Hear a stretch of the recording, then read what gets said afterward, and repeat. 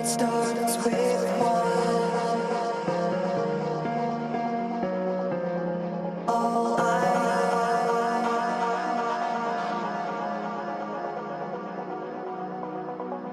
it's so unreal.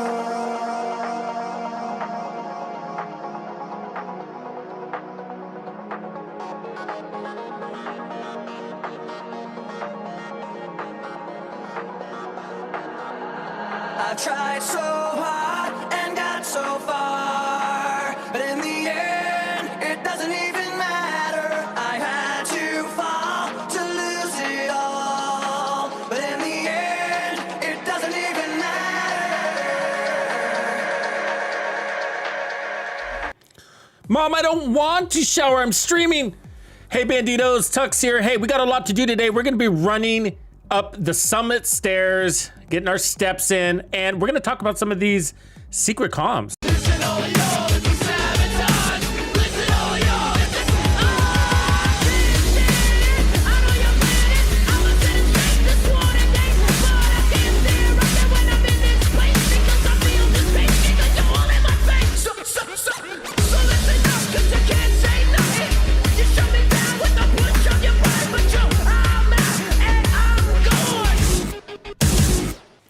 And here we are again, Bandidos. A couple of days after Christmas. Hope you guys are having a beautiful week. And we are going to do a few things. I kind of wanted to see where you guys wanted to start, actually, today's stream. Skeletor, appreciate you, man. 24 months up in here on the Twitch side.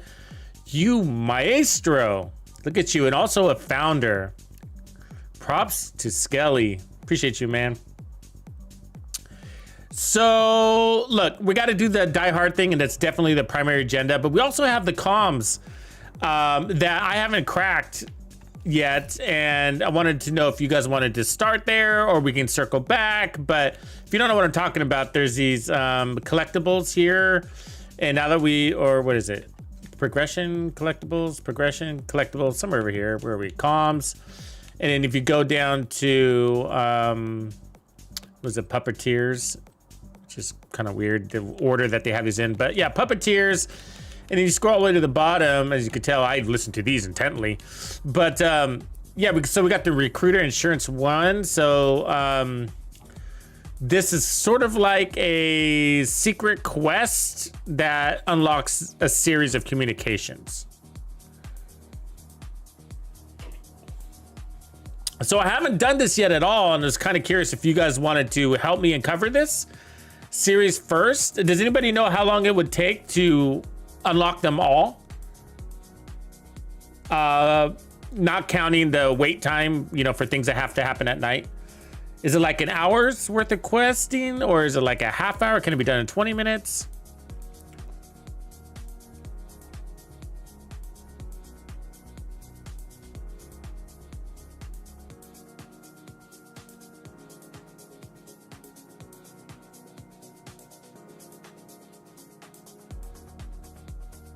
Yeah, because I don't imagine I have to do it. If I got this first one, does that mean there's a possibility I have to do the manhunt again?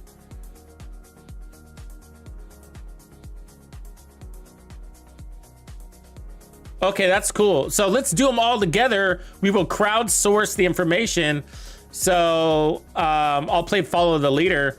I know how to do the first one a little bit. I got a general gist of it, but besides that, I don't. So let's just say you guys know what you're doing, and I'm just following along. I'm along for the ride. So can you guys be my guide? Okay, so let's see what time it is. So that's cool. We'll tackle that at 2100, and so we'll keep an eye on the clock. In the meantime, why don't we start with creating our build for the Die Hard, the next basically half. I think we're around 40 or 45 floors, and this is the build that I ran last time, and these two are basically staples. So I've decided like it's almost like a Mantis series, which I'm glad to be doing because of the possible revamp or what do they call it, rebalancing of weapons, and the Mantis and the SRS getting a significant buff. So it's nice to be showcasing these builds because all these builds will be buyable and even can handle a little more defensive tweaking with the future damage possibilities off that SRS. So anyways, and it's extremely helpful when you're running 10 directives. Extremely helpful. Is it the same game time? I didn't know that. So, and then so is the memento, especially because we're doing this solo. So it's solo legendary, 9 to 10 directives. We basically have to drop to 9 directives because that armor break just sucks. And so how we were running it last was, this is a different version. So we ended up from the previous 2 days we did before. So this will be technically day 3 in the summit. So we added 2 pieces of hotshot and I really like it.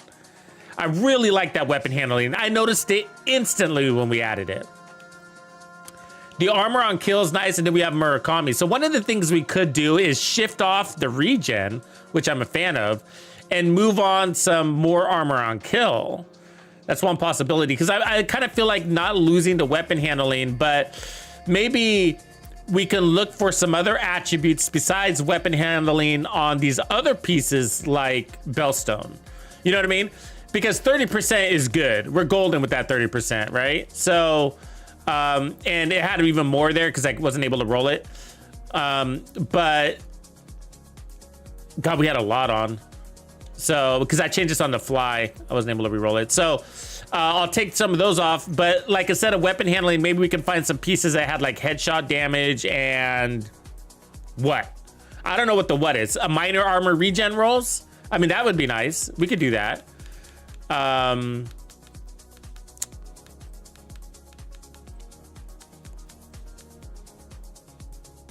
then double up on the armor and kill. Let me see if I have my 511s on me or in the bag. So we could pull in. Oh yeah, I got my colorblind mode on. I'm doing a tips video for you guys. Oh, I should announce that right now, actually. So I have a really good tips video coming out in the morning, so it's basically ready. I still need to do a little bit of editing after the stream, but I anticipate I'll be through all of it before the morning time. So it's going to be good. This one's focusing all on settings. So we're talking about aim assist. We're talking about aim sensitivity. And how that affects objects, and as far as it relates to distance to you, as well as peripheral vision enhancements and for different game modes. We'll be looking at how they impact skills, like aim assist, how it impacts certain skills like the sticky bomb. So stuff that you might know, many things that you guys probably do know if you've been around the game for a while. We'll be looking at how you can favorite apparel items, how you can create apparel loadouts and switch apparel loadouts on the fly, just like you can with build loadouts. How you can change icons on build loadouts. I don't know if a lot of you guys pay attention to those little details, but little stuff like that, big game changers as well, mini map stuff and all sorts of little details. So it's about a 15-minute video or so, and I'm looking to get it out to you guys in the morning. So if you haven't already checked out the 101 Division 2 tips that I've pasted in the chat, you should definitely check that one out when you get a second, and then look forward to this other video in the morning. Anyways, so yeah, I have my colorblind settings. Everything's kind of a little bit more vivid feeling, and then you'll see like when I toss certain skills out that you get those lines and whatever. I don't really, you know, I'm kind of impartial to it. It is helpful in raids and incursions, but you know, I just have it on for the moment. But it throws me off because I'm just so used to my color scheme. So like these are normally green and right now they're blue, right? So that's all color mode stuff. But anywho, so what were we looking for? We were looking for 511 gloves. Let's see if we have those here. And then we could pull on a quick 20% armor on kill. Yeah, I don't. Okay, so let's find the knees. Let's see if we can find these Bellstone knees. So we're on the upper half of the floors, right? The upper, yeah, the upper 50 basically. And so it gets much harder up here. So our survivability is going to be more important, but it's also essential that we get that essential damage to move swiftly, kill guys and get them out of our way, minimize how many shots we have to put out.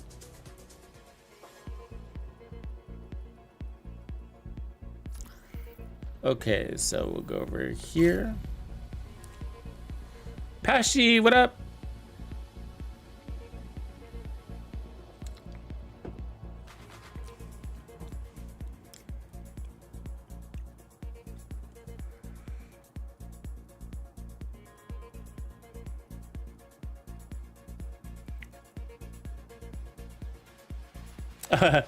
That's all good, Chevy. I'll edit that stuff out. That was funny because I hit the, you guys rock, I gotta say, Chev. You and who else was it? It was Player, right? It was, who else jumped in on me? What's his name? I have to look at my... Entering safe area.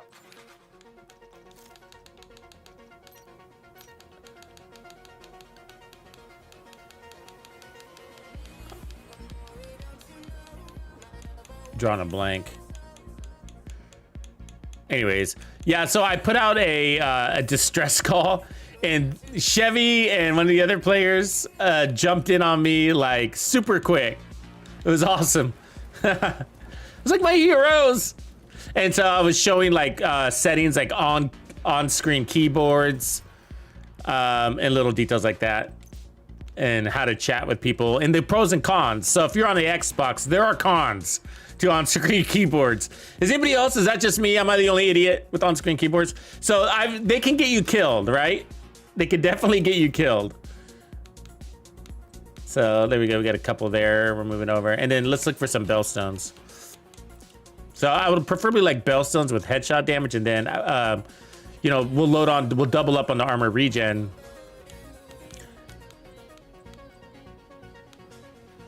See if we can find them though.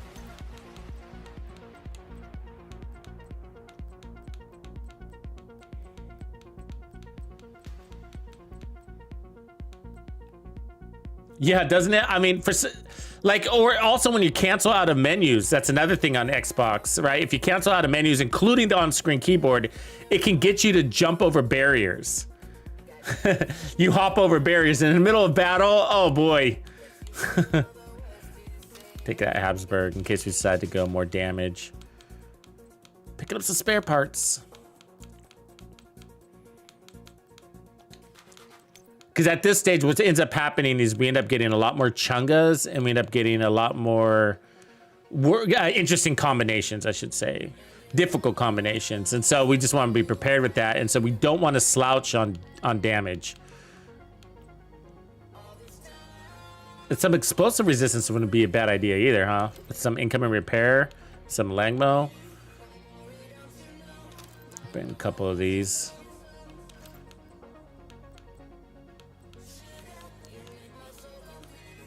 Give us some options to have fun with.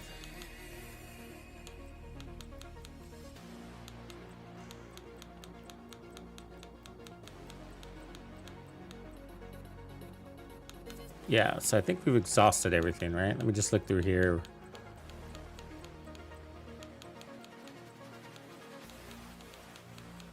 Well, I better go hunt for more bellstones. You can never have enough, apparently.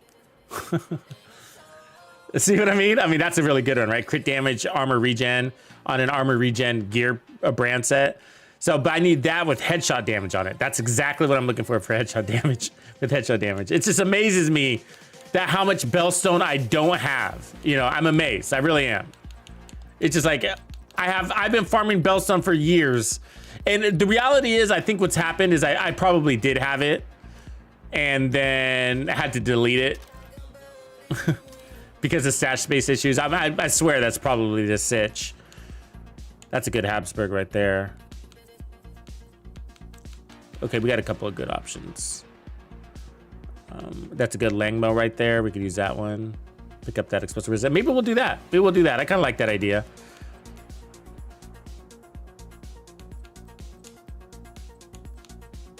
Oh, there it is. We did have it. I don't know why I didn't see it earlier. Boo. Tux sucks. There's another one. Tux, you suck, man. All right, there's a red one too. So right on. Okay, we got what we need. The problem is that I don't really want it on my gloves because ideally I'd put the 511s there, but we could just ditch the 511s idea anyways.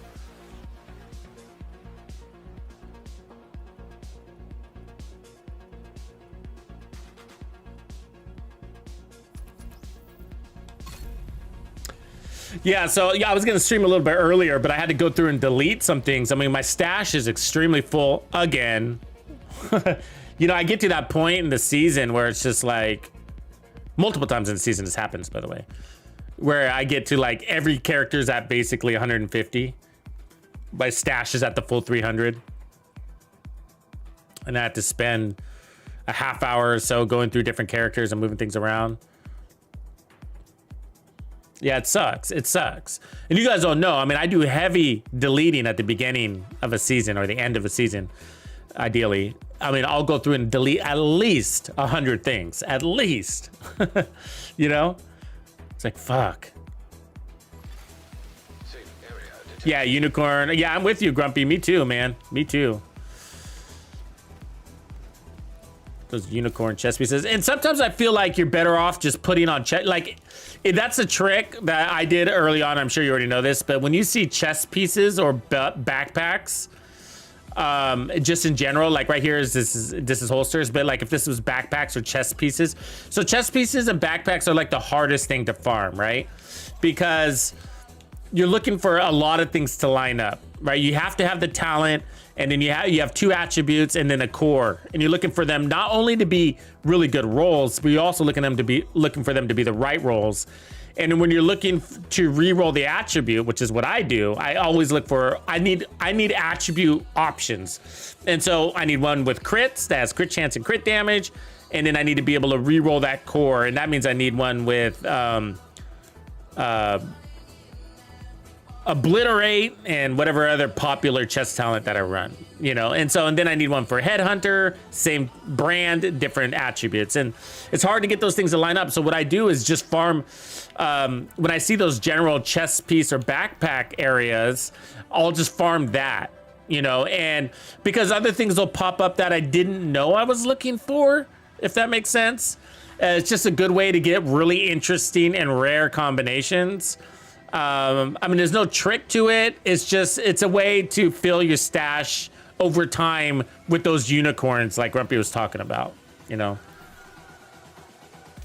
Yeah, we were talking about that the other night. I would pay $35, the price of the recruiter outfit, you know, for a bigger stash space. Let's take a look at that clock real quick. Okay, we got some time.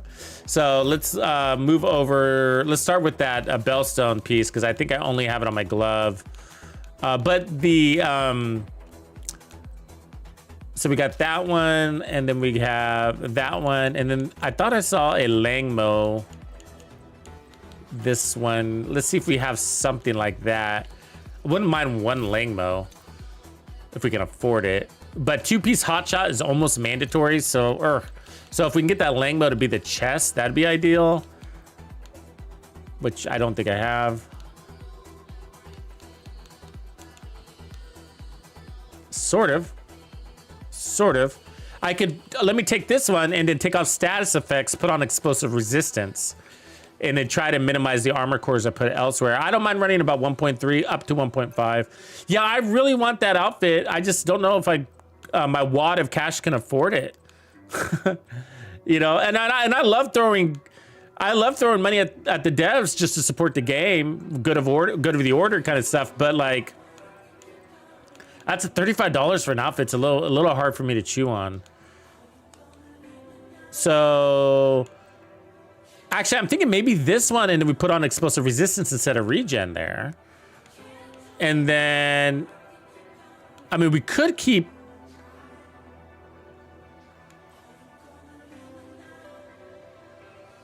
You know, either way, I mean, I could keep the Murakamis and run explosive. Well, I don't think we need extra regen. Maybe just explosive resistance like that,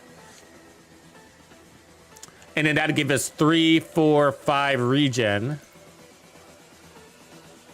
Or I could take these off altogether, but that's pretty nice. Because the thing is that we'll lose our skill. We'll lose our fixer a lot. It's hard to notice. It's got a good duration, but like when Warhounds explode, we lose it.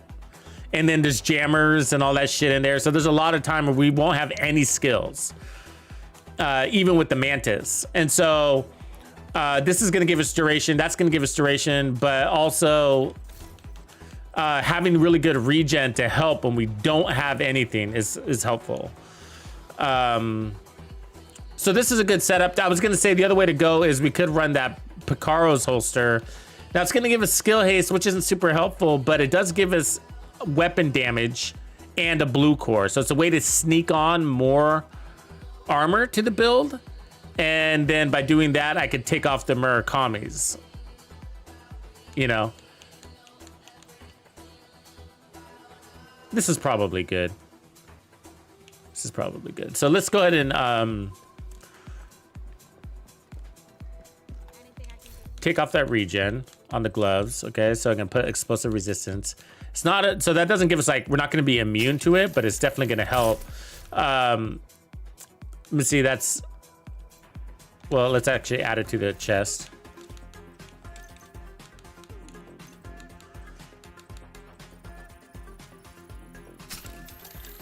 And then I could put some, if maybe a little bit of protection from elites too.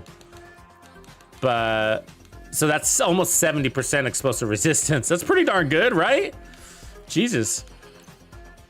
Oh yeah, because we have it there too. Okay, then let me re-roll the mask to headshot damage. Oh shit, let's just roll that to, let's roll the mask. So might as well keep the mask explosive resistance. And then forget about protection from elites. Let's bump that up to 80%. That's actually a pretty damn good build. Hold on a second. Yeah, we're at 80% explosive resistance. And wow, yeah, let's see if we can pull this off. So I'll put headshot damage here instead. Explosive resistance. I mean, instead of protection from elites. Let's see where we are stats wise. 233. If I had a Bellstone that I could turn into a red core and have explosive resistance, I'd be pretty stoked about that. I mean, that could be it. Actually, I can reverse the order, right? If I did that though, then I'd have weapon handling on my chest piece because my Bellstone's got handling stuck there. And I'd have to take off the headshot damage. But I'd pick up a red core. Tough call, huh? It's kind of the same thing. Okay. Well, let me re-roll that just in case I decide to go that route. Glove. Out in the field, I might change it.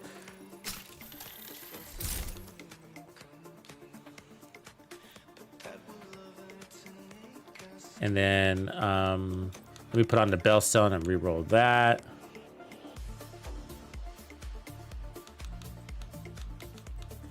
Still need more Bellstones. That's what this is telling me. It's like, Tux, you need more Bellstones. So I'm gonna take this one and then I'm gonna put explosive resistance on it just in case. I decide that's the way to go. Because if I went this way, you'll see here in a second. Cool. What that does is lower my armor. And so we end up with 3, 4, 5% armor regen on 1.1, but we picked up an extra red core. So we'll get damage spikes when we grab those trophies at 5, 10, 15, 20, 25% weapon damage spike. Maybe we don't need it, maybe we do. So I just want to have the option when we're out there. Okay, it's switching it back. Now you guys know what I'm thinking.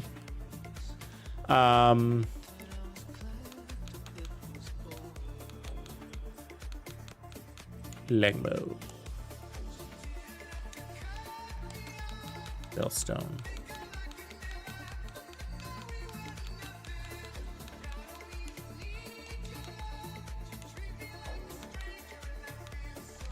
All right. We'll offloads a couple of things real quick.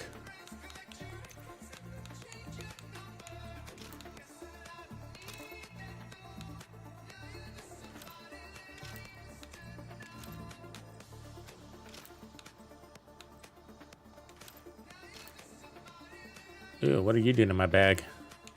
You don't belong there.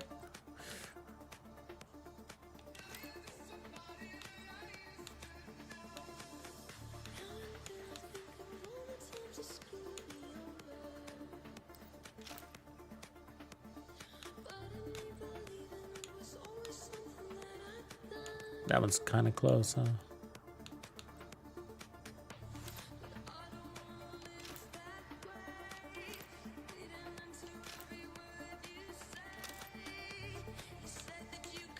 Good Providence option. If we need more damage, that's one way to do it too. Right there, right? Run the Providence. Drop the Murakamis. All right, that's a good backup.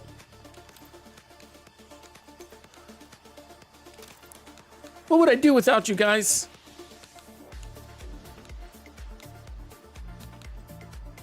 There's another one. Apparently, we like explosive resistance around here. Call me crazy. Explosive resistance triggers some people, so you know. There's people that are triggered by explosive resistance. They get all grouchy. All right, let's see here. 1300. So I'm going to head over to the general area, which is going to be here.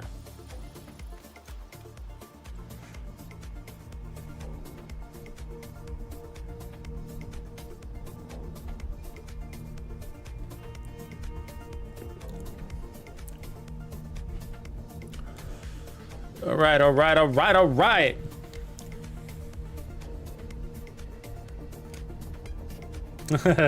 Sick Jim, you're on Team Tux. You're on Team Explosive Resistance. It really is. I'm gonna preach to you guys for a second. Let me find my soapbox. Hold on. Let me climb something.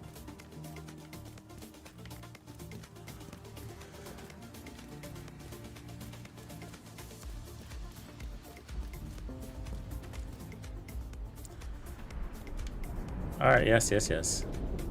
Okay, okay, okay. We get it, we get it. Yay, headquarters. Okay.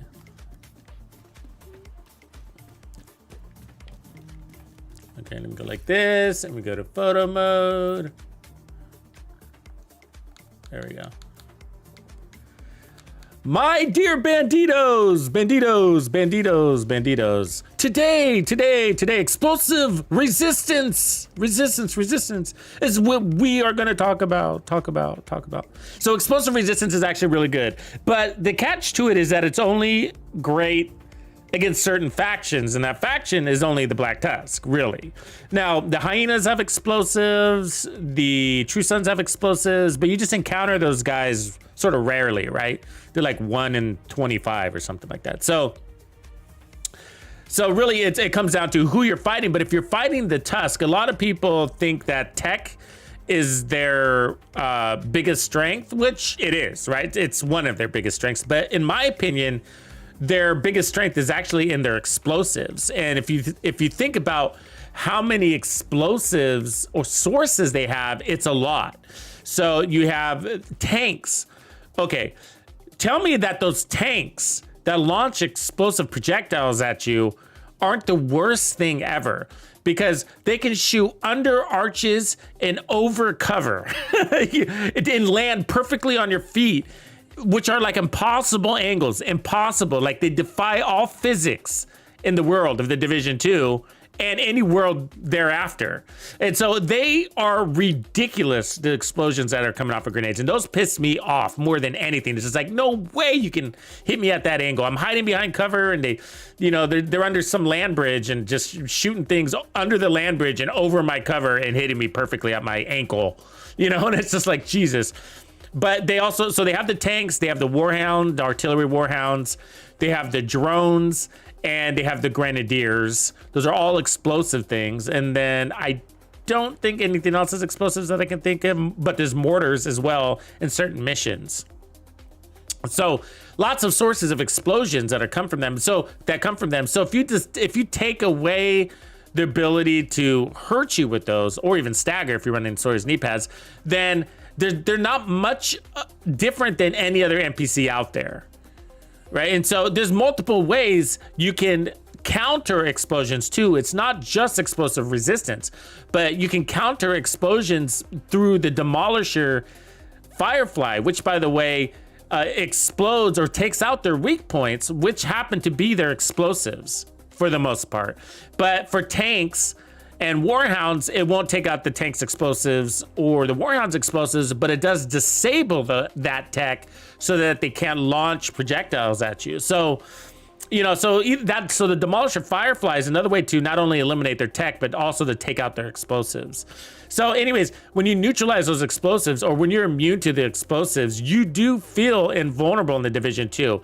Now, the problem is with the explosives is the same problem that we have with hazard protection, which is we only have so many slots in our gear, right? And so if you're running Striker, for example, that's a crit slot, and you barely have any crits on the Striker build, right? And even if we're running a brand set, you only have 2 slots, and if one of them is taking up a space, then it's usually going to be a crit space on your DPS build. And so the thing is that so many players run assault rifles in SMGs. I don't have an assault rifle here, but so many players run assault rifles that they're usually running crits along with that. And if you take away just 1 crit or 2 crit rolls from an assault rifle build, you can feel it. And that's because assault rifles are really sort of the most, I don't know, would you guys say this, agree with me here? They're really the most underpowered weapon class in the Division 2. Maybe the LMGs. Probably the LMGs are. Next to the LMGs. They really are. SMGs are way stronger because they come with all of that crit chance and usually higher rates of fire on the majority of their weapons.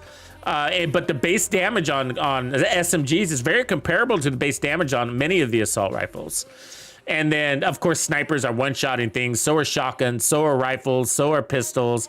So I'm not saying assault rifles are crap. They're amazing. They're great, but they're also kind of one of the weaker classes. It requires a lot more bullets to kill that enemy than many of the other weapons. But those other weapons have different disadvantages, right? So snipers require extreme precision and very difficult to corral enemies, right? And so on and so forth. So everything's got its downside, but when it comes to assault rifles, they require every goddamn slot on your build to get them the power that they need to have on a build. Now, there's other tricks of the trade to get your defense on there, but when it comes to explosive resistance and hazard protection on an assault rifle, you have some serious considerations on whether you can afford it, and usually you can't. And so explosive resistance builds for me usually entail sniper builds, really strong rifle builds, really strong pistol builds, and skill builds of any sort, really. Because really when you're putting on explosive resistance on a skill build, what you're sacrificing is usually going to be skill haste, maybe some skill damage, minor linear damage slots. Who cares?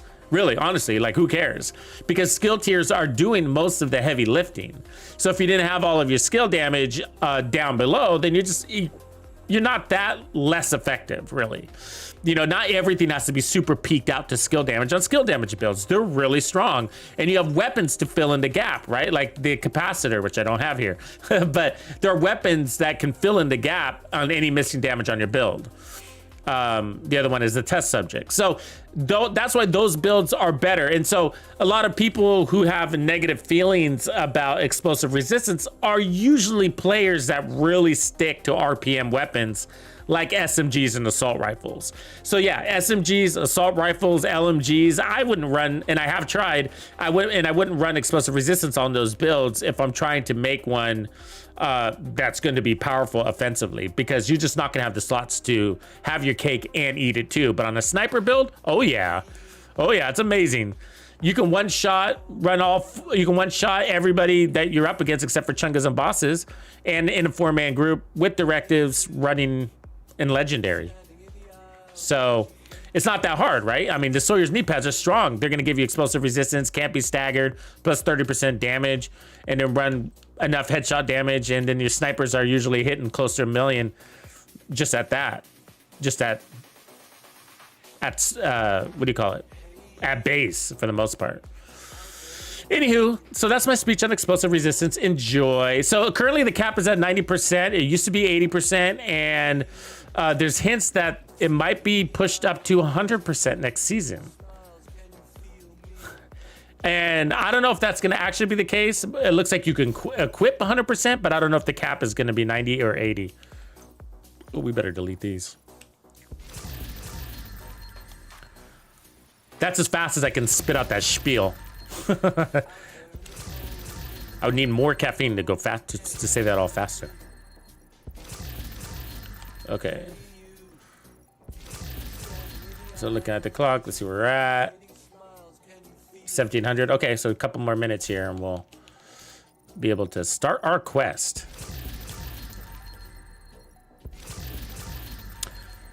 And I just restarted my game, hard reset my game. I hadn't been able to even think about acquiring that outfit yet because it hasn't showed up on my character. So I need to check that out real quick too.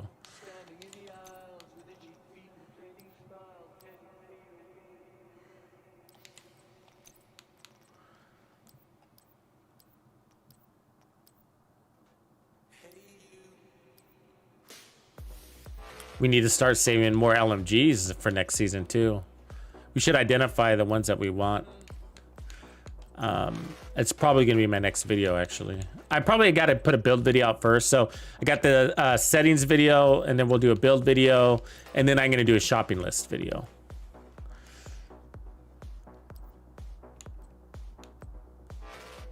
I'll probably do it in part 1 and part 2 maybe.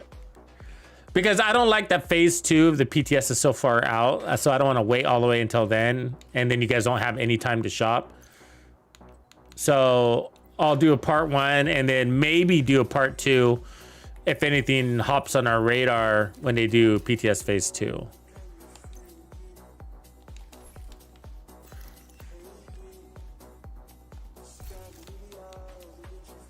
Okay, so let's look at our apparel. And then some people say if you go to masks, you can see it under the discover option. There it is, recruiter mask. So, I mean, I like the texture of it. It's cool. It is different than that mask, now that I can see the difference. 2,600 credits though, huh?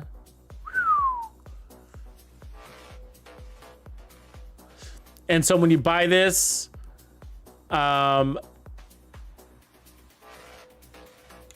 the whole outfit just automatically comes with it.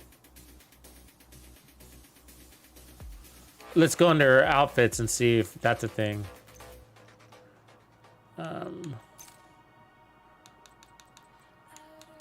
Yeah, I mean, you would think it'd be at top. Stinger, Gameology, Legacy, Covert Hunter, Veteran, CCC, Military Recreation Style. Yeah, I don't see any.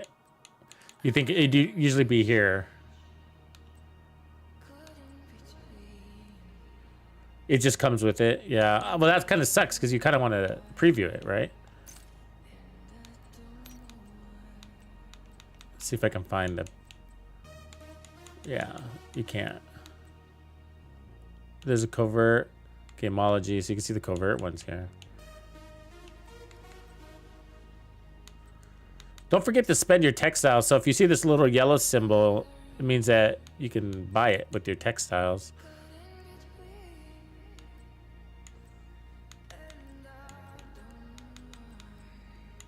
So this time I can spend my... Those textiles really add up on you. You don't realize you're collecting them in the background. Oh, it's so expensive. I'm probably going to get it. Because I'm a sucker. Because it is pretty cool. I mean, the mask is just all right because we have others like it. There's more than just that one, by the way. There's this other hunter mask that looks just like it. Let's see, that I already have. But the shirt, it's all about the shirt, right? We all love that shirt. Can you mix and match? Can you mix and match?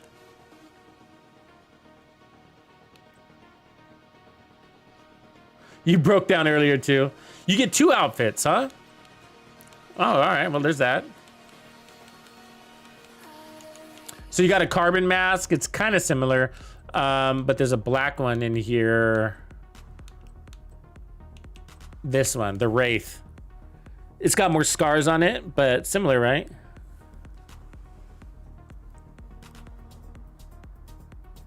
You can't mix and match, huh? Ariel, what up? The Mantis faster today. So, okay, I'm gonna give you I'm gonna throw a bunch at you. You got your notepad ready? Notepad ready. Okay, so you can do this. You can play bank headquarters. I would increase your directives, maybe drop it down to challenging, okay? And increase your directives. So directives are gonna increase your chance for targeted loot by 3%. Now this is an exotic drop you're getting, you're hoping for, but either way. So there's that. Countdown is the best farm in the game. So it's this one here. So go to Countdown. This is a group mode, okay? Put on a Heartbreaker build, farm, and set your targeted loot. This one you can customize your targeted loot. So set it to sniper rifles. So that's another way. And just play it and play it and play it. Now, if you don't get exotics to drop for you, that's okay. You're gonna be getting a currency that's called requisitions. And that currency can be used at the Countdown vendor at the White House. And you can buy exotic caches with that currency. So if you don't get it to actually drop for you in that game mode with your settings set to sniper rifles as targeted loot, then take the credits and buy more exotic caches. If you wanted to, you could also do the summit. At least 30 floors will give you an exotic cache, but you could also set your targeted loot to snipers when playing the summit. So try putting it on challenging and putting on, you know, like 4 of the easier directives. You got 10 to choose from, and then climb that bad boy, 30 floors, get your free exotic cache, open it, hope RNG delivers. Otherwise, have your sniper settings or your targeted loot set to targeted loot, snipers. Sorry.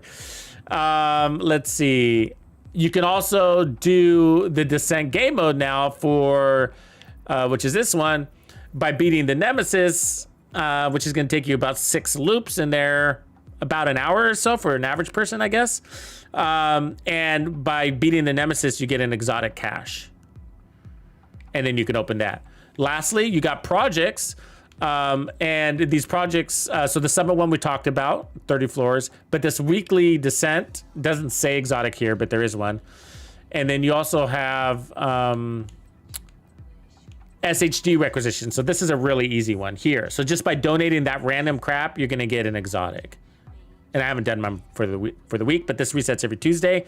And then if you run Legendary Roosevelt Island, and beat it on Legendary with anybody, you're gonna get an exotic cache too.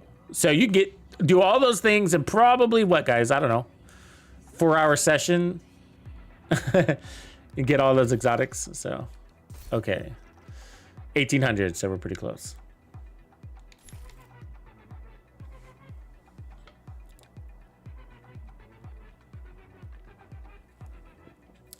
Oh, right on, Zero. Let's see, go to apparel, then store. So apparel, then store. It's under featured. Oh, okay, it's just grayed out for me. Inspect. Dude. It is super covert. It's so covert.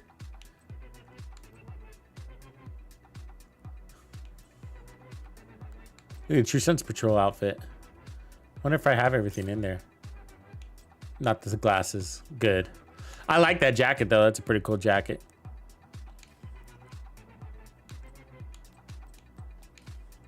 Okay, let's try that again. Super clunky, huh? Okay, apparel, store, featured. Featured. Oh wait, it changed right there. Okay. Right there, it's kind of cool. So right trigger, preview on, preview off. It's just a mask, I see. But okay, that's cool. Better than nothing.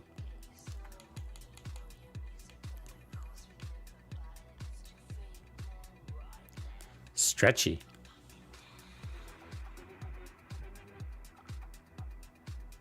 You think that's a clipping issue, or is my ear supposed to be poked out like that? My character's probably got too big of ears. You should get his hatchet.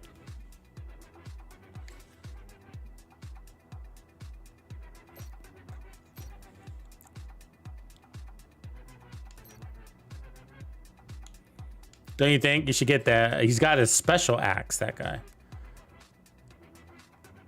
Inspect. Yeah, I see what you're saying. Let me see, inspect. It's just not showing up for me. It's cool. I've seen it though. Parker had it earlier and I checked it out. But I'm trying to show you guys. And I'm showing the preview and the inspect, but it's just not showing on. That's inspect mode.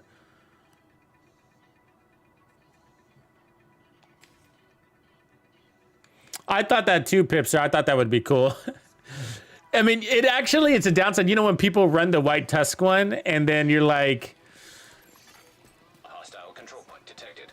you're playing with them and you're like, they pop out at you and you're like, ah, God damn it, I almost shot you in the face. You look like the tusk. It's a disadvantage when somebody on your team is running the white tusk outfit.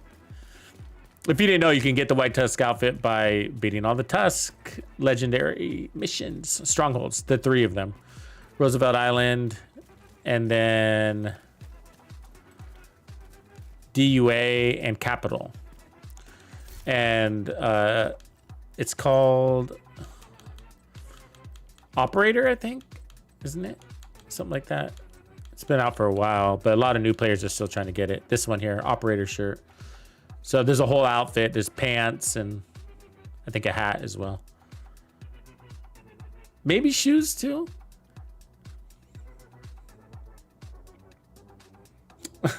Everybody was shooting you. I always thought it was cool. Would be cool. A little nice detail if your decoy looked just like your character. Yeah, white tusk mask would be cool. You know, I used to fuck with guys like when we would play together with team in team group mode or whatever. I would throw my decoy because decoys attract enemy incoming fire, right? Obviously, you know that. So, you know, explosives, for example, rushers, whatever, they all start going for the decoy whenever it's out, right?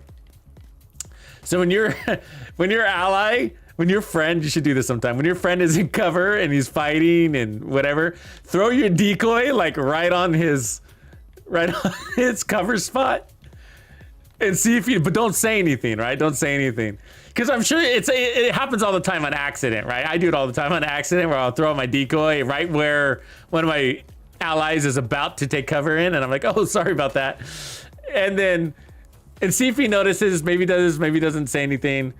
And then do it again, just periodically when you're playing with your friend to see if he notices. It's a good way to troll.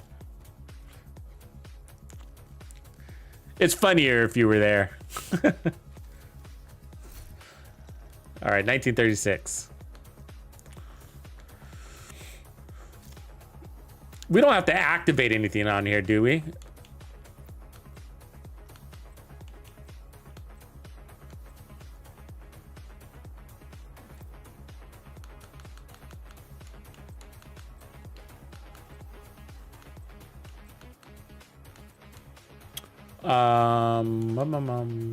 Puppeteers. Do you have to actually activate it? No. And then while I'm at it, why don't I move the chat so it's in a more convenient location for this activity. Just hit the breaker box. Okay, so I'll put you guys at the bottom corner here, and then I'll move the chat back up when we're done.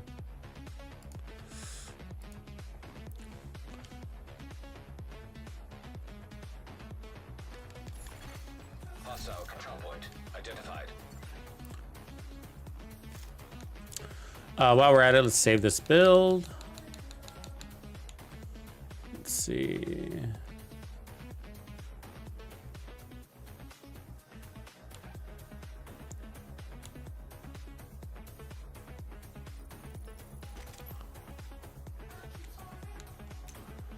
Let's see. Die Hard Day 3. Just in case we make some changes.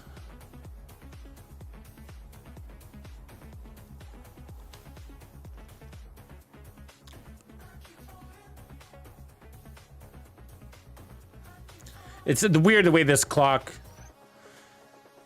moves. Hey, have you guys ever seen like Strange Universe or one of these like History Channel shows or whatever, Unsolved Mysteries kind of things, where there's this particle, and I can't remember, it's some sort of like atom or neutron or something like that. It's some very, very microscopic element to basically all life in the universe. I can't remember exactly what it is, but apparently they know when they're being observed and change their behavior. You guys know what I'm talking about?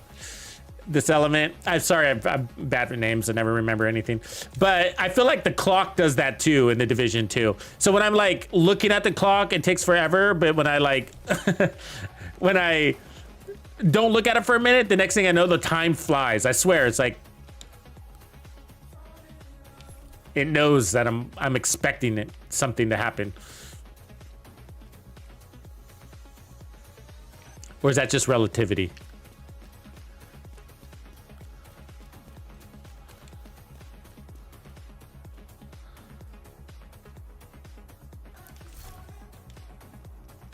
All right, we're almost there. 2100.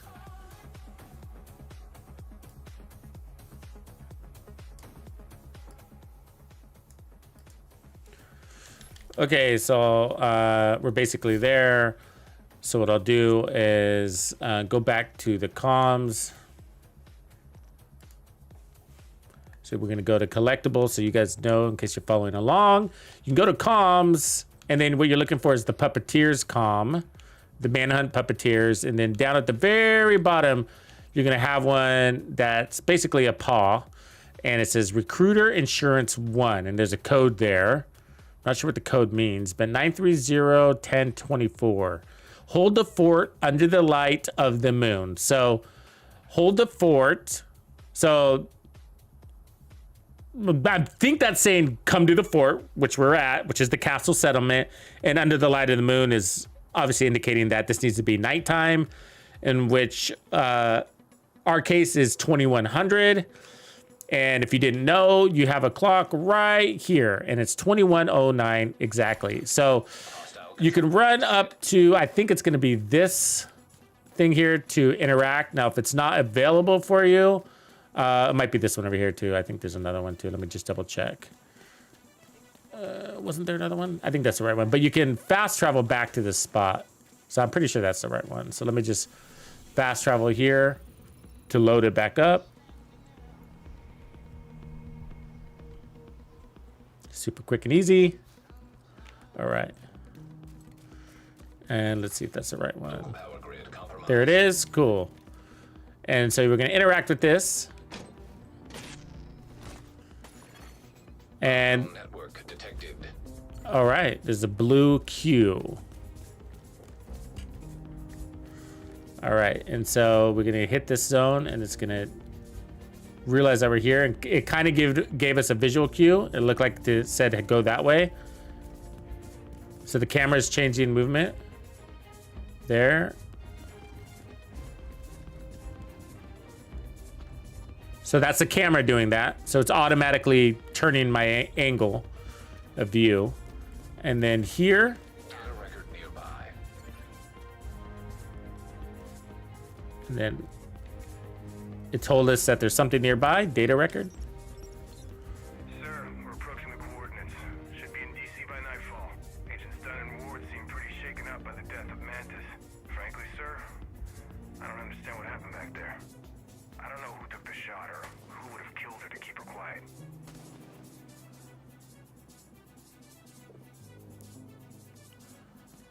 Cool, okay.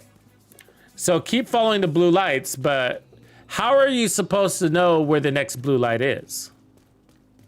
I mean, this looks like one giant blue light. Because it doesn't pinpoint anything on your map, right? So I know we're supposed to go here, but how are you supposed to know that?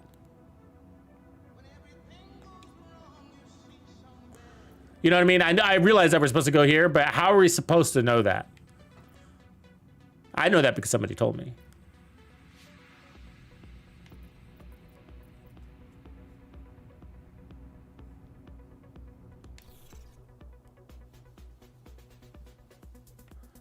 That's it for that one. I see what you're saying. So am I jumping ahead? Okay, I get you. Progression. Oops, collectibles. Thank you, thank you. Okay, I think I mixed them up then. Okay, so we're going. Okay, so now that we completed that one, we should have another one. Okay, good. So there's the one we just completed. And now here's the second one that just unlocked because of that. So it says, the sun has set on the fallen seats of power.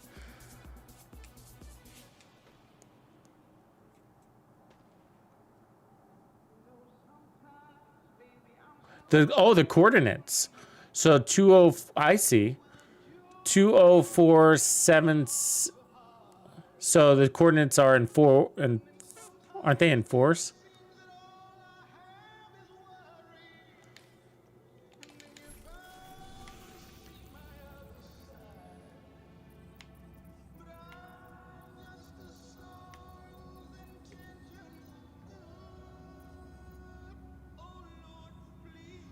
So 204774, where would that be? 204. Oh, it's going to be maybe here, huh?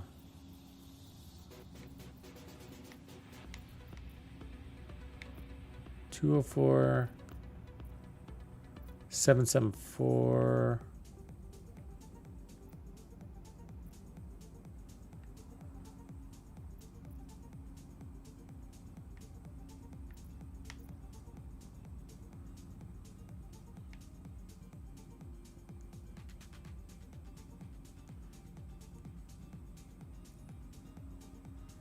So let's see.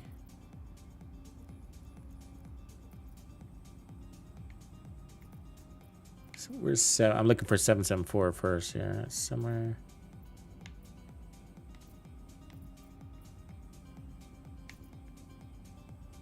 Okay, 774 is going to be here somewhere.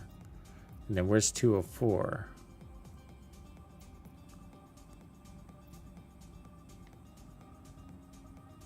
Is it going up? Yeah, so it's going this way.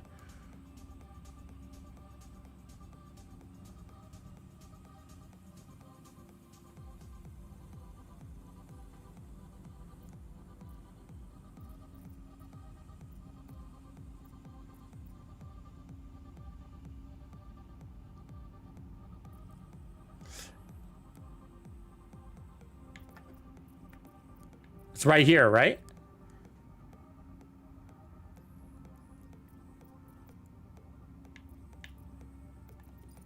Let's fast travel over here real quick.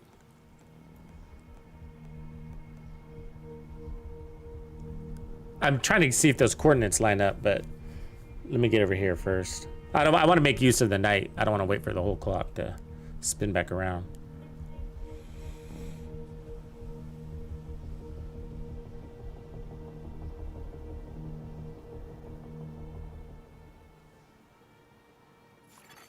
Hostile control point nearby.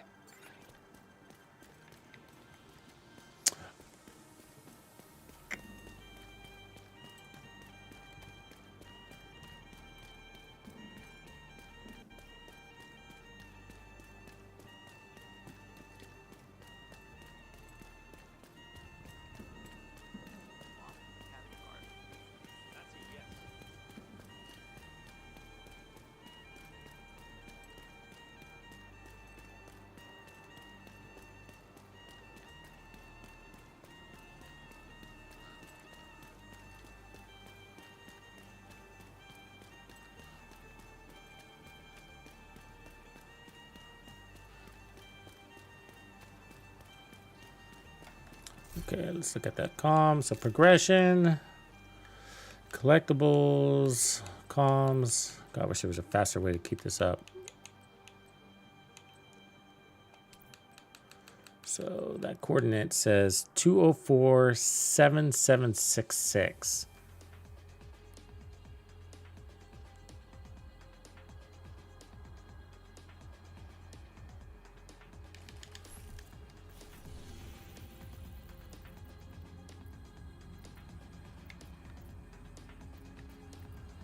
I don't see how that coordinate matches up to anything. 2047766.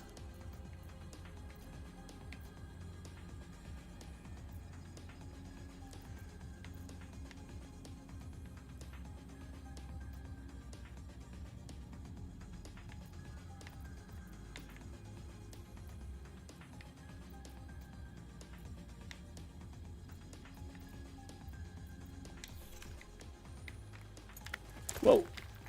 Was on the edge? Damn.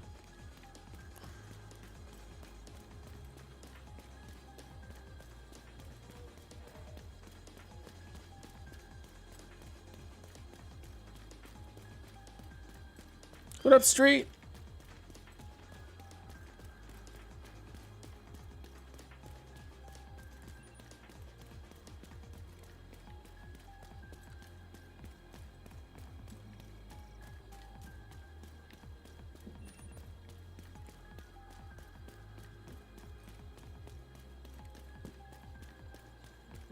Looking for a blue light.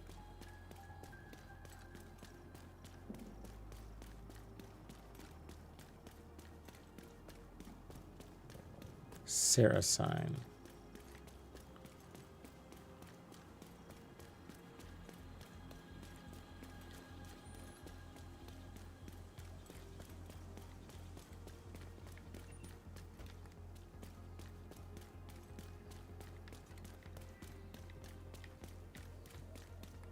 There's somebody over here. Hold on. Give him that to play with. We've got this. Now bleed out. Ooh, something's happening. So, Unknown network detected. there it is. Something happened. Yeah, my guy froze. Hostile control point identified. Oh, now we got a blue light. Let me eliminate these jackasses. Get out of my goddamn video stream, whatever this is. Hit her. He's in the open. Oh, great. Oh, great. There's more. Okay, I'm gonna try to ignore them. Point of interest detected.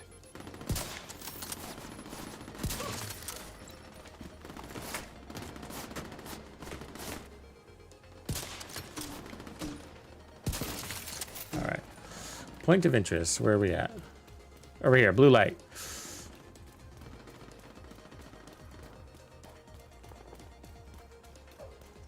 All right, and an interaction. Point of interest detected. Another one.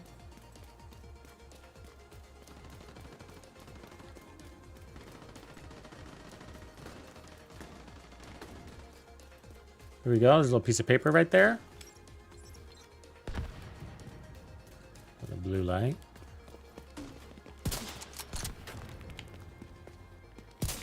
Come here. I'm gonna need these plates repaired.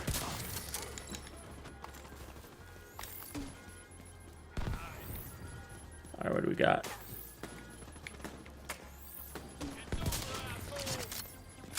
Shit. It's a troll. This car is blinking at me.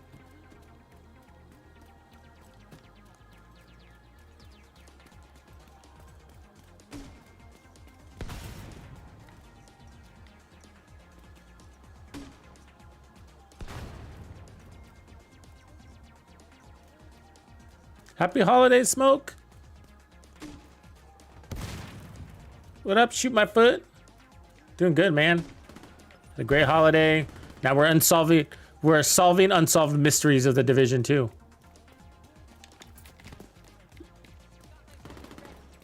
Oh, there it is. It's on the back of this. Got it. Or in the front of it, technically.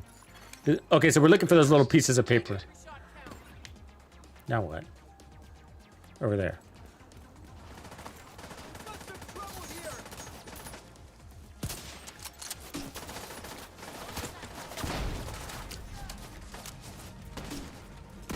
Deer! Okay, look for little pieces of paper or light. Nope, over there.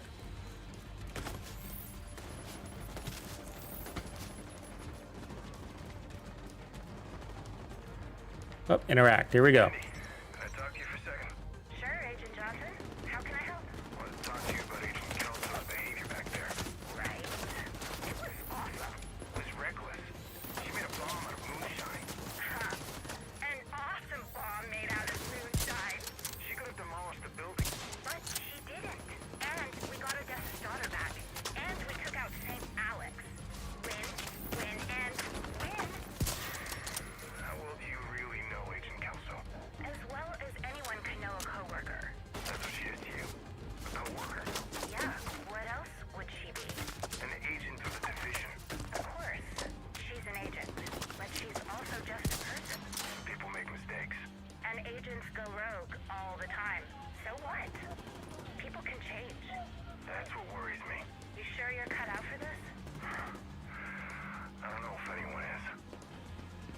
Oh.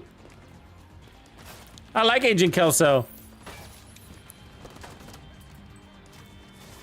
Okay, so going back to progression. So that was that one. So we should have another one unlocked. And I've been warned that these might suck. Okay, so collectibles, comms.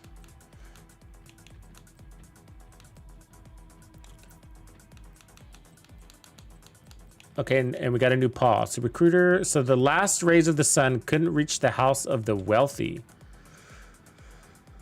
The last raise, okay, 37537. Can somebody please explain to me how these are supposed to be coordinates? 37537. I'm using the Mantis. We're gonna do this summit run after this. So 37537.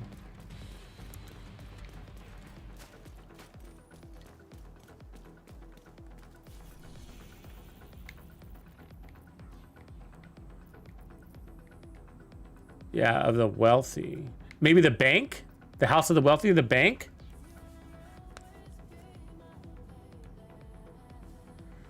Am I warm?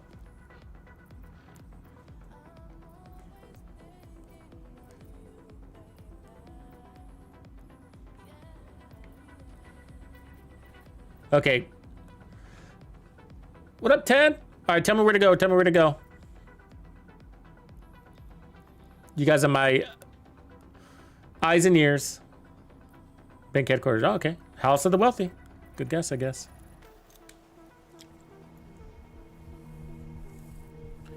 Juan!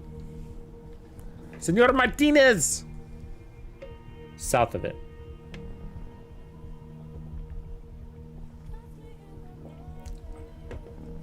Yeah, so some of you had to just wander in the dark. Kind of just north of the control point. All right.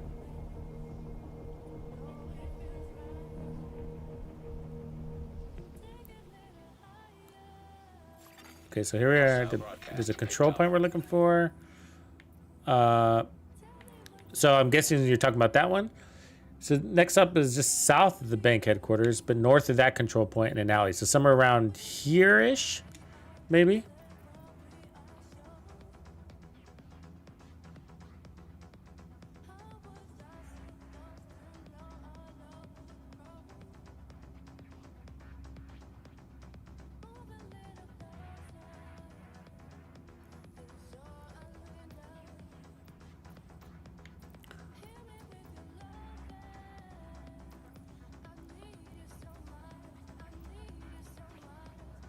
Oh, like there. Maybe around there.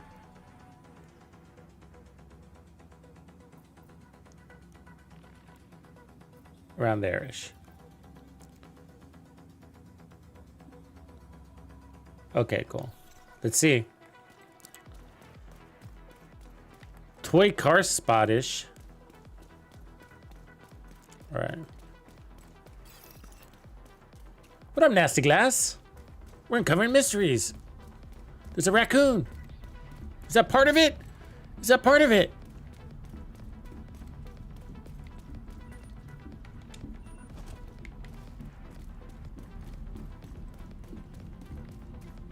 No, the comm south. Okay, that wasn't the right comm then. Sorry.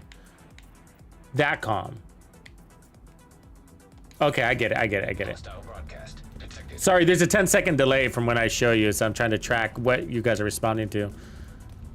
I'm working faster.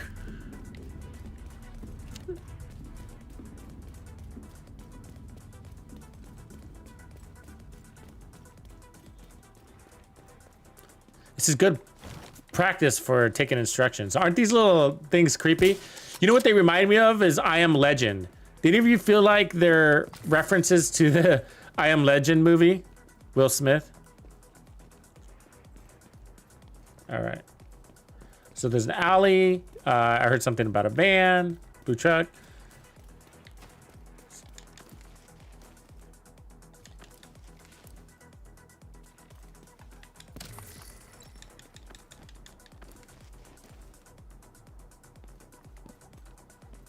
Ooh, that's depressing. Sorry, lady. That happened to you. A hostile control point Oh.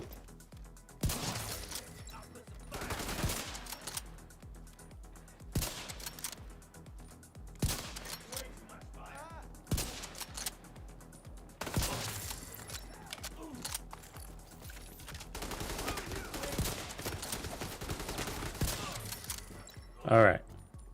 So there's a comm. I heard somebody say something about a van.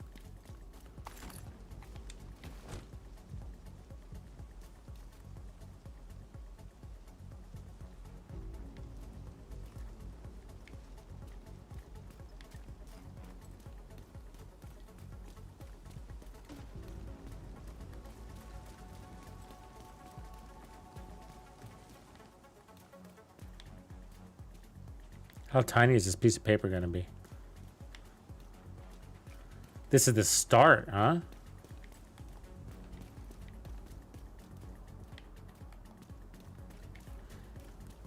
It says I'm right on top of this comm. Is it up?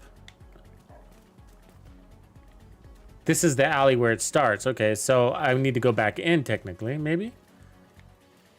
But I should have to interact with something first, right? It might be day now, yeah.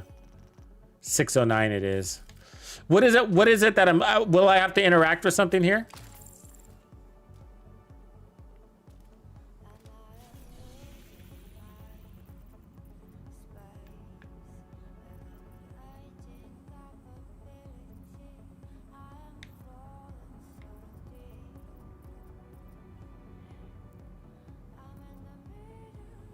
So 1891. So you're saying about right. Yeah, we're at the right spot then, basically. Yeah, it's daytime though. So it's this van. Yeah, I think you mentioned the van earlier, huh? Or right around it.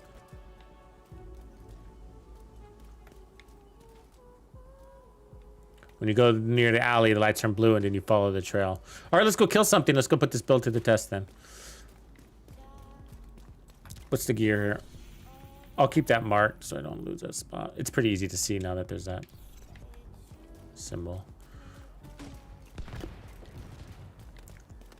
And loot. Grupo.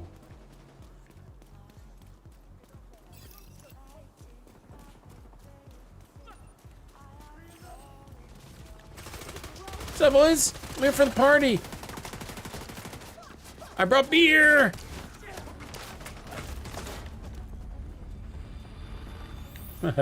Bunch of purples, huh? Hate that guy the most. Oh, it's a boss, that's why.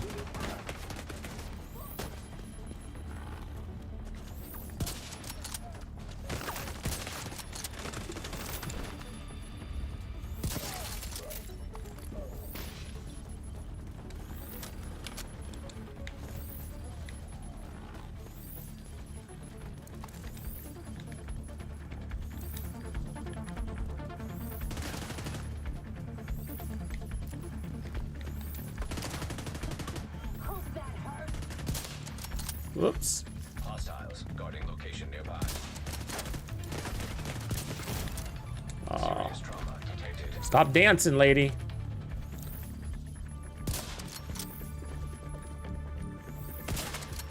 She can shoot through leaves, but you can't.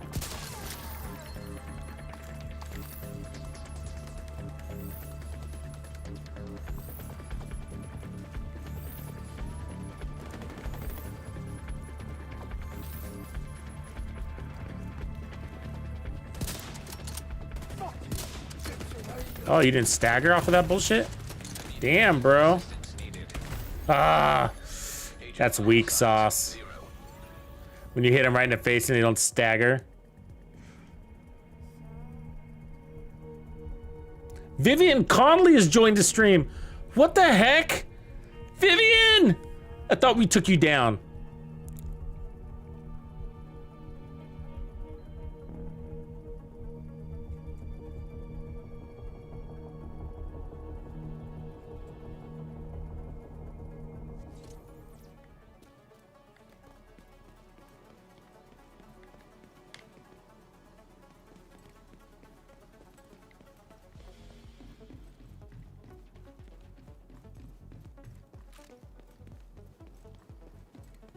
You know, one of the things I'm really excited about is that you'll be able to reattribute and I think optimize, if I remember right, on the fly. Pashy, appreciate your sub with the Prime. Prime diggity. I thought that was cool because I've always been wanting the safe houses to be more useful. Anti-leaf bullets. And, you know, now they don't have to, but it's just going to make everything more useful in that sense, right? Oh, come on. How did I miss that shot? The true sons think we are deranged. They call us monsters. But I say there's nothing more deranged and monstrous than tearing a child from its family and leaving it to die terrified and alone. They will soon learn what it's like to feel helpless.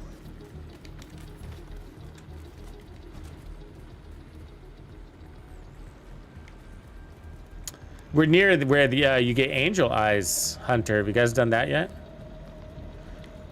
That one's one of the longer ones for I think it's a Washington D.C. one too. Oh, you dude, killing me. Access key detected.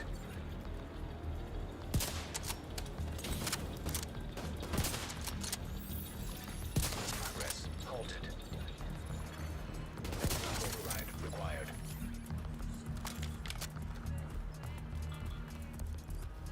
Do you guys, anybody into these propaganda broadcasts? I kind of find them annoying.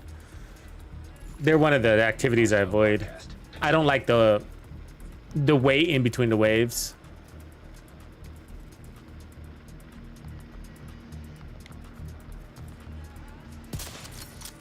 Oops.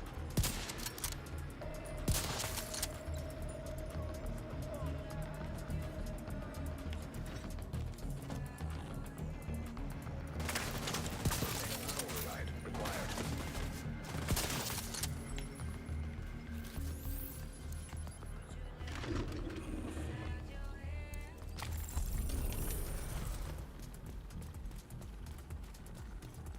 Trophies.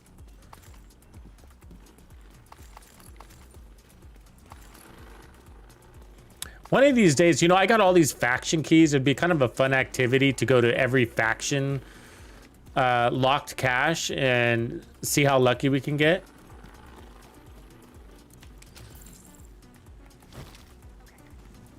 I think there's one around here on this side. Maybe on this side. Come on, jump.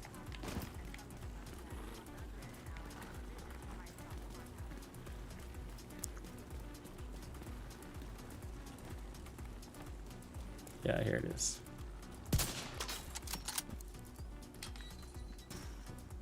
You know, you doing these and see how many exotics we can get? This one's always been kind of annoying. No luck. Usually it's an Acosta backpack. Possibilities of a chameleon too, but mostly the Acosta. So if you really need the Acosta, that's a good way to get it. You really want to know who the recruiter is? Mosley? You don't want to find out? It's all over the place now. So, but I'll tell you, so spoiler alert, if you don't know who the recruiter is, close your ears. I'm going to say it in 5, 4, 3, 2, 1. I am now going to say who the recruiter is. You've been warned. So the recruiter is Johnson. Hostile control. Not that exciting. Actually, I didn't find that very exciting. I thought it'd been more cool if like Fei Lao was resurrected or, you know, somebody a little bit more interesting. Did anybody else? Does anybody else find Johnson more significant than I do? Reinforcements en route. It's Jimmy Hoffa.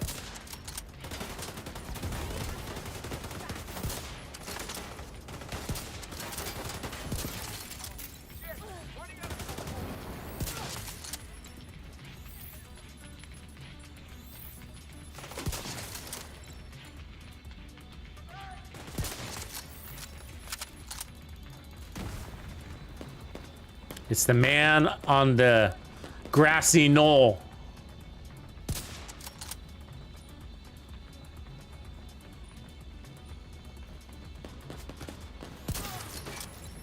Oh, that wasn't a headshot.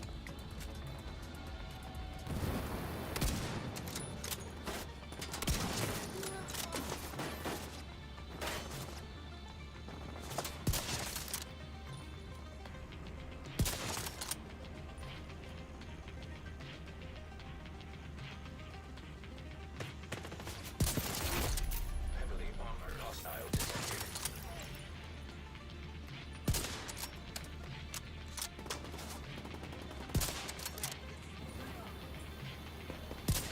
Gotta get the lawnmower lady.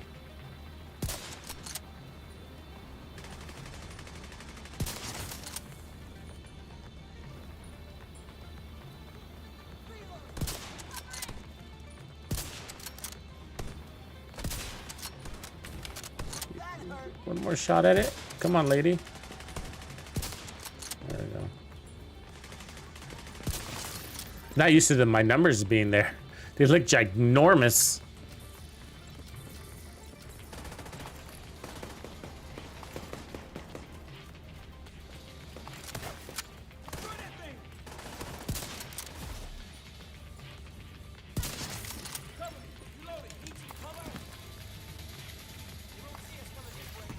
Incoming hostiles detected. Come some huggers.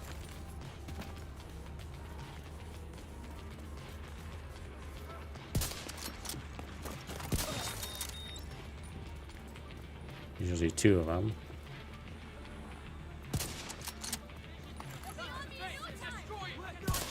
Really? Jesus Christ. He dodged at the last second. It's pretty amazing, man. Kind of almost feels like it's cheating. This is like, wow. See that? You see that? How he's about to sit and then he didn't? BS, dude. There's a drone!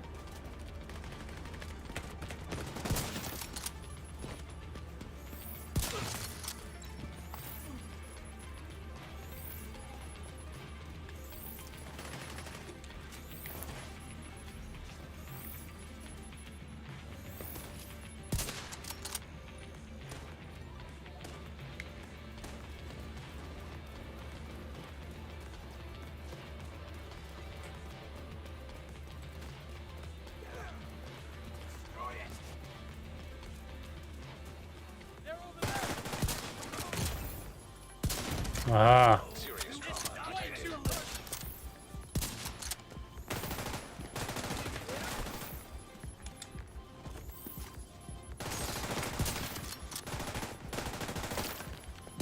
Oh, Jesus Christ. You made me miss so many shots. All because you can walk sideways. Why can't we walk sideways and shoot? You ever notice that? We really can't.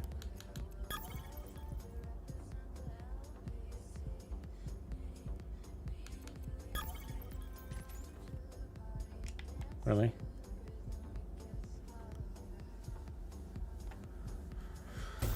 Oh, these guys are horrible at their job. Let's go back to it. Oh, look, I can't. I can't fast travel to the spot that I was just at. Isn't that cool? Did they do that for us? Joe Dirt, what up, man? Well, there's a lot coming next season. That's right, Tizzle, you can. You can. And both directly from farming exotic or snipers in Countdown and from the requisition caches or requisition credits that you can spend at the Countdown vendor and buy exotic caches, Detected. which isn't a guarantee you'll get the sniper, but it's something.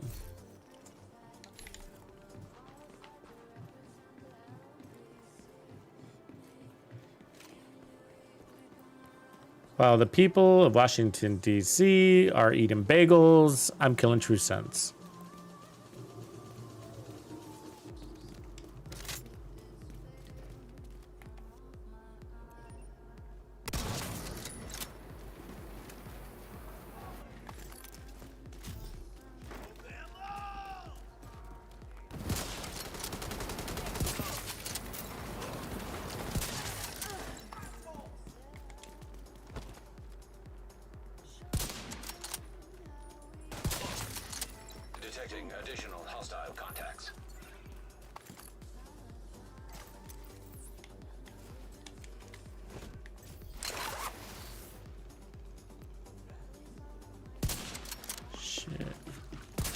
Oh, right on that pole. I had that. See that? His head was lined up with that. Felt like a clean shot. The pole got in my way.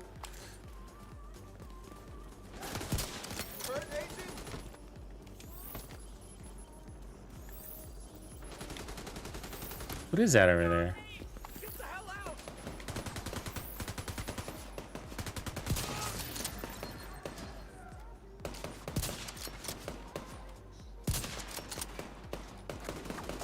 Jesus Christ.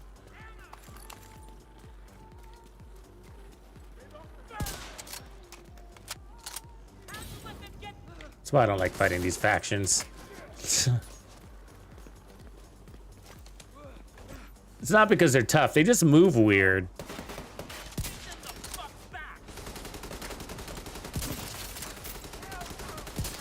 I swear it's part of their design, you know what I mean? Kind of jittery, like they drank too much caffeine this morning.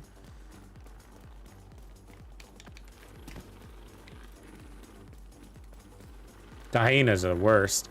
The hyenas are toe walkers. They walk on their toes, so they bounce.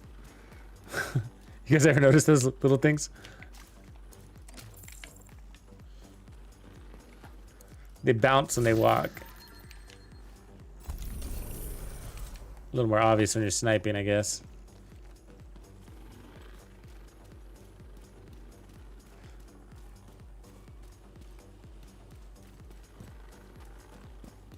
Yeah, so next season, Joder, yeah, so we're getting all these major game overhaul changes. They're calling it a health update, but yeah, it's rebalancing and quality of life settings and stuff similar to that. Yeah, it's all really exciting. We've yet to see what new gear we're gonna get next season, but that's something.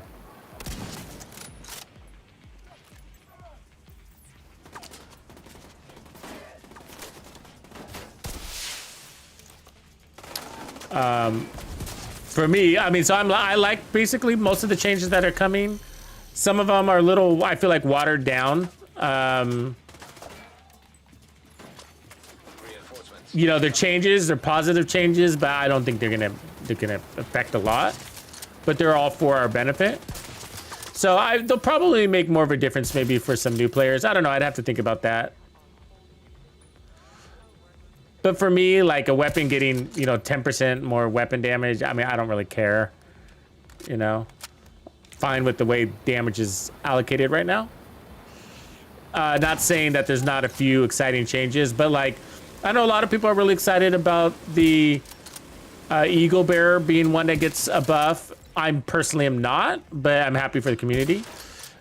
Because the weapon to me isn't that great, so any change in any direction is probably for the good.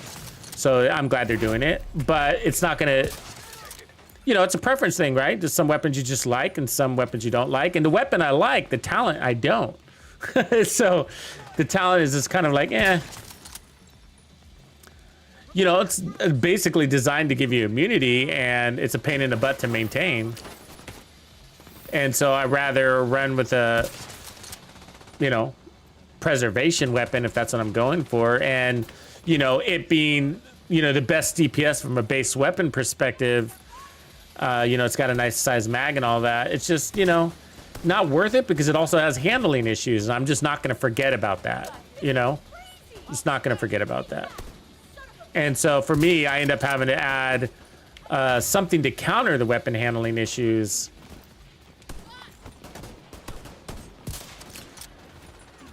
And then any advantage you have from that DPS, I don't know. So it's a combination of like what I said was basically a combination of things, right? It's not just the damage.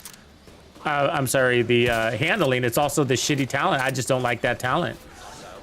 You know, more accuracy is just sort of okay. I mean, I'll take it. Accuracy is not a bad thing on an RPM weapon.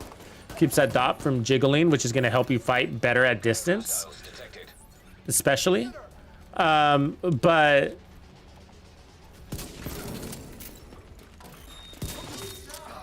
I don't know. It's just not normally what I go for in my assault rifles, and I love handling. But handling is a complete package, so it's also going to give me reload speed and stuff like that. I don't know. Anyways, it's also because of through comparison, right? Like, I mean, the St. Elmo's is still going to be my meta for assault rifles, I got to say. I mean, the shock ammo, large mag, and handling, nothing can beat it. And the shock ammo we know has a downside, like you can really underutilize it because you pump all 70 rounds into the same enemy. Seems so wasteful, but you can also really play into it too, right? You can also use it as a secondary weapon, so to speak, or once you earn that shock ammo, you can kind of slow things down and spread the ammo out. Here, you guys want to see a cool trick? So see these idiots all lined up here?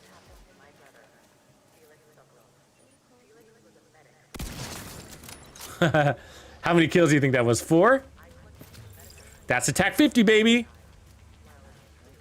TAC 50 can, let's see, we should see.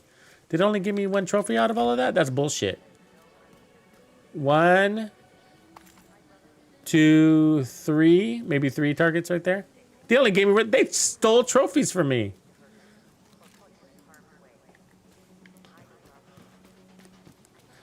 It's my favorite thing to do with that weapon.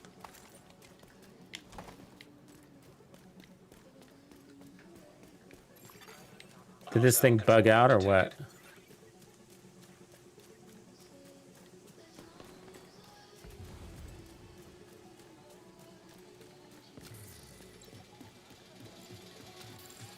So yeah, you know, I don't know. So there still might be some surprises too, you know. You know, I think there's a lot of hope for that G36. The G series assault rifles. A lot of people already really like it, and it's gonna be an interesting one. The F2000.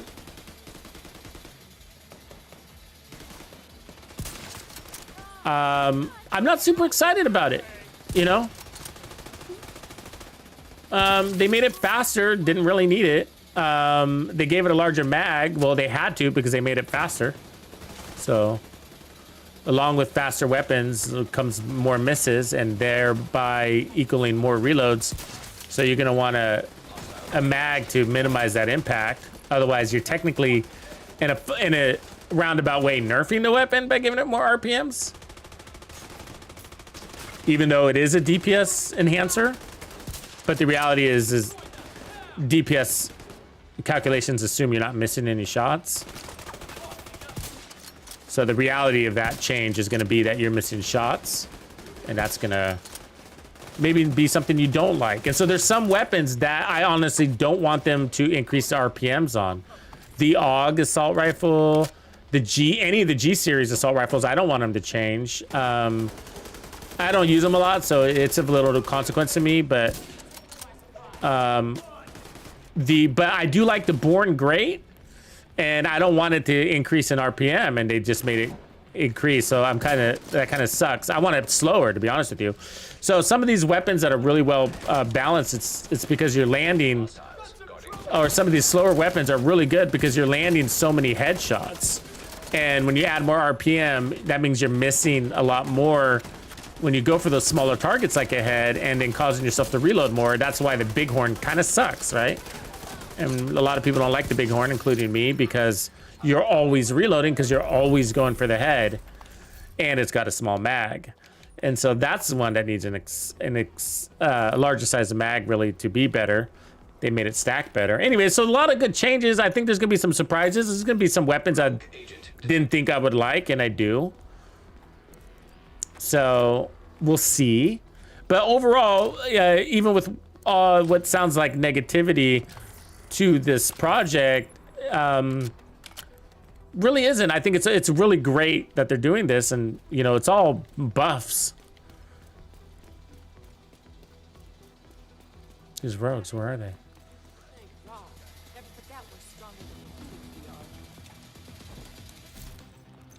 It's all buffs, but Hostile broadcast detected. you know, of course, they can't make those buffs too strong, or else Hostile the game would be unbalanced, and then they'd have to redo everything. Some people are worried about the idea of, you know, if we increase our weapons, this has come up in a few conversations, increasing our weapons damage is going to increase the enemy's damage potential as well, because their base weapon damage is based off of our base weapon damage. I don't really think it's much of a consequence. It is a consequence, though. The devs haven't said anything about it on whether they're gonna let that ride as developed in the game, or if they're gonna intentionally prevent that from happening. They haven't said either way. Do you think you like that?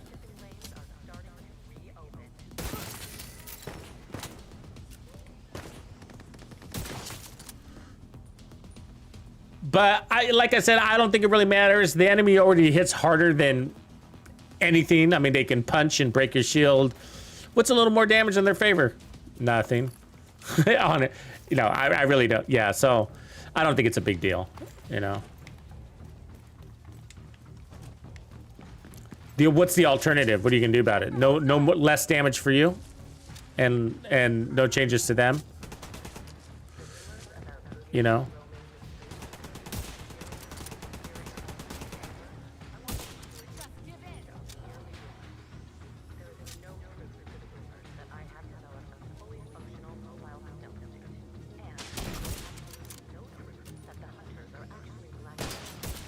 Ooh, she is fast. You see that?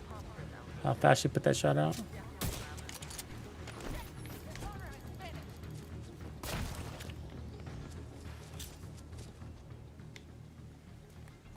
Doing what needs to be done. I was one. I did not see the value. This gun just can't keep up. Rogue agent eliminated. Major Castillo story. Supply room access unlocked. I don't know. Does that bother anybody? What do you guys think? I mean, that's just my opinion. It's not right or wrong. It's just, you know. That's kind of an interesting one, actually. Thanks to his tireless effort, Major Castillo ensured that our communities across the eastern seaboard would have. Yeah, I mean, some of these, our enemies are just built to a point that they're just so ridiculously strong. It's just like, yeah, so a little bit strong, it doesn't really matter because they're so ridiculously strong. You know? They break your armor in 4 or 5 bullets, right? What is the difference between 3 and 4 bullets now? Nothing, you know? It's nothing. I mean, rolling on max armor, 2 million basically, right? Give or take, is not enough armor. So, you know, it's if the enemies are stronger, it's still going to be not enough armor. You know what I mean? It's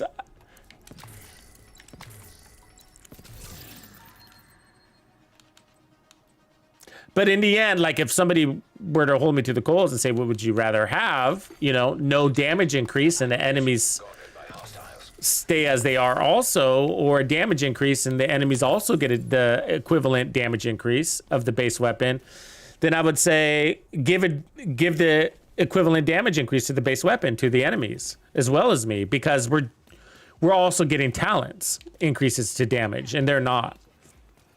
Right? So these things will compound on each other. So the advantage is still us. We still get the advantage because we're going to have obliterate buffed. We're going to have intimidate buffed. We're going to have foundry changed. We're going to have whatever. So we're just going to get that compounding effect of whatever the change is, and the enemies won't. They're just going to get a stronger base weapon damage. They do get multipliers too, though, but it comes in the form of difficulty and scaling from size of group, and that's where their compounding effect on that damage will be a factor. So until we experience it, you know, we don't know. But like one of the LMG guys, for example, from like True Sons or the Outcast, that Outcast LMG guy's a pain in the ass. They're all pain in the asses. You know, it's good. They're going to hit harder, and it might be too hard. It might be too hard. We might experience that, right? And say, hey, in a 4-man group, that LMG guy or the sniper guy, the sniper running the SRS, you know what I mean? Whatever. I haven't paid close attention to what sniper they're using. I have to now. But those could hit really hard, you know? They could hit really hard.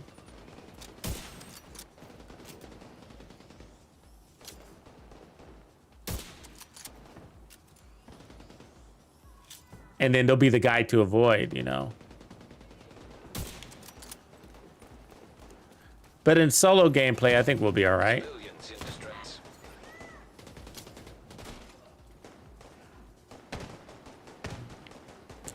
Damn it, I can't see this big hunk of meat here. Let's put back on our... He must be here somewhere.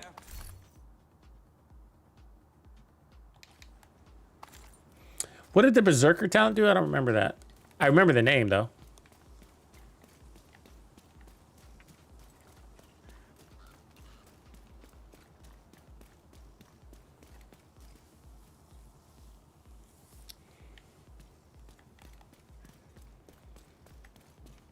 Sometimes dying a lot is part of it, by the way. It depends on your, you know, on your gameplay style, right? Doesn't it? Let's see what time it is here. We're gotta be close, right? 1500, yeah, we're getting close to it. I think we got time for another activity.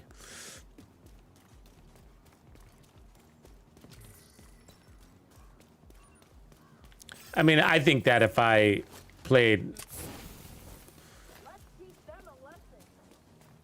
a lot more laid back, I mean, I could improve my survivability a ton.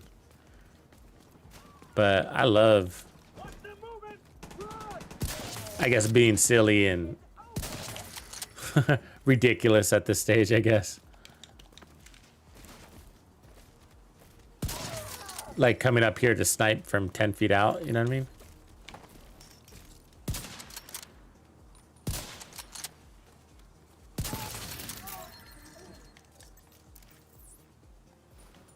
Gonna be another group.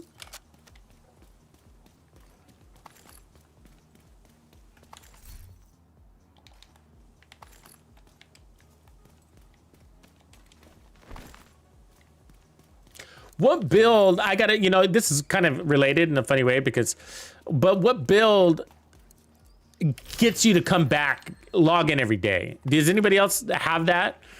You know, that build that gets you to log in every day because it's so fun to use? For me, it's one of the variations is the pure sniper builds that also allow me to run out of cover, so they tend to, you know, have some sort of high level of survivability and handling associated. Basically, what we're running.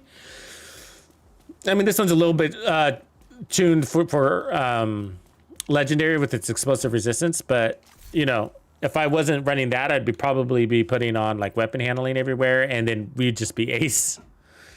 We'd be the ace of spades. But sniping, it gets me to come back, you know, because I think about it when I lay my head on that pillow at night, and I'm like, oh. It's like, I want to go play Division. It's too late. It's too late. Go to bed.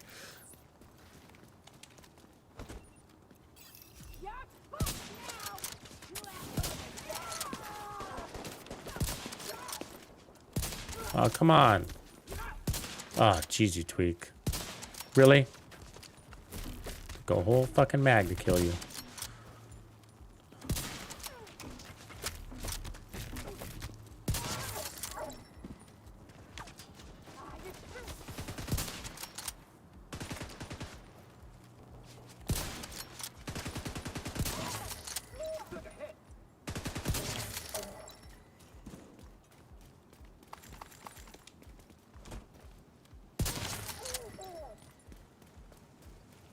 Gotta keep the area clean. Mopping up the streets.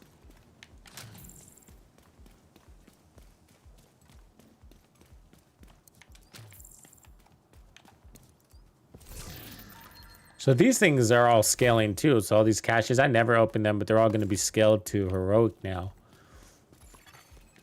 Making it worth opening. I mean, really all of them. I mean, I wonder if that's going to be a decent farm now God, that'll be interesting to see how that plays out. You know, when you farm a territory, for example, because it's marked with the right gear that you're looking for as targeted loot, is part of our strategy now going to be go around opening every cache we can find in that zone? Or will the rules still be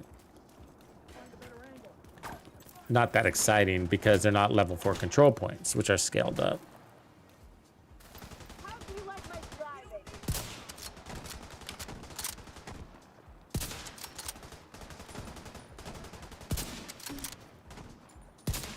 She got a hard head.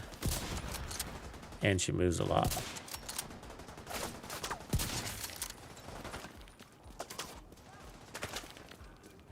Why are you shooting at me? I'm on your team.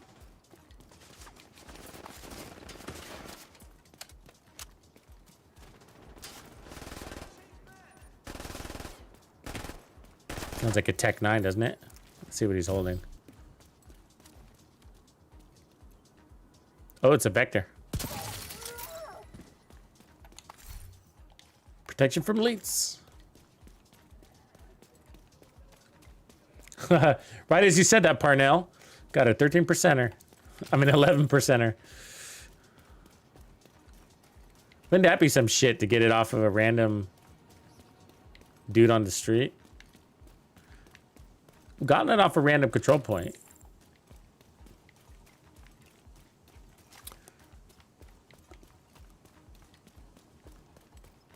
Heroic.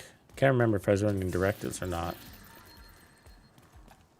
It was the crash site, Reinforcements en route. the airplane.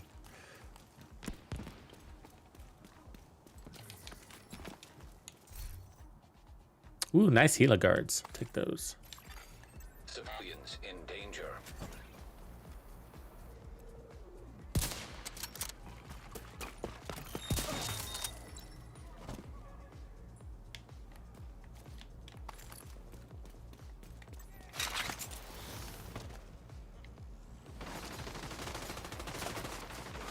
The hell? I got everybody everywhere.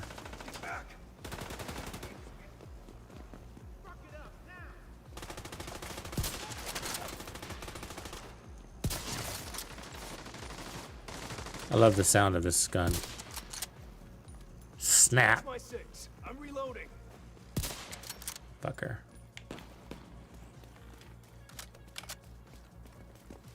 Hostile drone spotted.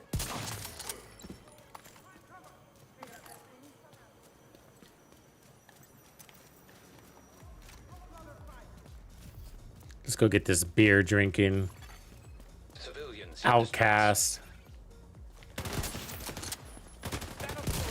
Oh, he didn't like that distress. Medical insult. assistance needed. A beer drinking outcast is not an insult, is it?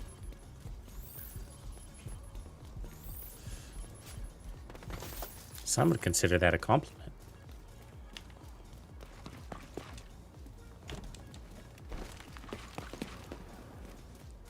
I don't want a hug. I don't want a hug.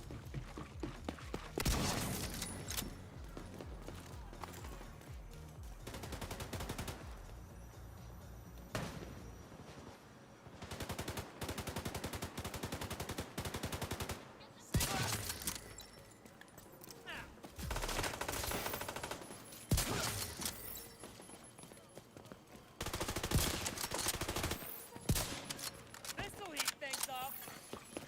Oh, I don't want a hug. I don't want a hug. I don't want a hug.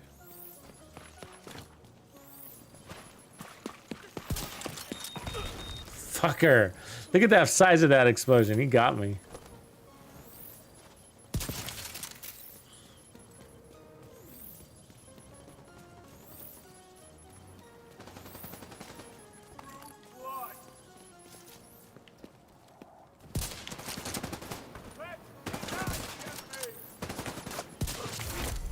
Heavily armored hostile detected. What do you think the choice was to not have snow in the Division 2? I mean, I get, okay, maybe for some reason because of the apocalypse that it doesn't snow in Washington, D.C. Instead, you get windstorms. Okay, got it. But what about New York? We still have New York.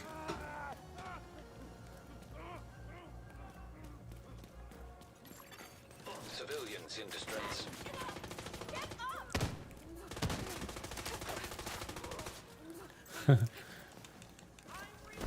I don't want to be your friend. I don't want to be your friend.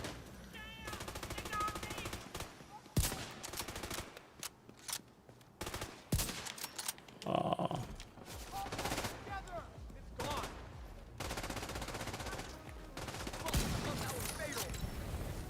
Haha, suckers. Oh, that hurts. Fucking guy, huh? That's like the worst boss out of all of them.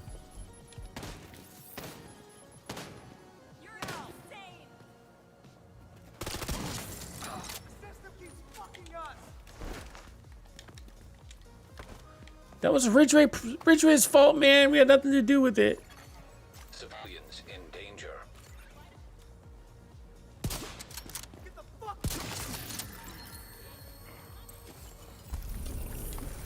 Ridgeway was hardcore, man. That guy just executing people on the spot. Did you ever watch those clips? Okay, let's get our loot. It's got to be close to time here. Supply room access unlocked. The whole thing is supposed to be in the summer? I feel like years have gone by at this stage, right? Not just cuz, but you know, with all the manhunts and stuff. It's all happened in the span of 2 days. This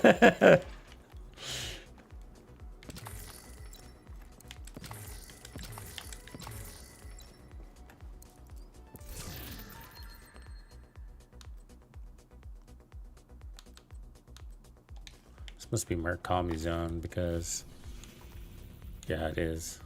That's all we got. Okay, clock. 1800.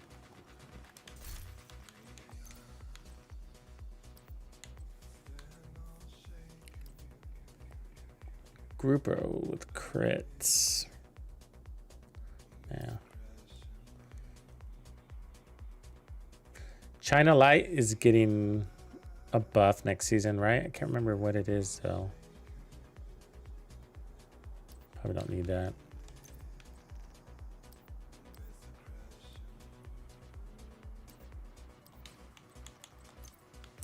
So yeah, but one of the things, going back to what we were talking about next season stuff, yeah, so the gear, we've yet to see what it's going to be, and to be honest with you, that's always what I look forward to the most.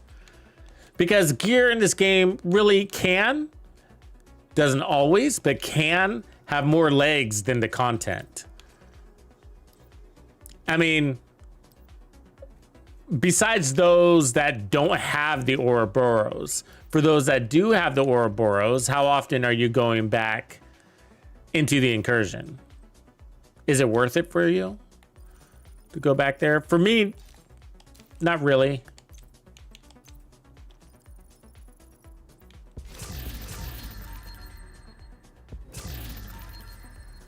Because I think it needs to be a tad bit more, what do you say, casual. You know, so that I understand why we have to, and I'm not suggesting that you don't, but I don't like the fact that we have to go in there with a specific set of builds. For me, that means it's not casual enough. I mean, basically, Legendary is more casual than the incursions. And I don't know how I feel about that, you know? But I think that's how on par it should be. I think it should be on par with Legendary. I think it, you know, and the fact that you can run so many creative builds in there, you know, and still get fast clear times. You know what I mean? There's so many things you can do. And I wish the incursions was just a little bit more like that. I don't want it to be easy. I'm not saying it should be easy, but just a little bit easier or something. And I think that, like, Friendly what am I thinking of? The countdown. Like the countdown has activities you have to accomplish as well, right? But they're easy enough that you can run around like an idiot and run in circles and they're just gonna magically get done because somebody knows what they're doing. You know what I mean? And that's okay. That's how easy I think the challenges should be.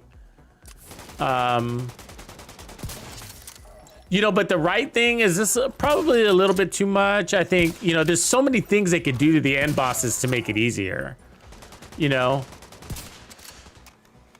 But right now, I mean, it basically just comes down to what? Like, put on the strongest DPS builds, make sure you're running you have to be running a healer. Look, another named boss here, huh?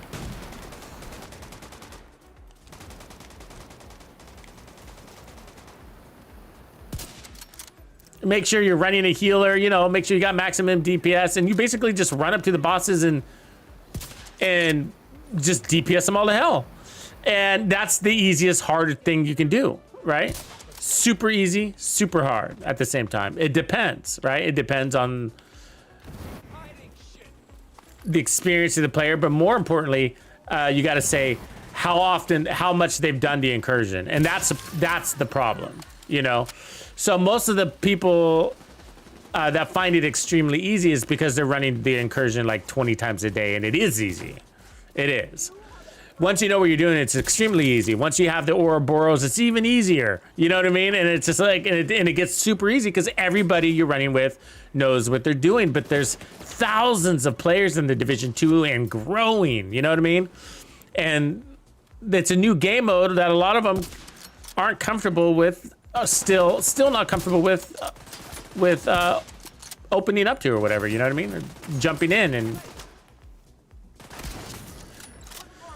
I mean, the strategies are out there. Anybody can do it. Anybody can do it.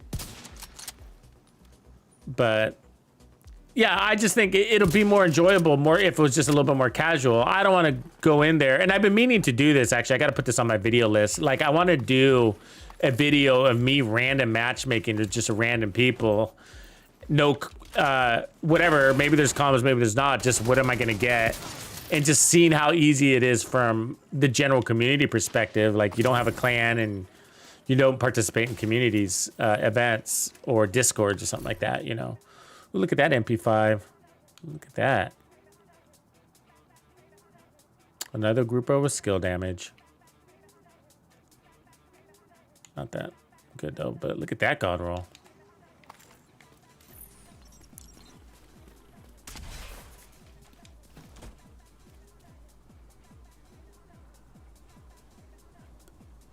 Yeah, we haven't gone back to do the flawless. We should do that. I'm down to do that, by the way, if anybody else wants to.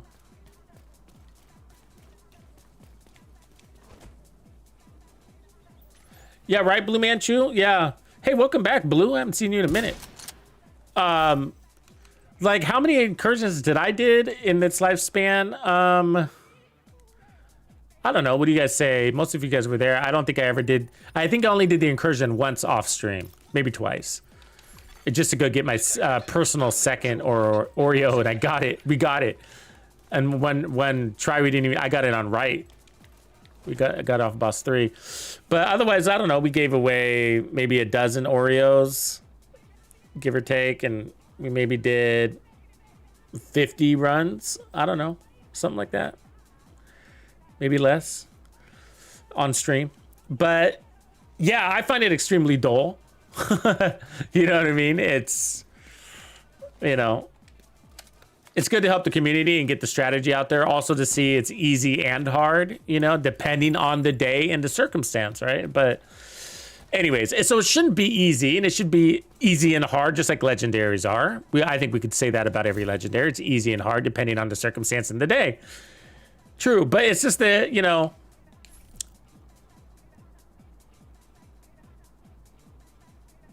it's also the drop thing too. So it's classic raid BS. Once you get the Oreo, why do you go back in there? It's just like the raids. And not everybody thinks that way.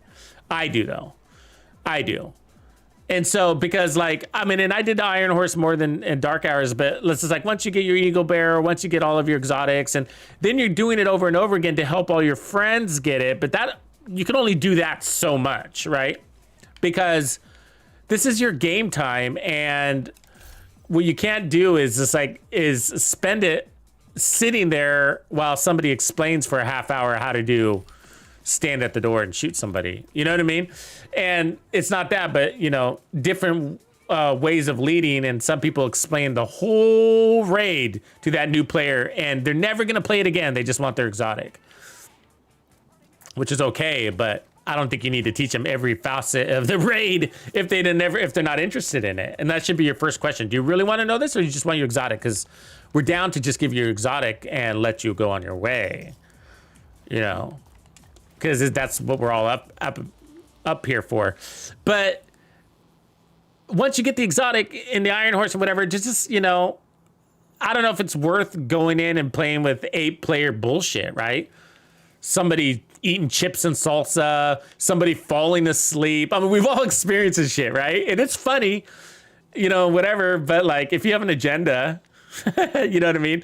You're not getting it done when you're in the raid, right? You're not creating your magnificent build, or you're not testing the limits of your play style and build and whatever, you know, generally.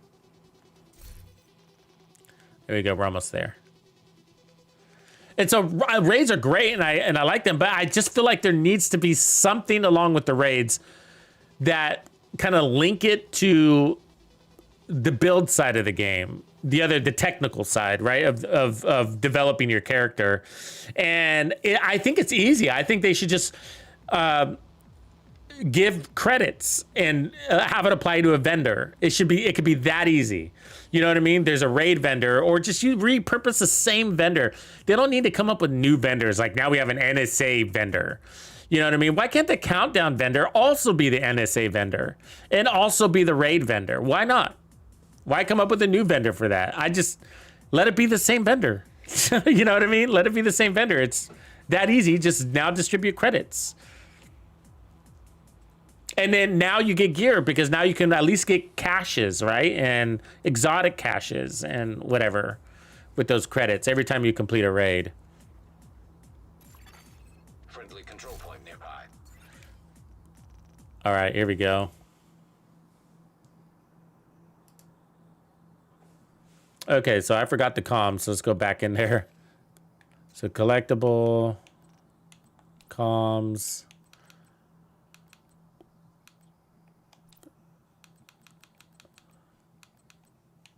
Okay, here we are. So Recruiter Insurance 3, the last rays of the sun couldn't reach the house of the wealthy, which we discovered means is close to the bank headquarters.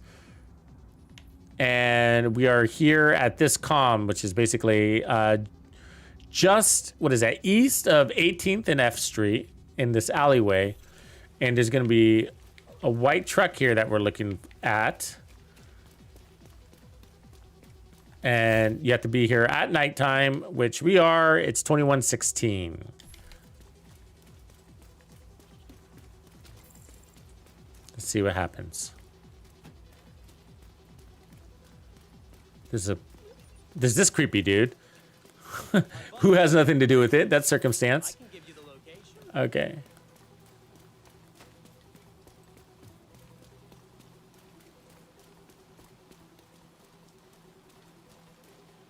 Do I have to interact with something?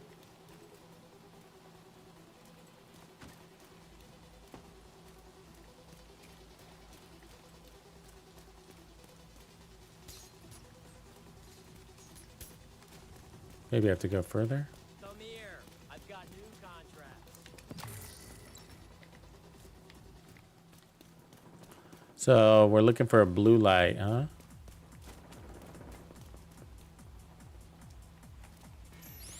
There we go. Okay. Unknown network detected. That was weird. So it took a second. That's all right. But it looks like a sound. You get that hacking sign, right? Like signal, like a signal detected. I've got new contracts. Now we touch this, and now we can see another one. Get out of here, creepy guy. Very perverted of you to stand in the dark alleyway. Okay, here we are. Point New of blue interest light. detected. Ooh, the dead body. And another one. Creepy dead body in the alleyway. Probably had something to do with the pervert down below. All right. And now? Over there. Next to the I Am Legend mannequins. All right. And it's pointing down there. Over there. I've always found these things to be extra creepy. And in blue. Try not to run into those hyenas walking down the street. Interact. This mannequin. Got a record nearby.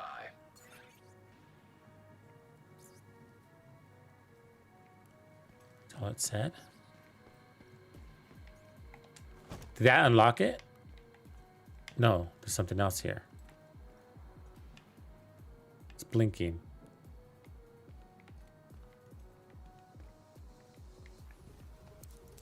Get that out of my way. I mean, I think that was it, right?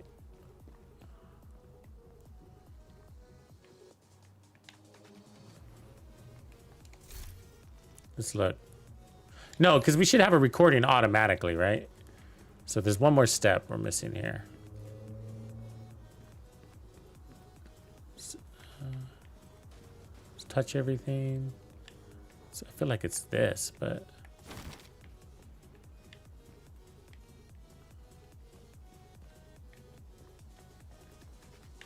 Shoot the glass. Okay, got it. I'm gonna alert these fucking hyenas, though. Yep. Thank you, guys. Agent Johnson. Secretary, please, call me Cal. What can I do for you, Cal? I heard about Mantis and your little tiff with a drone operator about Agent Kelso. I wouldn't call it a tiff, sir. I wanted to commend you for speaking the truth. Yes, we recruited you and trained you. We never really prepared for a situation like this. How could we even begin to predict something like this would ever happen? We were never supposed to be activated. You were a fail-safe on a fail-safe, on an insurance policy, on a catastrophe that was never supposed to happen. And as this was never supposed to happen, some people, some bad actors, were allowed in the henhouse, so to speak. People like Agent Kelso? People like Agent Keener in New York. What is this about, sir? Cal, please. I need your help, Agent Johnson. Your president, your country needs your help. This guy has it out for Kelso, doesn't he? I feel like he keeps wanting to blame everything on Kelso. We should come up with that hashtag, blame Kelso. All right. So let's hide over here, take a look at the next one. We do got a hint from old Grumps over there. So let's check this out first, though. Let's see what it says. And then... So recruiter insurance 4 now. At the end of the day, abandon all hope. Okay, yeah. So no hope hotel. I get it. Which is all the way down here in the southwest. So that's no hope hotel. This is the fastest jump off point.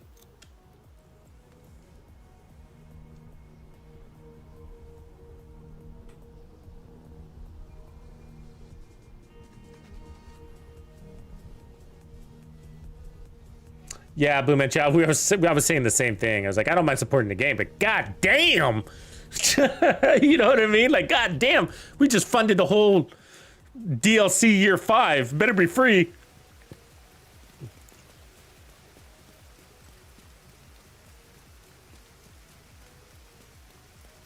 Yeah, it is a new way. It's like a scavenger hunt quest.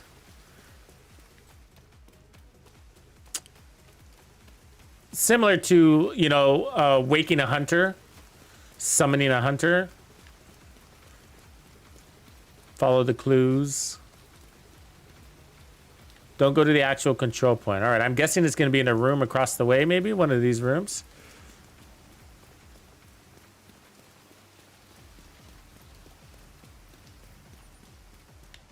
There's a scavenger here. Hold on. Relax. I'll get him. Come on. Really? Fucker. Okay.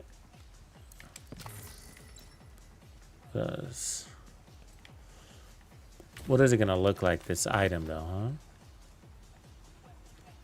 Turn around and head south. All right.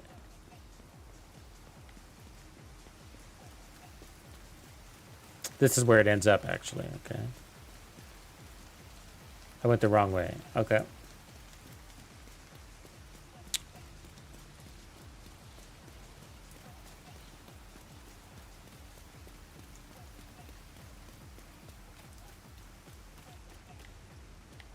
Did I go too far south? Keep going south.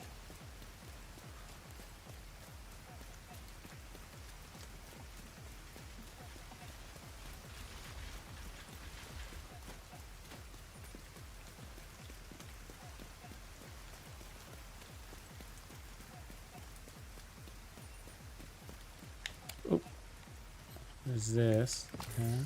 So this is the end of this street.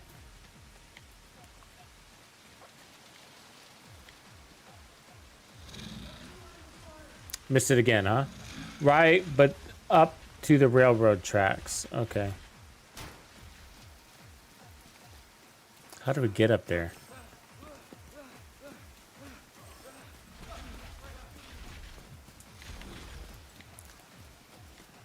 Okay.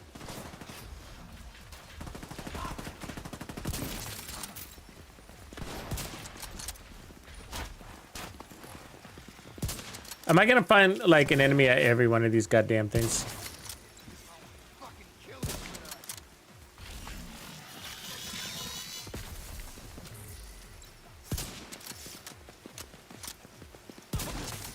Okay.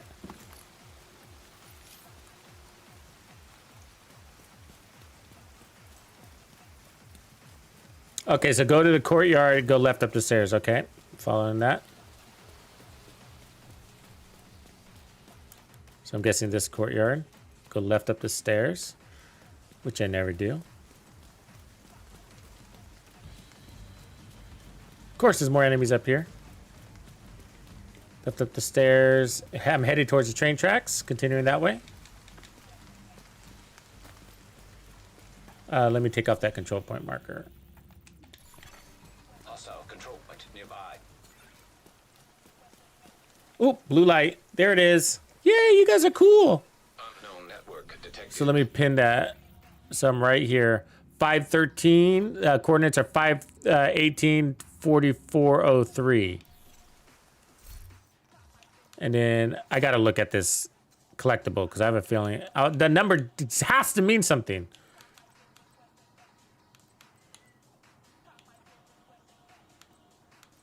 God damn.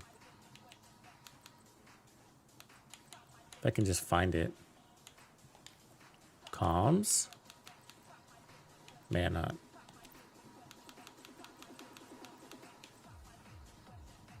Jeez, it doesn't line up. Okay. You just look in the map and zoom in. Just zoom in as close as you can to the map. Okay, so it looks like we're gonna need to go this way. Here we go. There's number 2. Ooh, there's an interaction already. There's a note here with a gun. Ooh, how cool is that? Point of interest detected. Gonna go that way. I like these. I wish they did more of them. I hope they do more of them.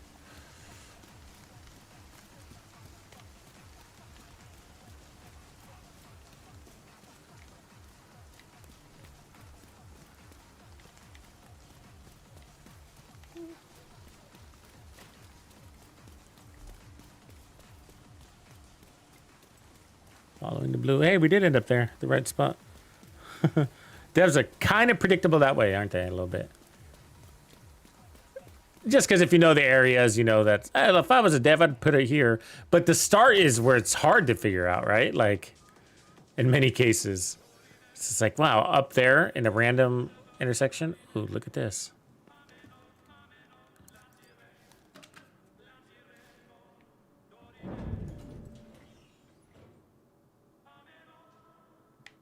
More blue. Data record nearby. Here.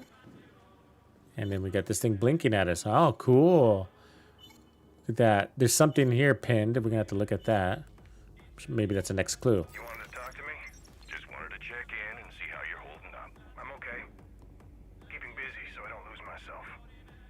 Sometimes it's easier to stay focused on the task at hand so we can complete the mission. We need surgeons. The steady hand who can get the job done. I don't know how many people still fit that description, Cal. Oh, I can think of one. You're steady, Brian. I think you may be the surgeon I need to finally excise this tumor. Thank you for the vote of confidence. We never should have made her an agent. Agent Kelso? Agent Lau. She was in the right place at the right time. She used her position to press her own agenda. I don't know what she's up to, but she is not interested in the continuity of government.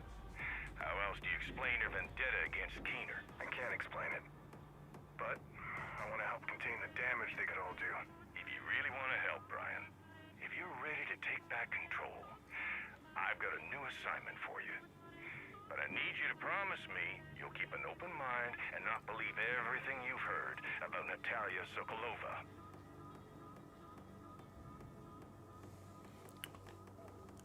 Wow, that's cool. So Ted, for this one, you have to complete the current manhunt for this season. So you got to defeat Control point identified. the recruiter hunter, and then you'll unlock the comm. And the first comm sets off this chain. And so I'll put a video out on it, but on YouTube. And then the first comm, and then just follow the steps. But do you think this is another symbol? I mean, clue? Look at that. Where's it pointing at? Basically, it's not clear. It's fuzzy. But... stop zooming in so much. What are we looking at there?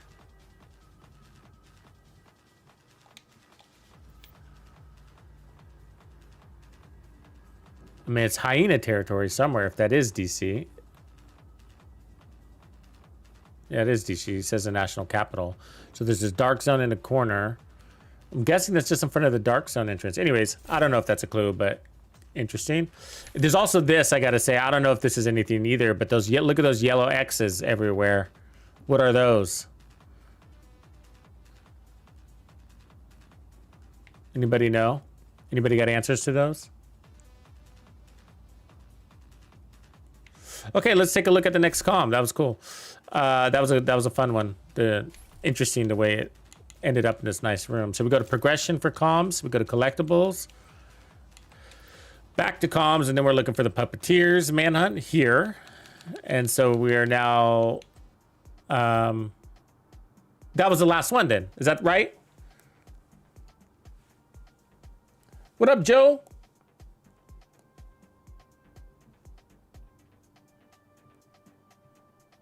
Is that right, guys? Should that have been the last one? I mean, there's nothing to scroll down to, so I just want to confirm.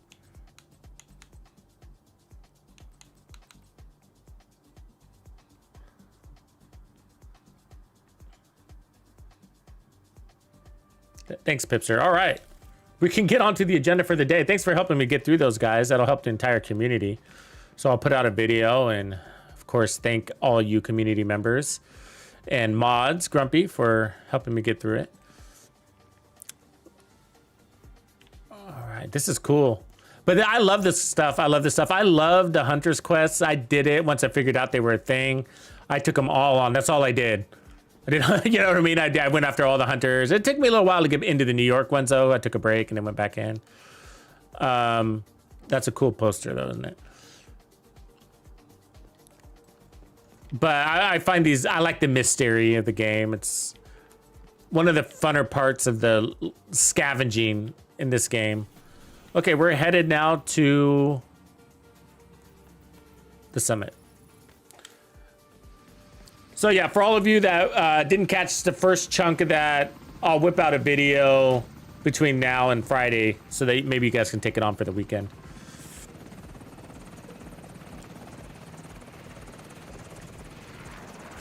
I'll probably get it out pretty quick because there's not much to it. I'll just go straight through the instructions and cut down to blabber. Skyscraper.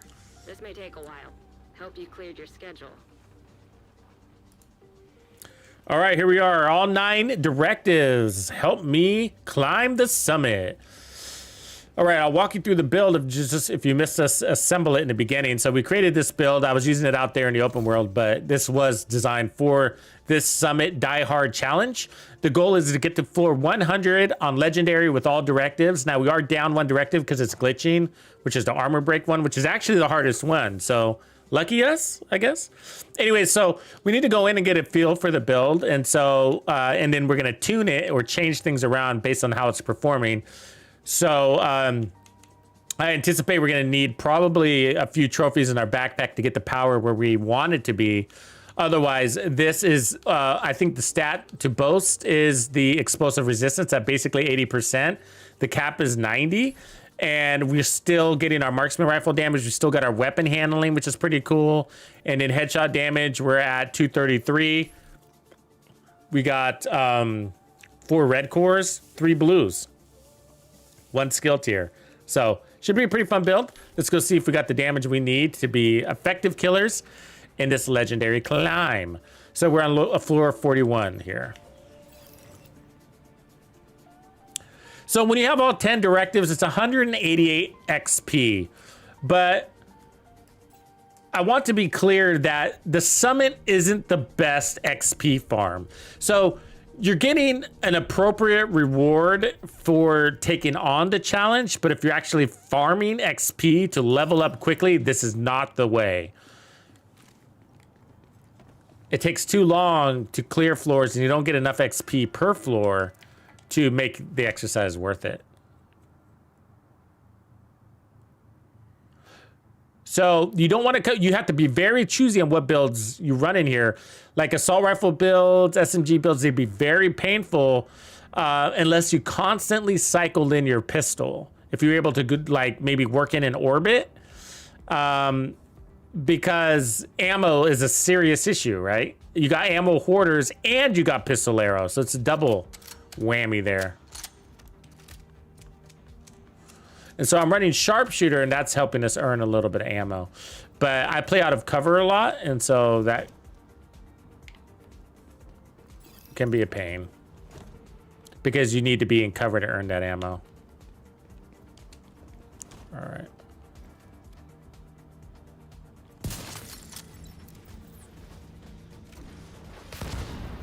Haha! Explosive resistance. Explosive resistance.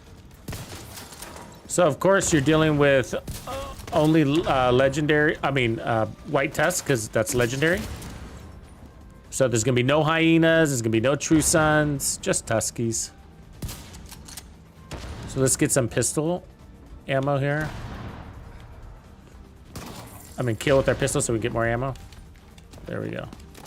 But when you do that switch, you lose your progress on earning another decoy. So keep that in mind. So you don't want to switch too much because you have decoys stacked up there for your... But what's really interesting is explosives are no longer a challenge for us here.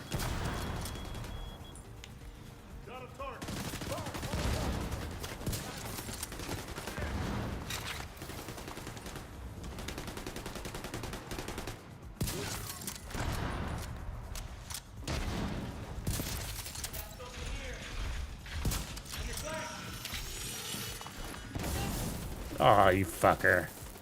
Come on.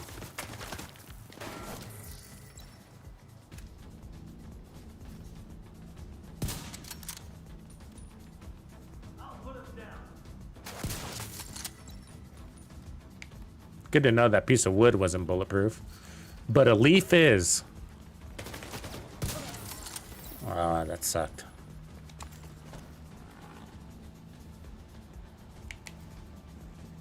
Let's take an explosion. Let's take a direct explosion if he'll give it to me. He might not. Let's wait.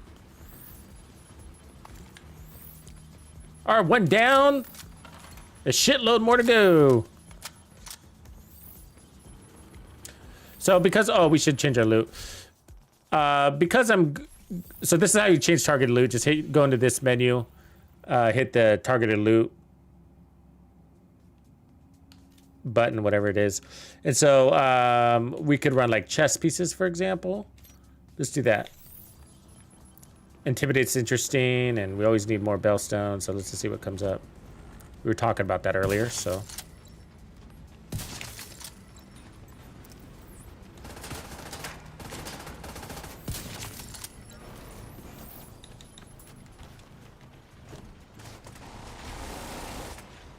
The Chunga.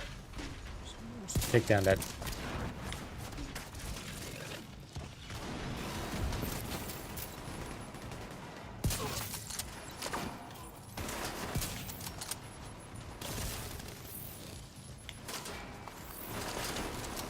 Getting low on ammo.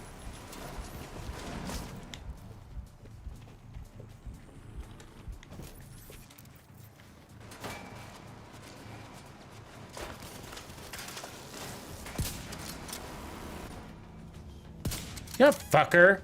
Come on, man. Fuck. Just running away like a... There we go.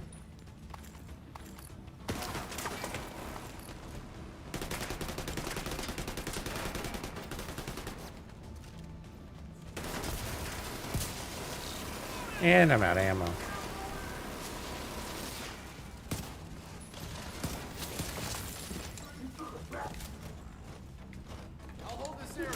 Hold on. Get in ammo.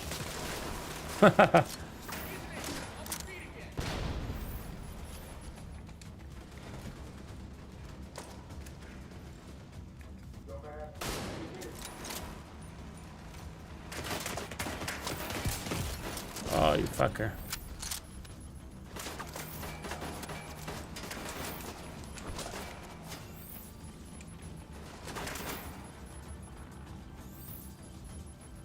Oh, it's a tank over there.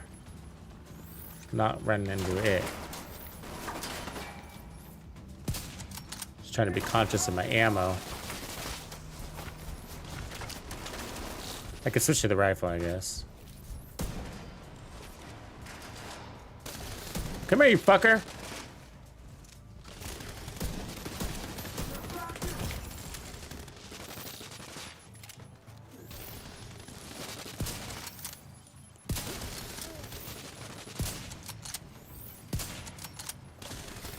Come here.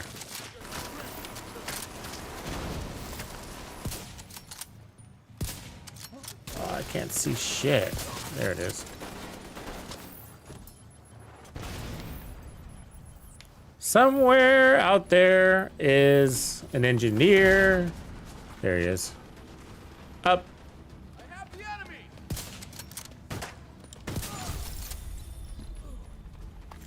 So yeah, you always got to be thinking ammo. It's your biggest challenge.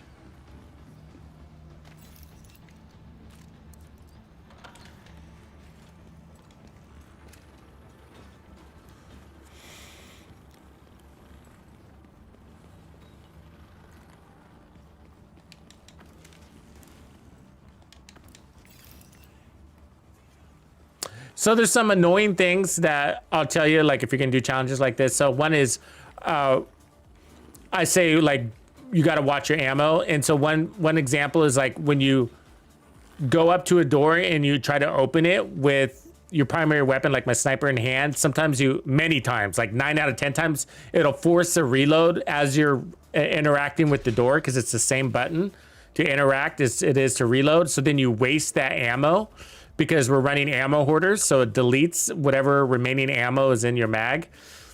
And so what you have to do is switch to your pistol or a different weapon that you don't care about ammo on, and then interact with the door. However, if you have a buff waiting on your Mantis, like a backup decoy, then you just threw it away. So it's just like, there's no win in that situation, you know what I mean?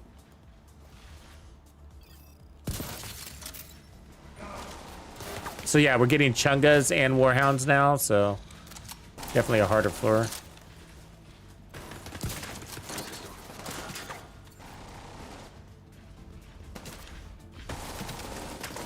If I can get my fucking skills back.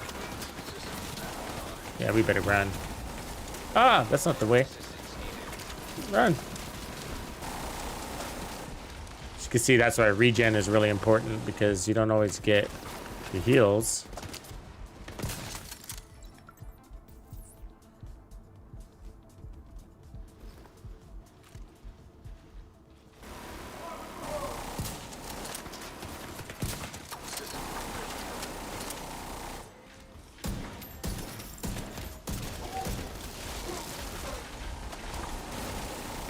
Get off my ass, you fucking warhound. Serious trauma detected.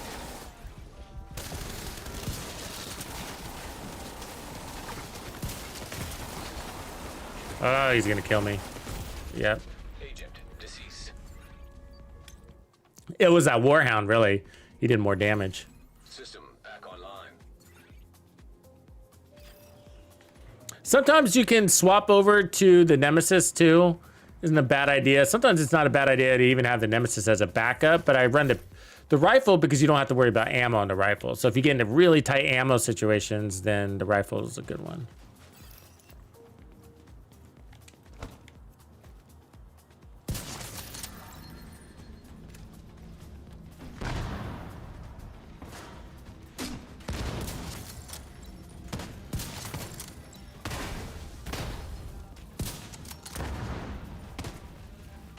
Come on.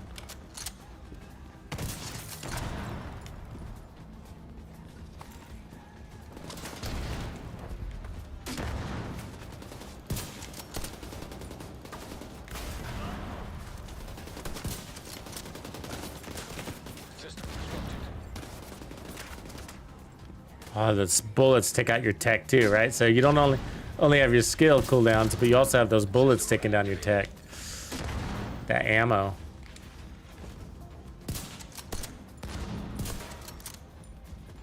Oh, you suck, lady. Stop and go, stop and go, stop and go.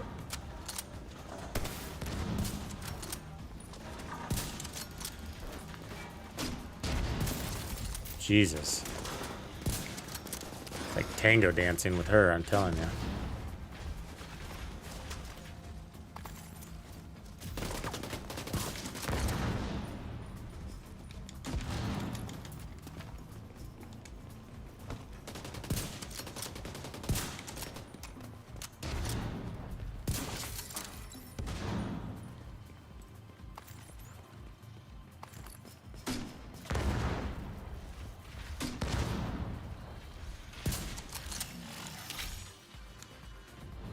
That's a nice healer. Braced, Hasbro? Probably not. The rolls look good though as far as quality. Fucking crab walk.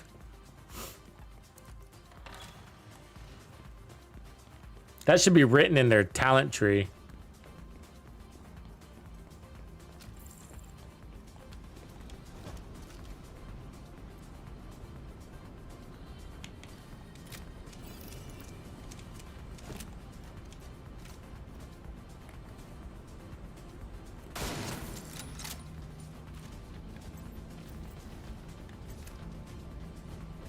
Coming up on the flank.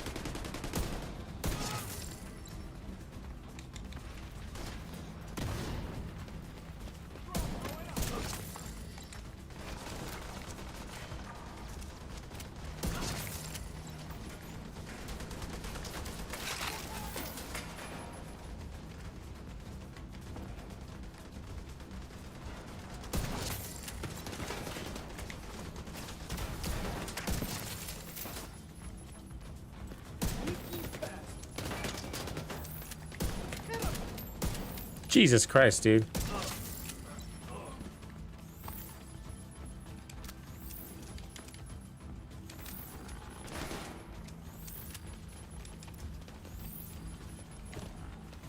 Get back up. I'll take it out.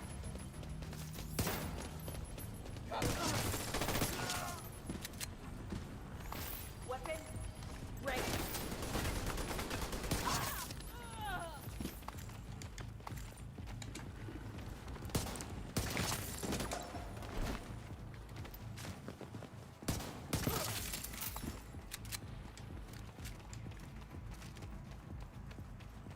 Somebody out there.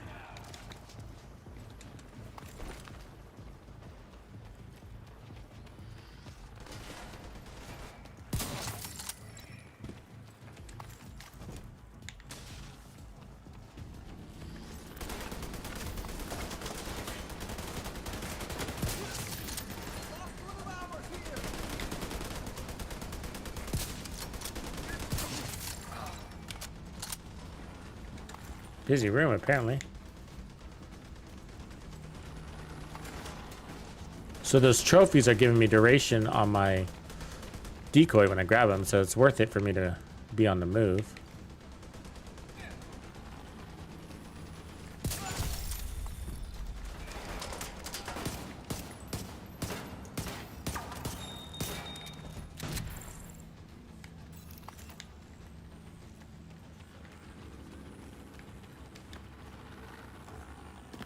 All right, trophies looking good.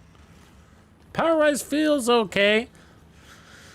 Question is gonna be just efficiency around those chungas. Warhound combos. It's that combo. It's an annoying combo because they both require damage stacking, and you need real estate to do that as well as additional enemies.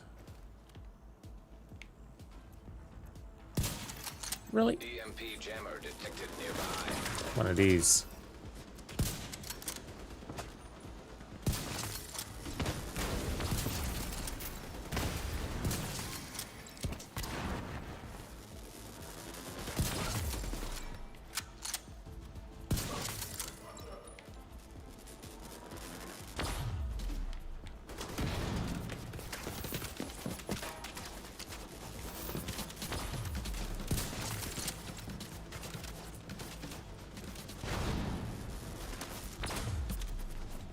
It's one of my favorite Division 2 songs. The Summit song here is pretty cool. It's one that gets you in the zone.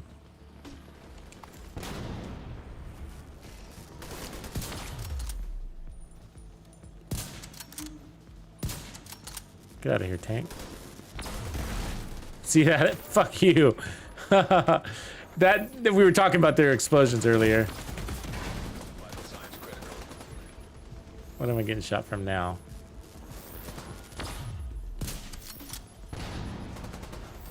Tanks and their perfect explosions.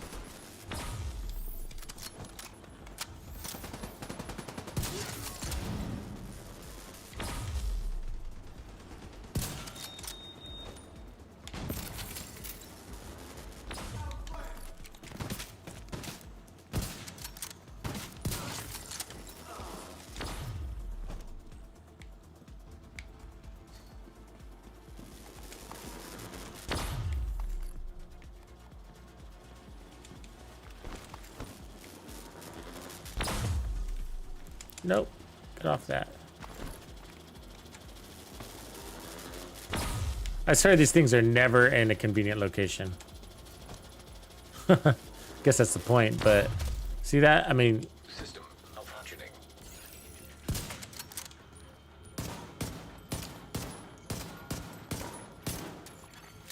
System restored.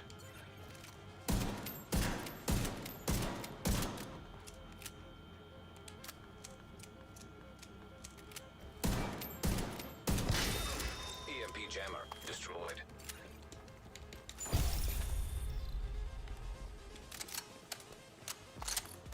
all right, we got a checkpoint maybe? No. So Eclipse, the status effects, snare resistance. See, it's kind of nice. It's like, it seems like more of a surprise when you're farming for random chess pieces.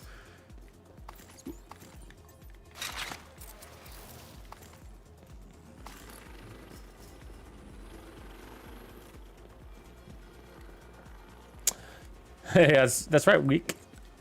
Senor Swede. Yeah, I don't do the summon a lot, but when I do, I guess this is it. And I enjoy it. I enjoy it.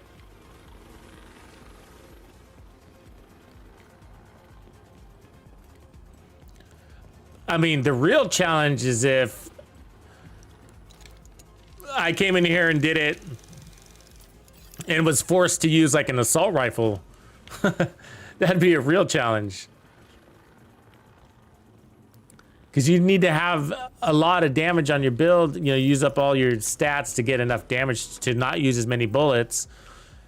And then bullets would be still be an issue.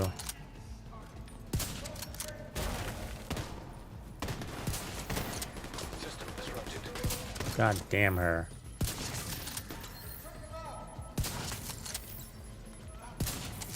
Oops. System back online.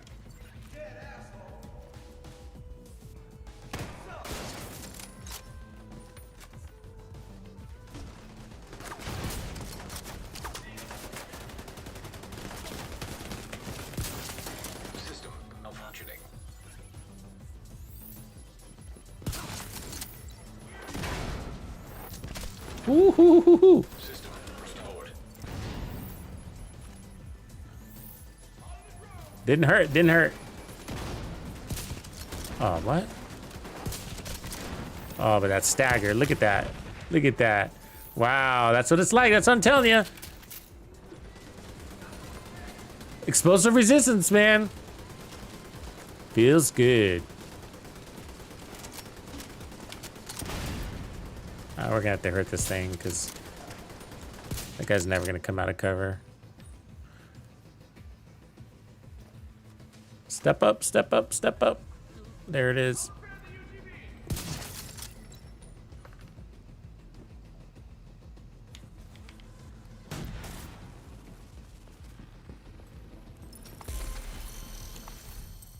Heal level status effects and skill haste, huh?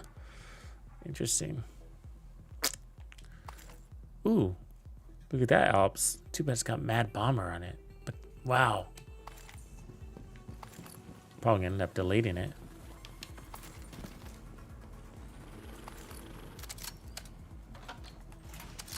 See how I just accidentally reload while opening the door? Sucks. Super sucks. And then like, but if I switch weapons, I'll lose my decoy backup. See that little orange symbol on the left? That means I have a decoy on backup. The little orange disc UFO looking thing. Yeah, that one.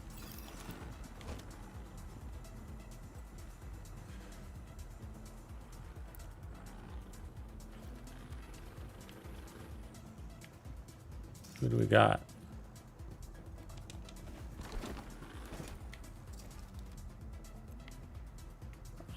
There's a tech somewhere. If I can get that tech, I'd be happy. I don't see him. See his tank, but fine. There he is.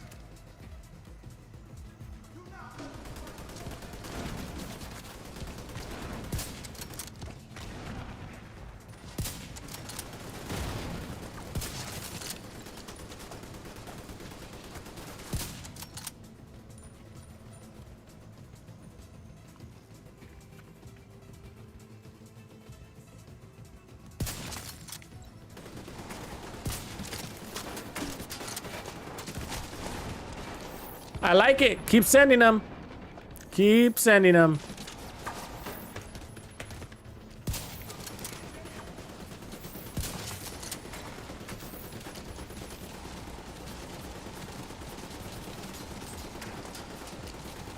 Fucking Warhound. Look at it just whamming on that decoy. Look at it. I got a shot. It's timing me out in there.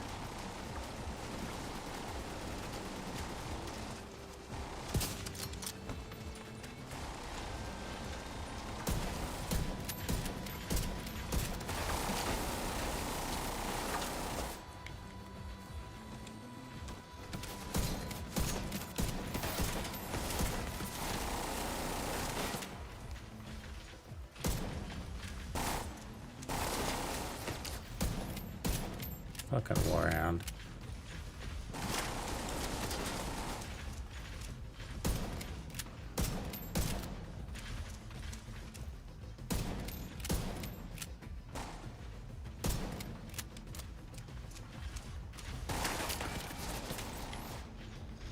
Good, good.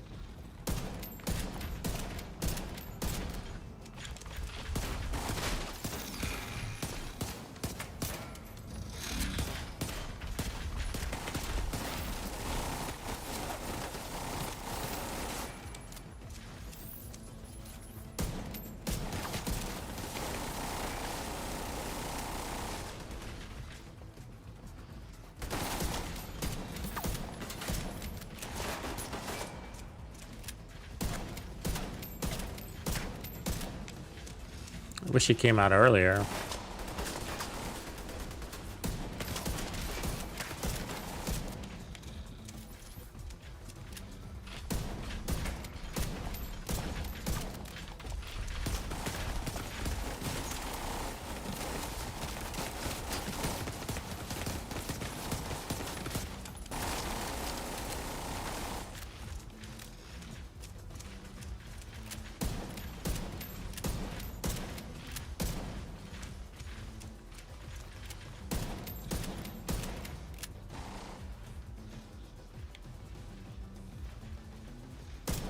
Fucking thing climbs walls, huh?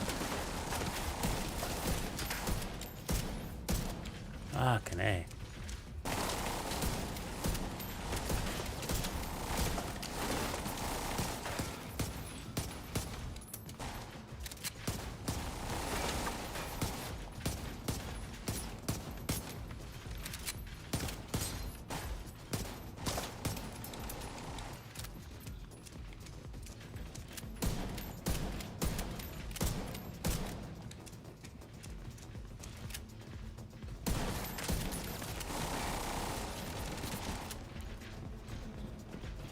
He wants to die next to me so that he can shock me.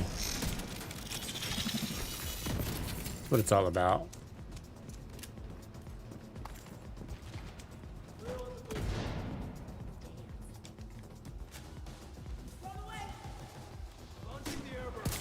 Ooh.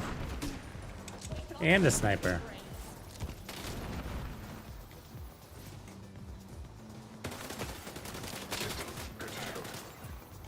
Fine.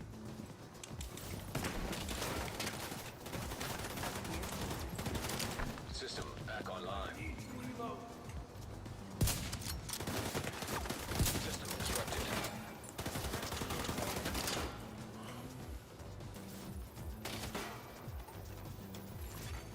System reactivated. System curtailed.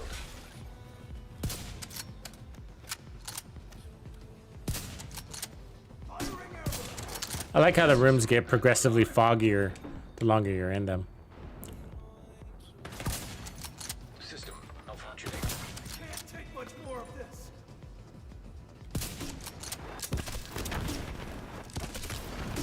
System reactivated. Thank you, sir. System curtailed.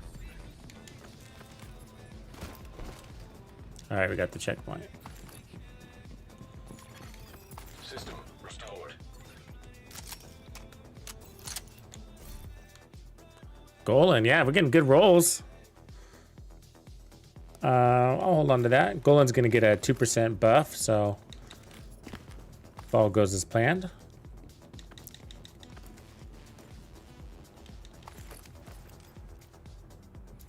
What up, Jump? Yeah, we got the Ouroboros around here. I got it. Do you need to see it? That's what it looks like. Ouroboros, nice little SMG. It's got the talent called Run Them All, which basically gives you half a mag of status effects when you have status effects.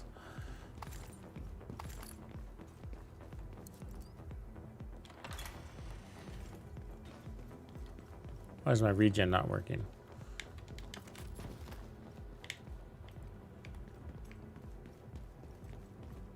Huh.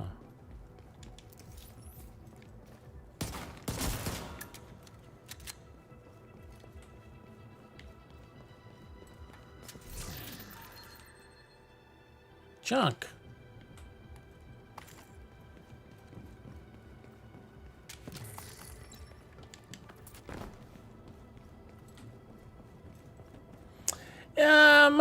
It's not hard to get.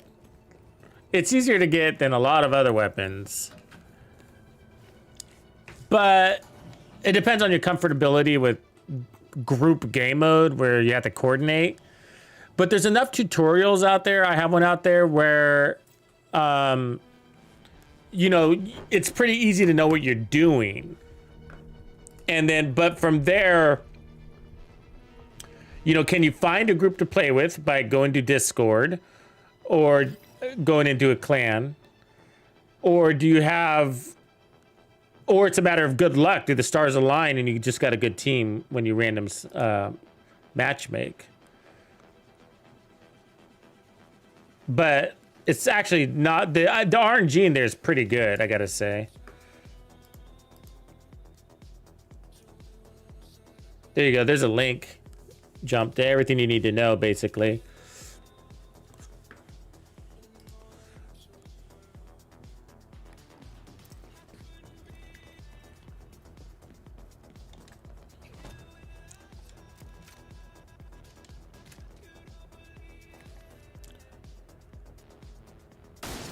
Yeah, you got to get keys, and it's not. I mean, you can get real lucky. I mean, just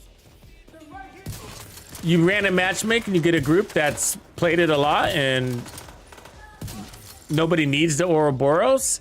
The best time to play it, like if you wanted to get strategic about it, would be play on every like Tuesday and Wednesday, because that's when keys reset in the game, and so people it'll get a lot more activity in there, and a lot of people that already have the Ouroboros, they can have stacking keys, and they'll have another key, and so yeah.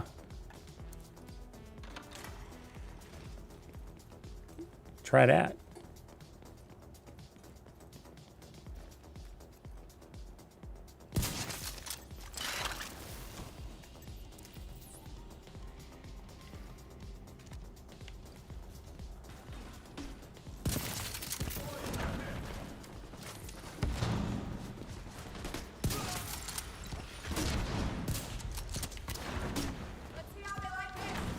So we want those warhounds first, huh?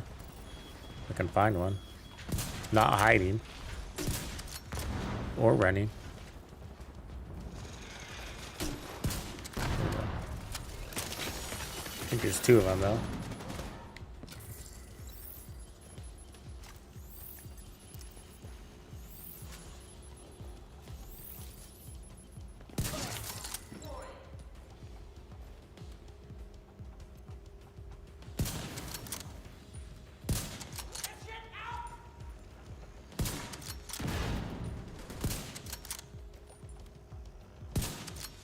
Come here, you fucker.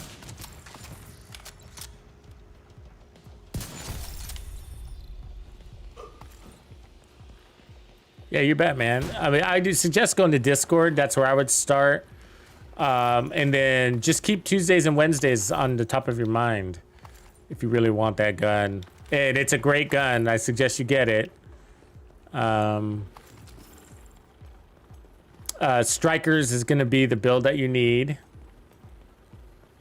St. Elmo's is a great assault rifle to start with to go in there, but if you don't have it, just use whatever assault rifle you get your hands on. That's good. Your favorite, the one that you work well with. Some people would recommend a FAMAS if you like its handling. Doesn't bother you. The King Breaker or the TKB are other options.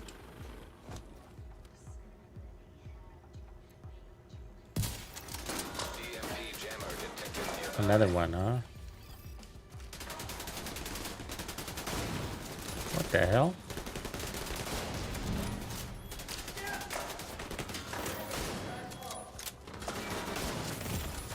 Whoa, somebody's got a line of sight on me. Look at my decoy.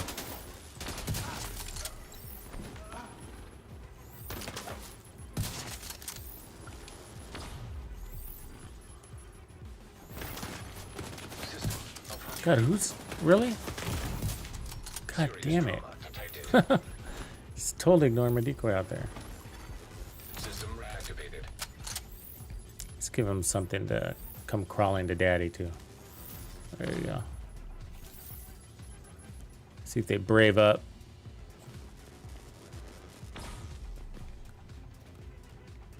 You're so easy to manipulate. Here, hello? Oh. He timed me out though. Maybe he manipulated me. Fucker.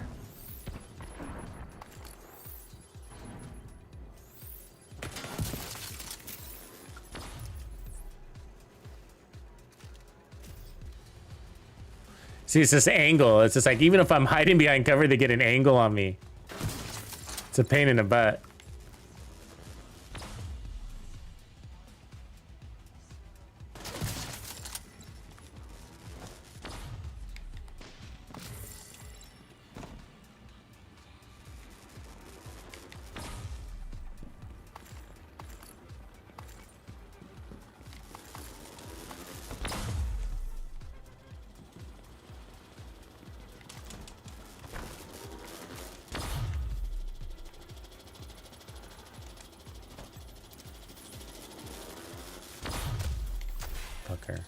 disrupted.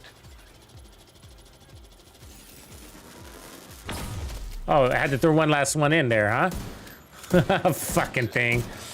I hate these. This is why I hate the summit. This one thing right here is why I hate the summit. Honestly. P jammer destroyed.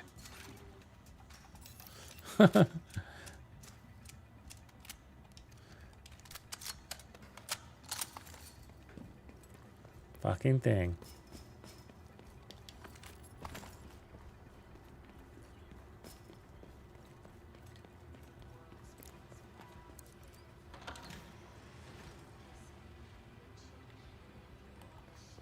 Yeah. Yeah, and the other, even the non-exotic vectors are really good in this game. Great guns.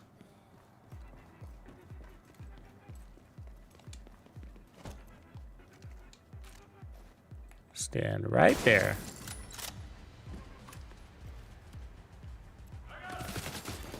Oh, another perfect angle. See, he can see me, but I can't see him. Fucking bullshit. You see that? Like, he can literally see me, but I can't see him. And that's bullshit.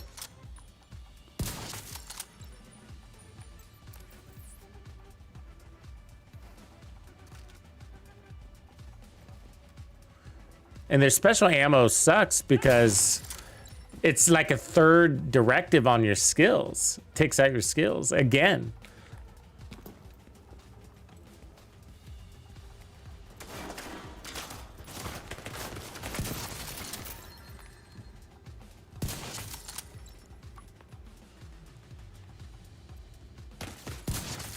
System malfunctioning.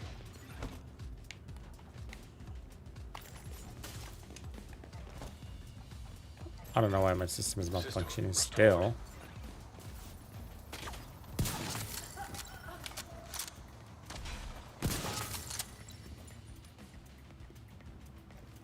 Two healing station guys, huh? I see how it is.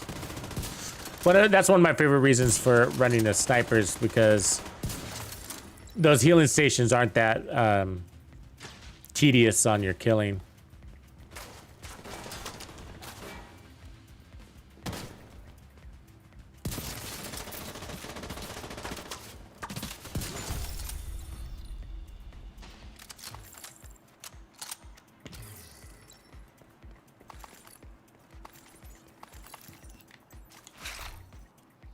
China light skilled. Ooh, that's a good one. That's a good China light right there. I'll take that one.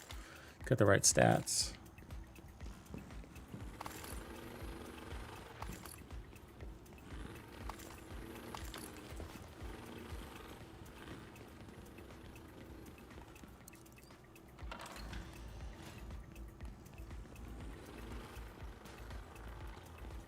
Yeah, and I used to complain a lot, like, when I was playing this, it's like, you know, they shouldn't add annoying things into the game.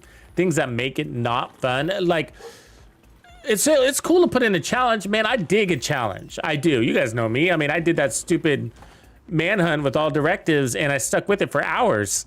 It didn't bother me. I finally changed for the community. I would have kept going until I got it. You know, but I was like, I'm probably bored in the community. I should change. You know what I mean? So I did. But I don't mind the challenge, man. I'm pretty adamant. I like challenges. I like doing it until I do it, you know, figure it out, puzzle. Sometimes the puzzle is to continue on, to keep pushing on.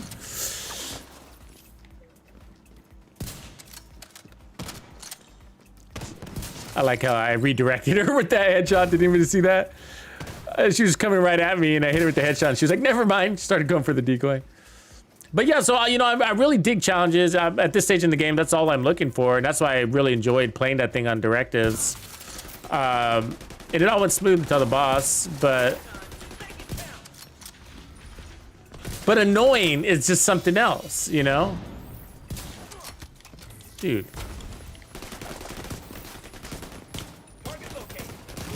Like right there, like that was annoying that I couldn't kill him.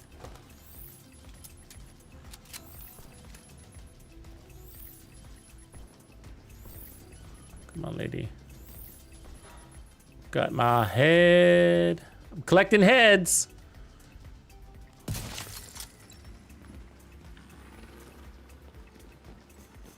And you got a pretty mouth. Another dead asshole.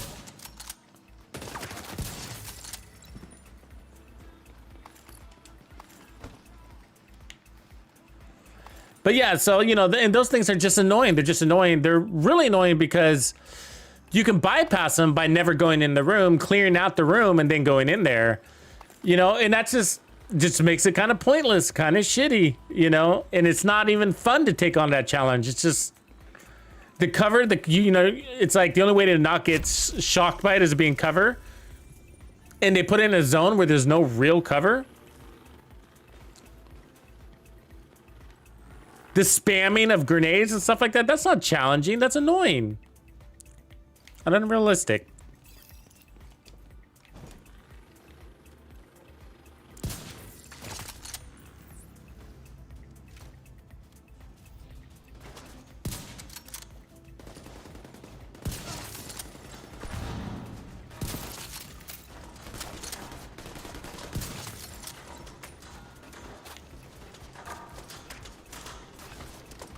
How much you want to bet they're going to come right out of that door right there? Right there.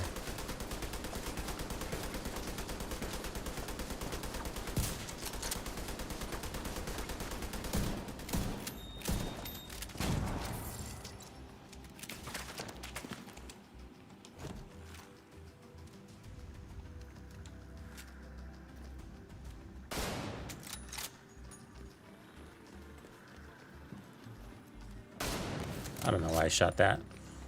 Because it stood out to me. The nail that sticks out gets hammered. High-risk target detected. Well, see, I was over there fucking around, and now we got a high-risk target. I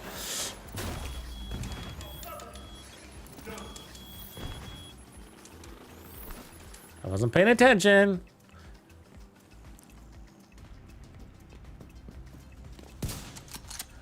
Dude. Tango's in my sights.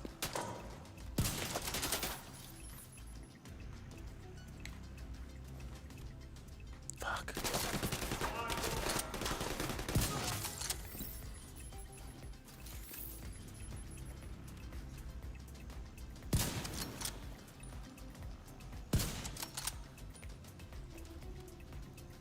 Dude. Ah, hit his body. Fucker.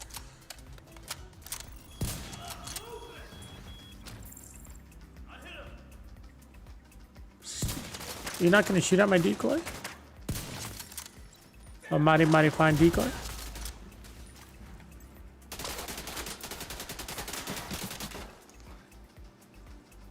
Be brave. Be brave! There you go. Fucker just healed up.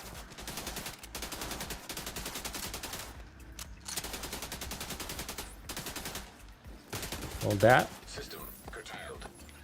Did that blind him? Do I not have blinding grenades? Fuck, I think I have the wrong grenades on, guys. System reactivated. I do. Blinding grenades are pretty good because look at that radius.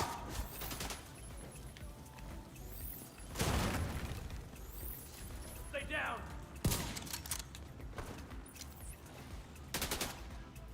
Very hard for him to jump out of that.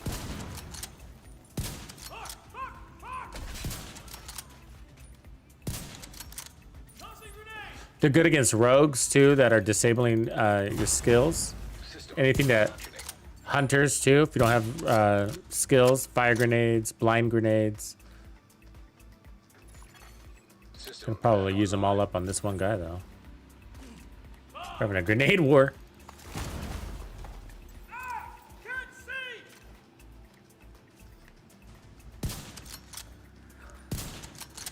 Shit.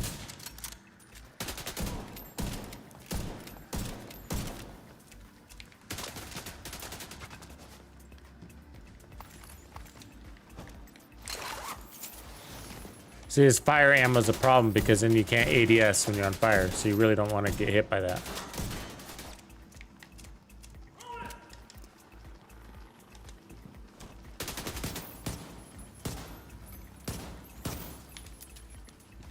And he knows it too. He knows what he's doing, that fucker.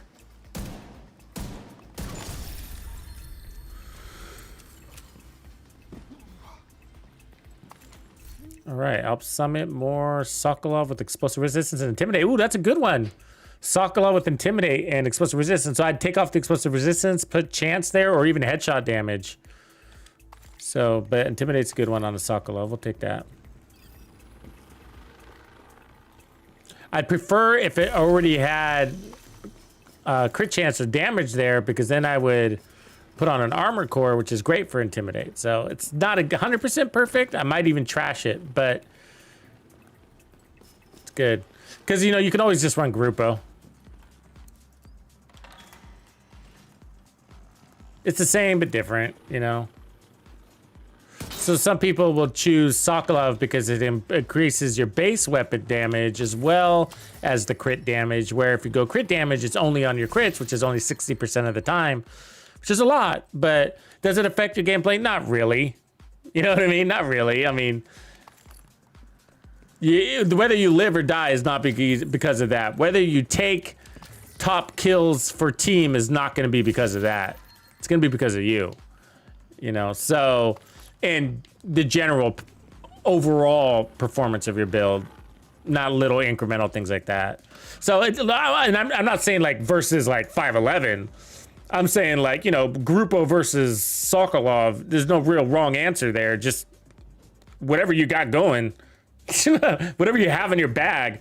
And if you can really, really take that at heart, honestly, you save yourself so much stash space issues. You know what I mean? And so, because I know that, like, just like I said, I'm probably going to end up deleting that Sokolov, you know, because I know it doesn't really matter. I know that I'll be okay with my Grupo chest, you know. Okay, so we got a Chunga. So we need to come out strong. Oops. And we didn't. There we go. Let's get out of here.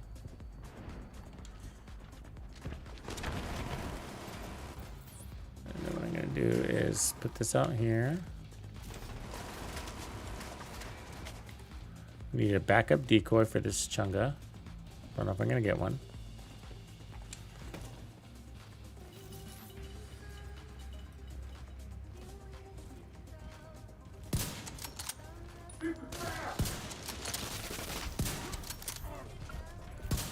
That's pretty good. Okay, so the 2 or 3 clean shots. And I wasn't even at peak, so but either way. Problem is I'm dizzy right now.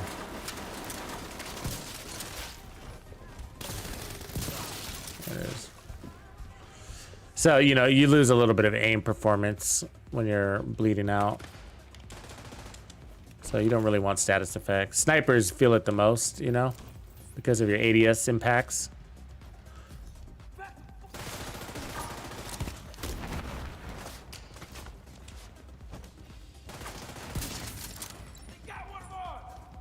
So change of priority targets, right?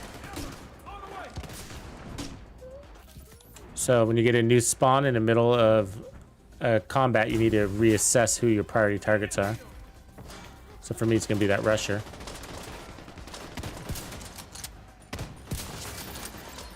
Not because they're the most lethal, but because they're the most difficult to kill in the way that they move, ironically. But they're not armored up, so they're also easy kills. You just gotta land that fucking shot, and you know, if you didn't know, like, if you want to be good in combat, then you need to work on your tango. Anybody from South America? Buenos Aires is tango capital of the world, so yeah, you want to get good at the Division 2? Tango. All right, so let's see, 612 headshot damage. Electric, another one. Look at that, that's beautiful. Skill damage, repair skills, headhunter. I'll probably keep skill damage there. Maybe put headshot damage there. Yeah, so chest pieces is where it's at, man. I've always enjoyed chest pieces. Little surprises.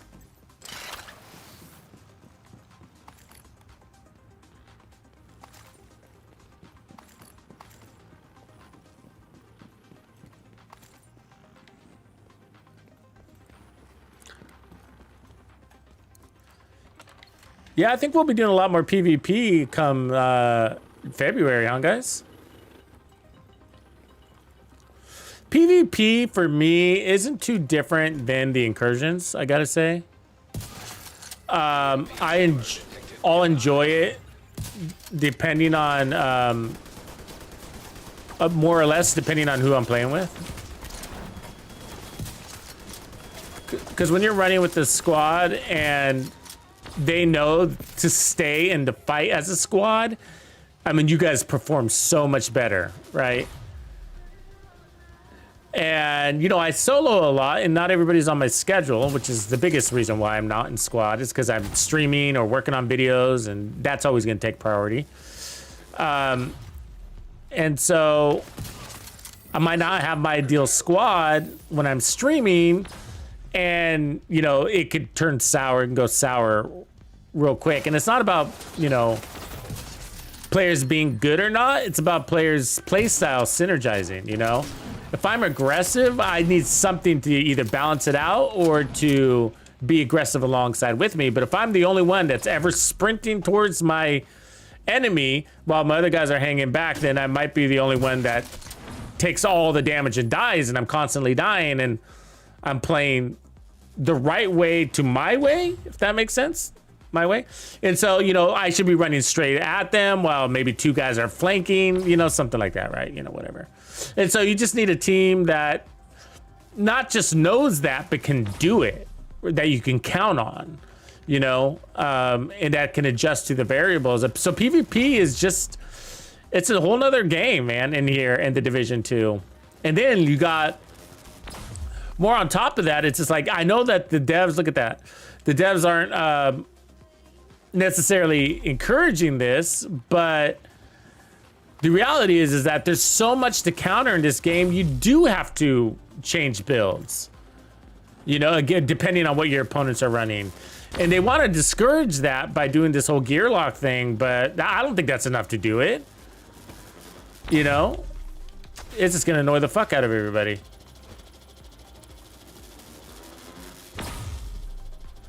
And so, in other words, like if you go in there and someone's running a mortar build, then you're gonna want, you know, a jammer and something and whatever, right? Do you want to jam that mortar, run in and shoot him? System reactivated.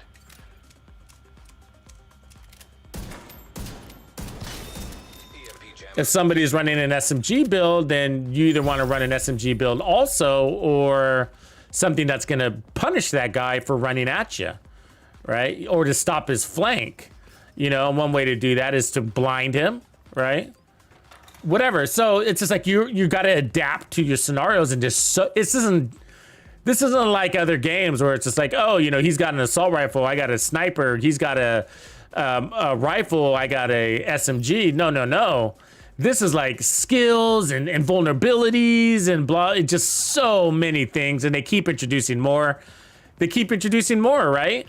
Hazard protection, craziness, and then you got,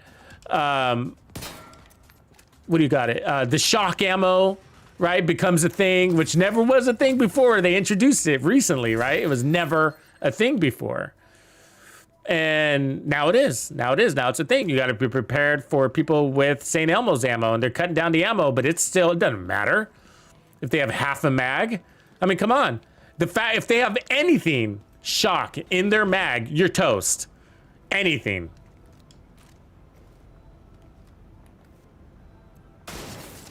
Shade tech detected.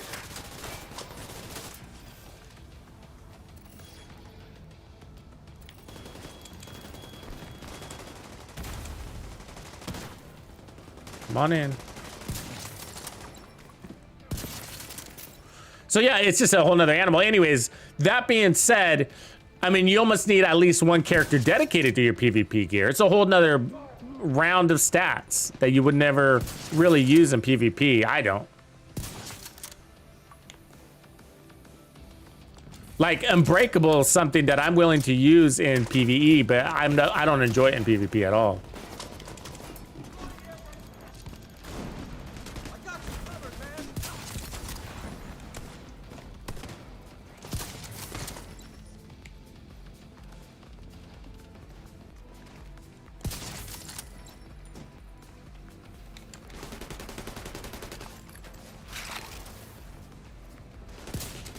What?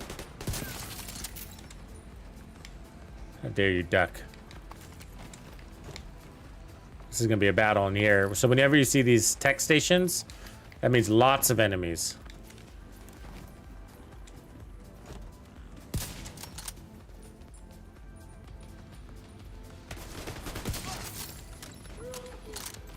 On the ready line.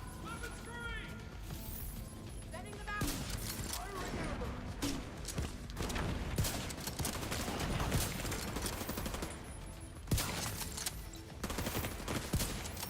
Aw.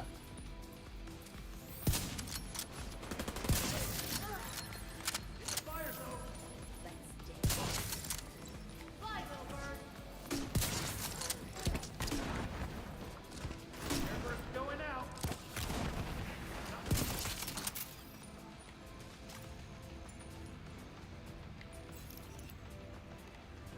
Is that it? Oh, that was easy. Usually it's harder.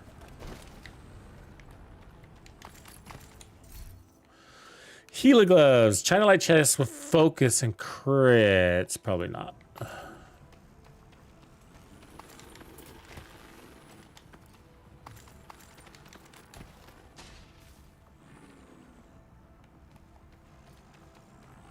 No, snot, wasabi, no.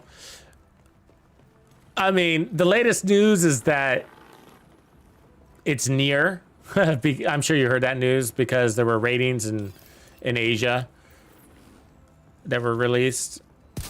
So they figure it's got to be around the corner, but otherwise, no. Lots of games so close, right? People always ask me like, hey, Tux, you gonna cover any other games? Like, well, as soon as they fucking release them, they get around to doing that, then yeah. Was that it?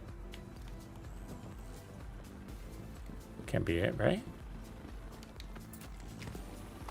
Easiest room ever.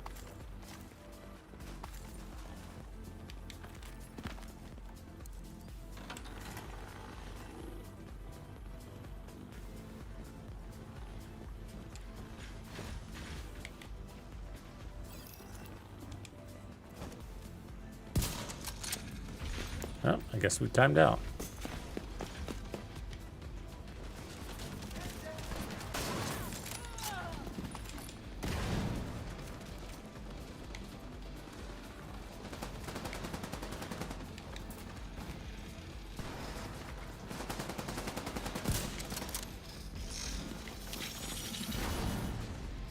Up, up, up.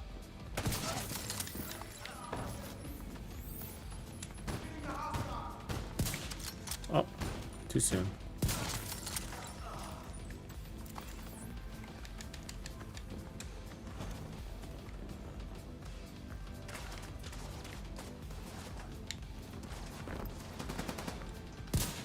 Ho ho ho. Spied me.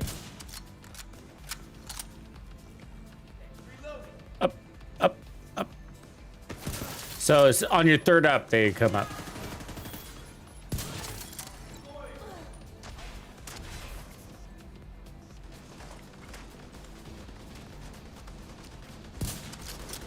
Up, up, up. Didn't work that time. You just gotta keep trying.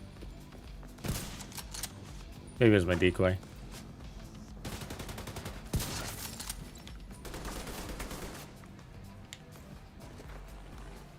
Tux, you're full of shit.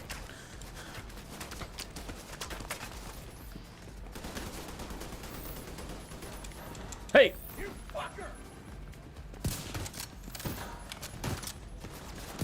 Ah.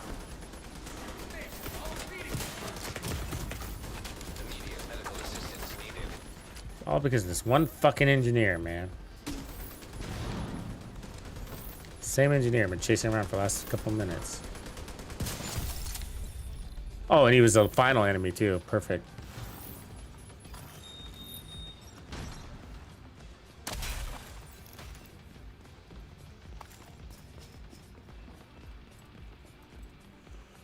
See how important the regen is? I don't know if you guys are noticing that. Notice I haven't had to use an armor kit at all. And then, so I can, because of that, I can be liberal with,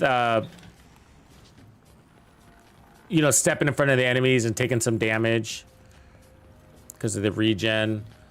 Even with armor break or whatever that thing is called, it's still, you can still be pretty liberal because, God, this isn't cover right here. See this? That's bullshit. Yeah, see, now that's what happens. Because armor kits, there are a lot of armor kits that drop. You know, you just have to keep an eye on how many armor kits you have and how many you use in one checkpoint.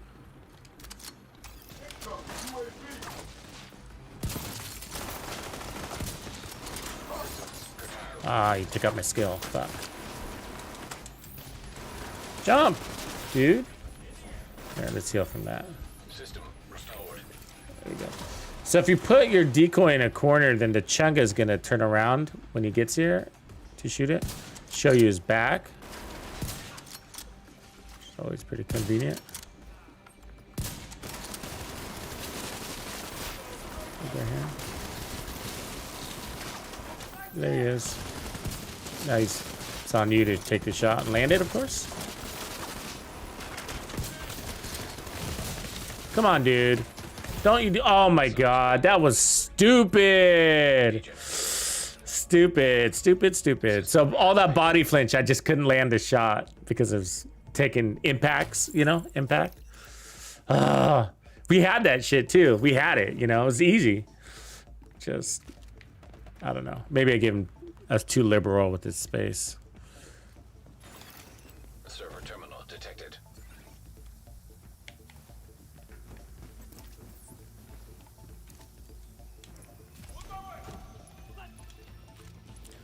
It was a good setup though. We had plenty of enemies to kill.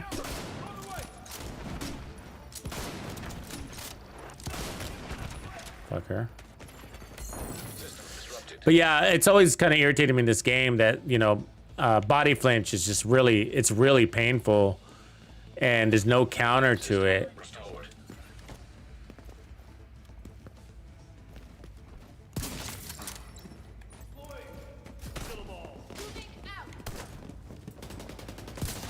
Anybody else noticing these gas tanks?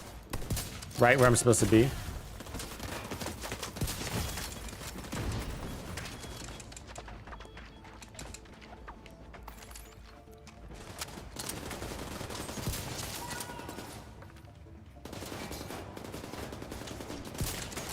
Oh, caught me on fire too, huh?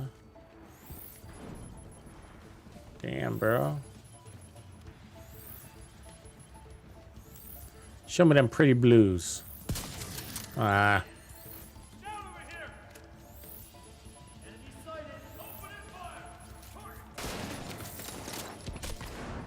Ooh, got that one off still, didn't he?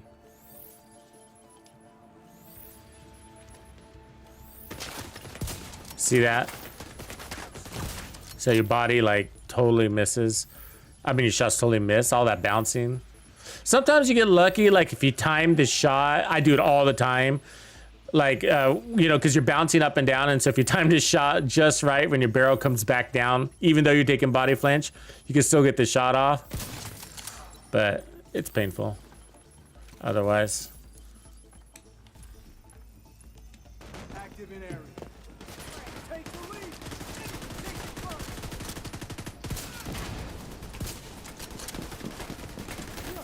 Fuckers.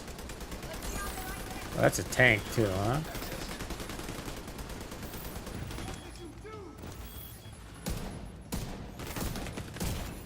Ah. I don't know why this one's so hard. Serious trauma detected. It's the angles are kind of a pain here. Wow. There's explosions everywhere too.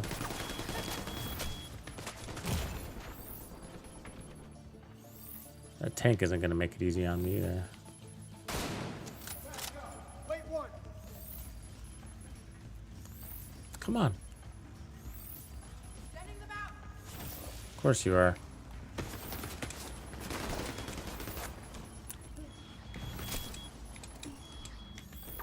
Jesus Christ, more explosions.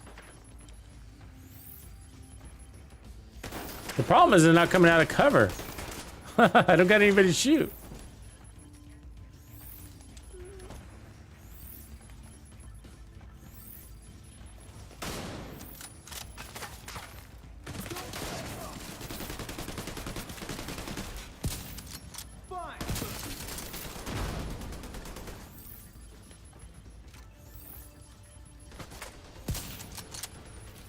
This guy's not gonna come out.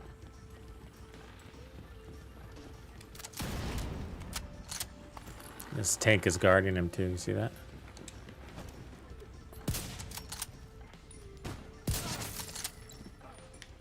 Jesus. All right.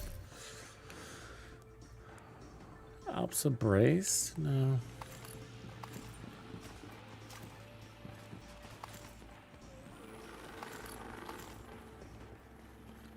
Oh, Roger, I love the Mantis too, man.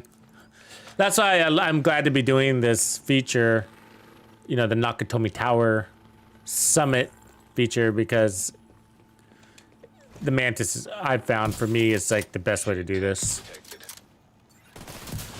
And so, and there are other builds that perform really well in here, like the Hunter's Fury one, you know, with the 1886 rifle and all that, but the decoy in the end, big lifesaver.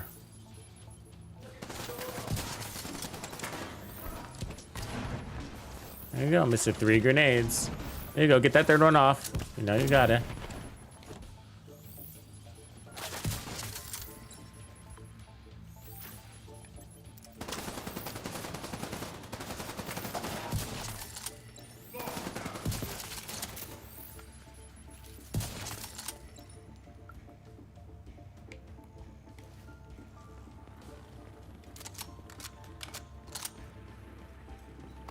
Oh, it's an SHD crate too, so it's gonna be busy.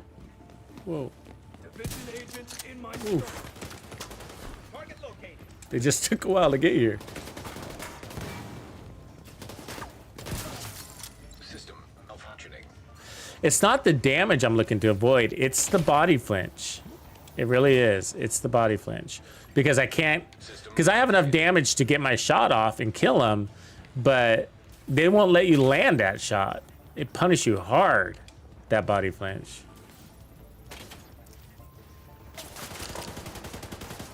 Stop those flanks.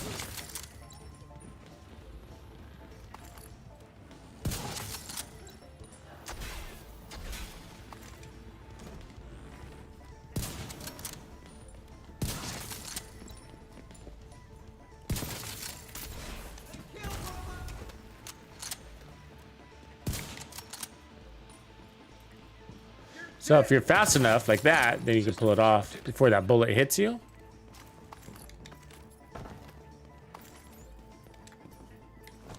And then in this case, it's more than just damage, isn't it? It's also disabling your tech with that special ammo. Are we done? Yeah.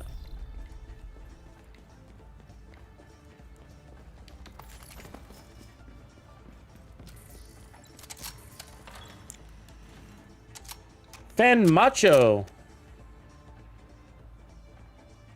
Oh my God, I am so jealous. Oh, I'm still looking for that too. Do you see what he said? So Fen Mache is saying, he says, yo, what's up, Tux? Just found a Bellstone chest piece roll with crit chance, crit damage, and obliterate. He just got it a few days back.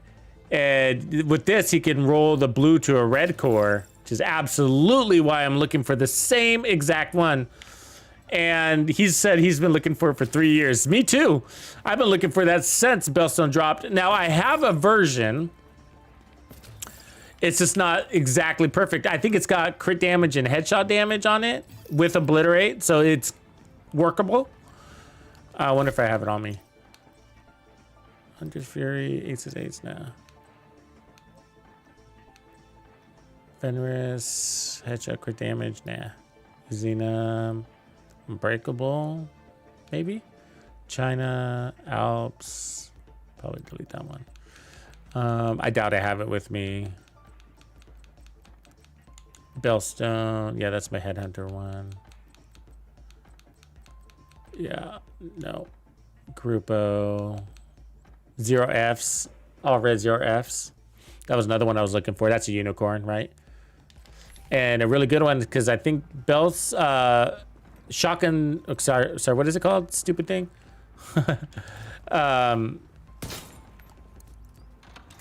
Badger. Badger's getting a buff.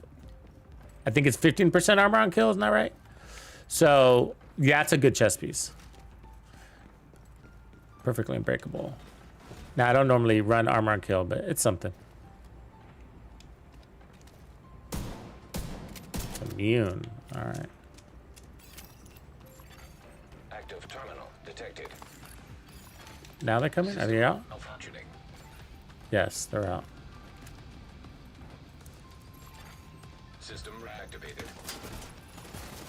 System curtailed.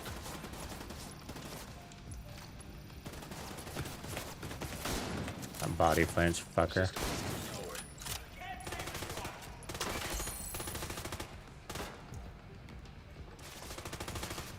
System malfunctioning. System reactivated. Gonna leave him alive. Go hack that skill thingy. Oh, as he picks up other people. System curtailed.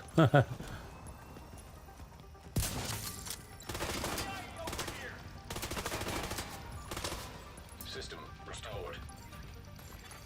System malfunctioning.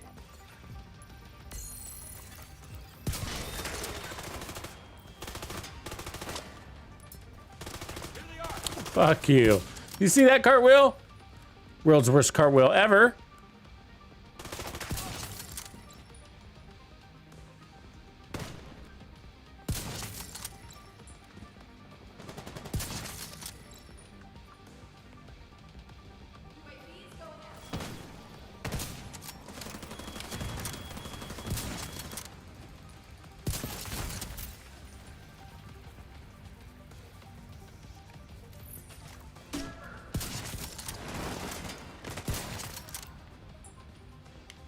All right.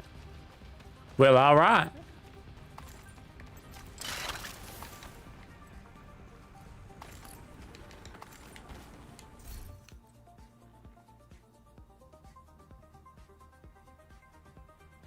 Gila with Unbreakable is not bad. I don't know if I like the stats with it. So Gila's getting 3% armor regen. So with Unbreakable and that'd be pretty cool, right? Be a nightmare in PvP with that.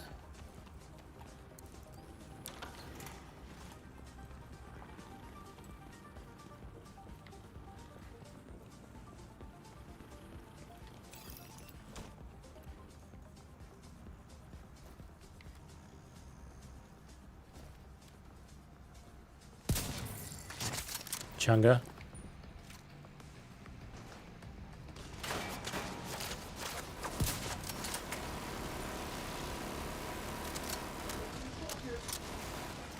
God damn it.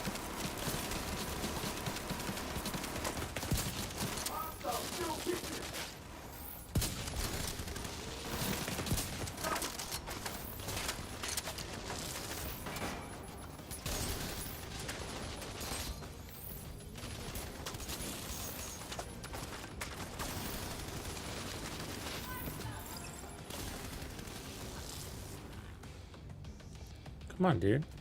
Fucking guy. They're right here.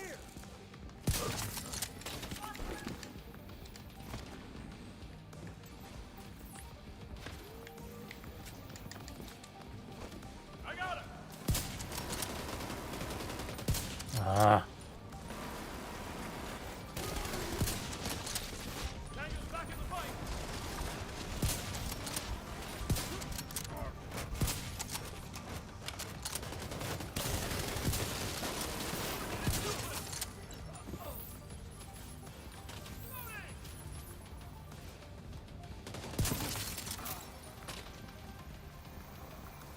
Small room for a Chunga. Where's that sniper hiding?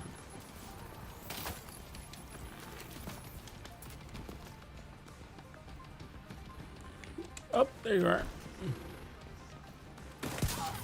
Oh, that was in your head? Stupid hand.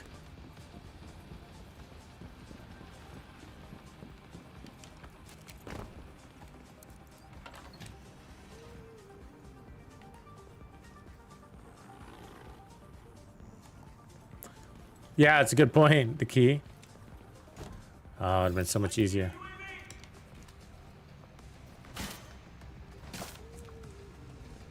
Fuck. I need a kill to stack on this dude. Be much easier.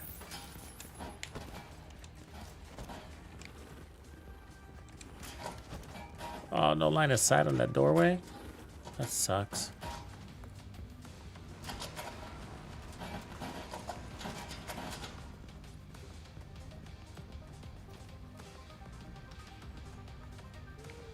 Stupid contraptions in a way. What is this?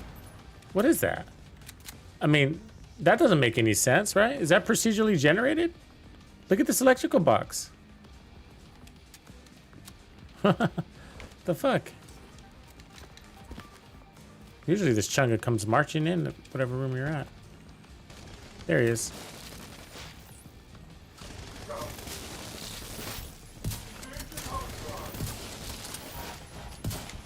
We better roll. No! Immediate medical assistance needed.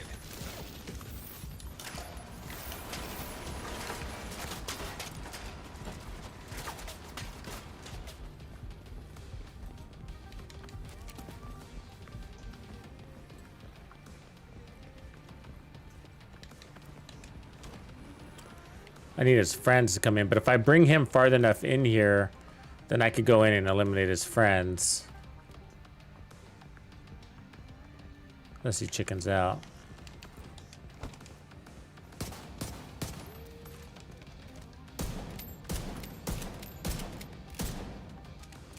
Here comes his friends.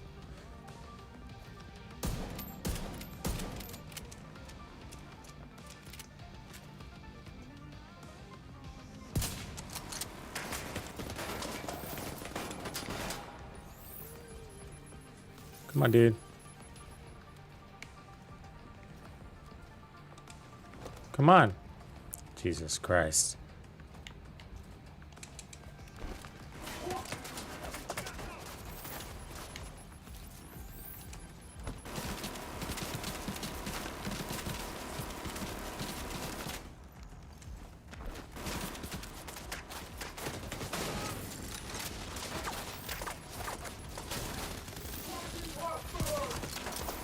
There you go. Crack the helmet.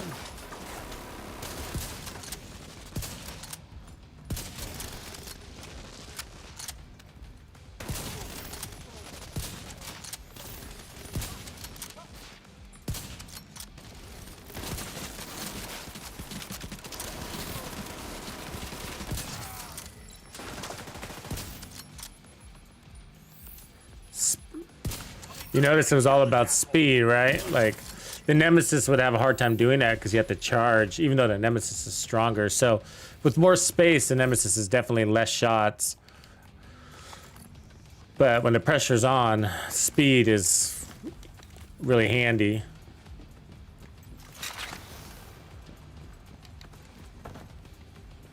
So you can pop shot.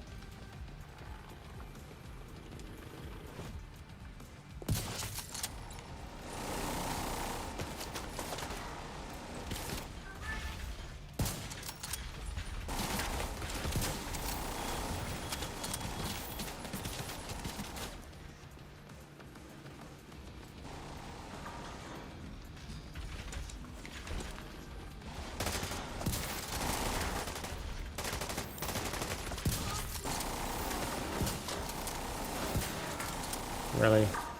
I swear my bullets curve.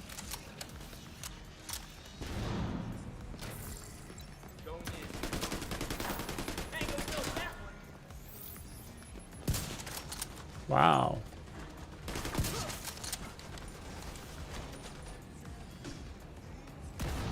Fucking tank, huh? Get out of here.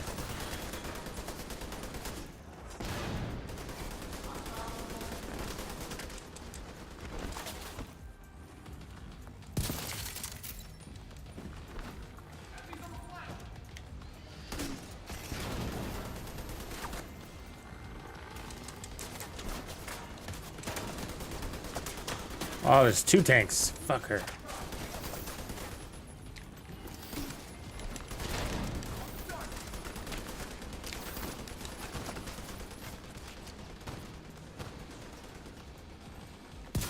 Ah.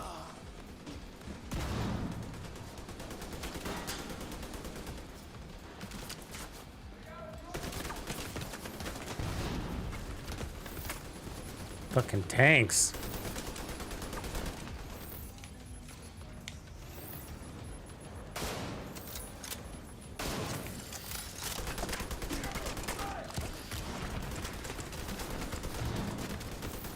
Give me a run for my money, huh? Fuckers.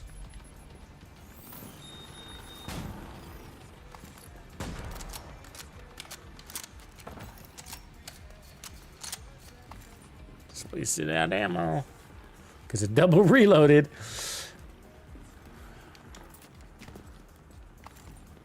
Stealing ammo from me this game. What up, Black Razor? Eating some brekkie? Eggs a bakey?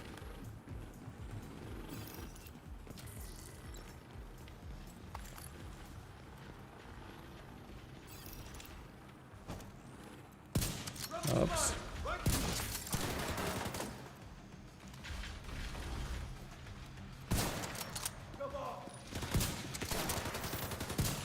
Oh, you fucker.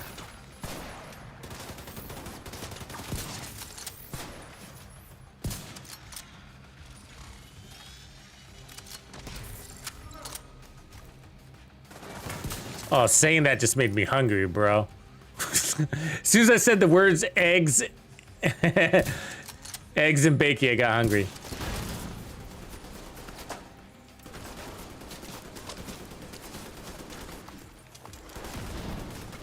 Damn you, Razor! Damn you all on your stupid breakfast!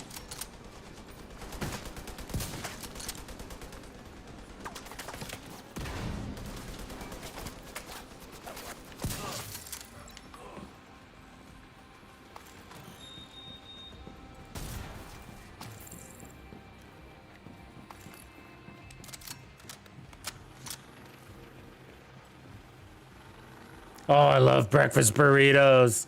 Best thing ever, right? God's gift to planet Earth. That and stuffed crust.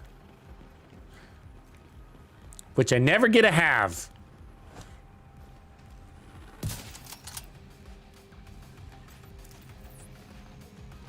I never get to have stuffed crust. It's like all a dream to me. Oh, fucker.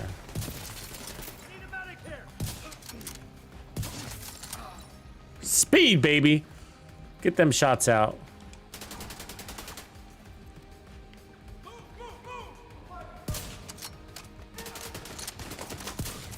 System disrupted.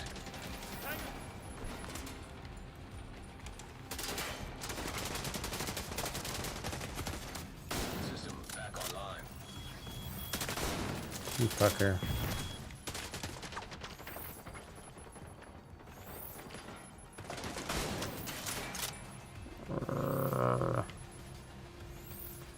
You're irritating me.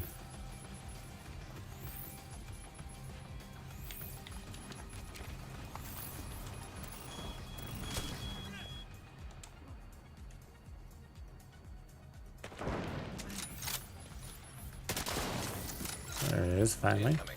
High risk hostile. Oop, ammo's an issue.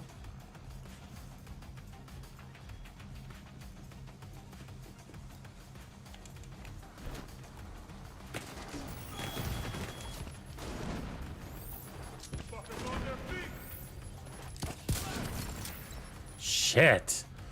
Fucking missed.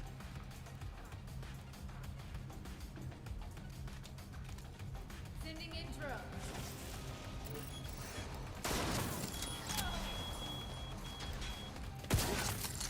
There we go.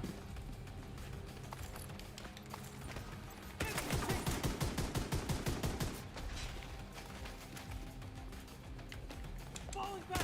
Hostiles too close! They took him out! Oh shit.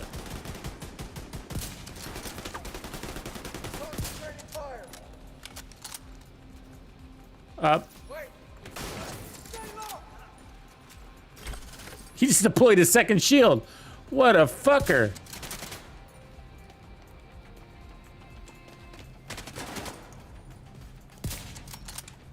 Oh, these, you can't lean on these fucking things. Those aren't cover, these servers.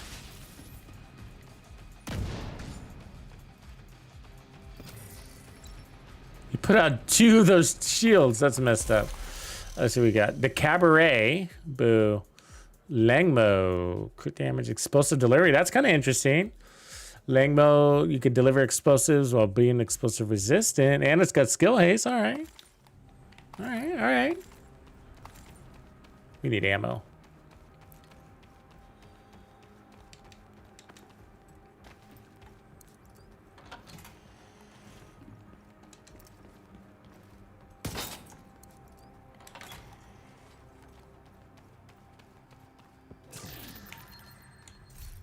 All right, SOCOM, Sokolov, nah.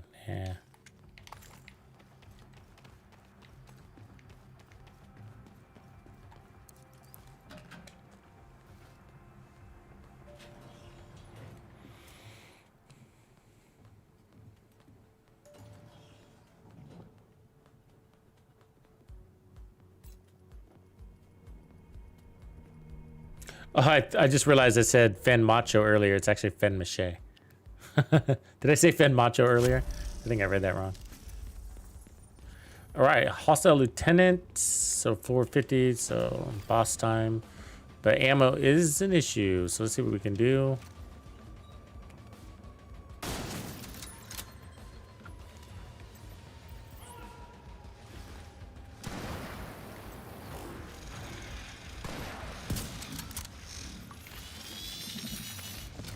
So basically what I'm going to do is try to kill these warhounds with a single bullet, leveraging my tac ammo. While staying in cover so I earn ammo, so a little bit of patience.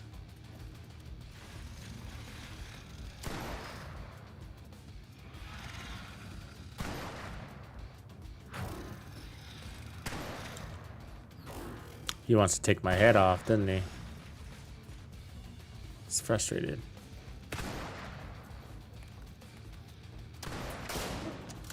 Fucker. There it is. High risk target detected. Got it. Yeah! Now we got NPCs right on. Serious trauma detected.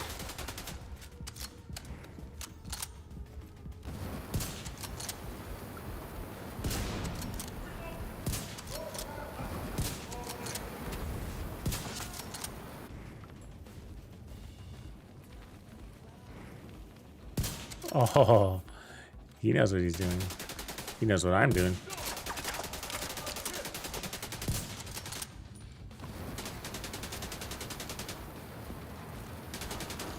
Right here! Right here! Oh, fuck this shit! They have health bars, those guys, too, huh?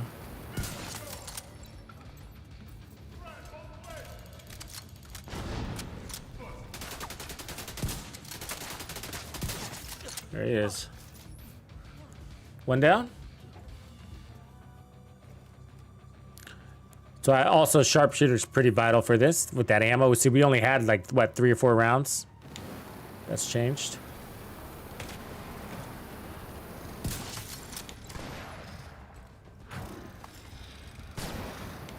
Need a leg.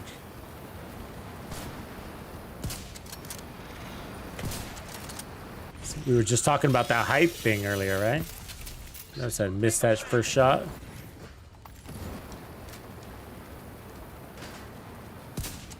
Missed that first shot because my height changed. System reactivated.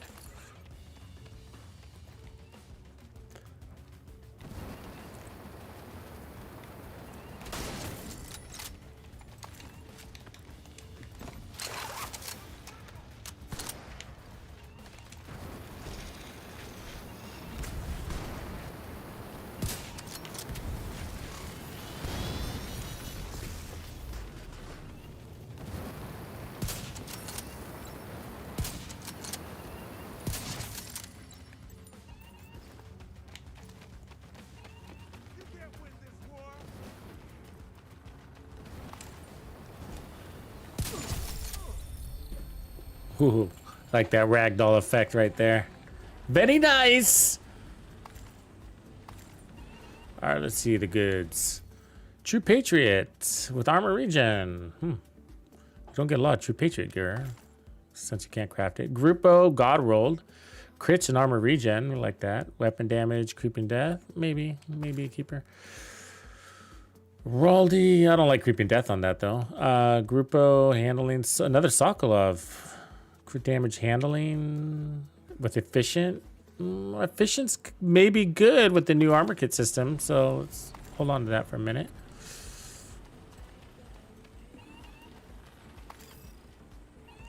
Top my pet peeves. I should. I don't know. It'd be a long video. I would, but that's a great idea, actually.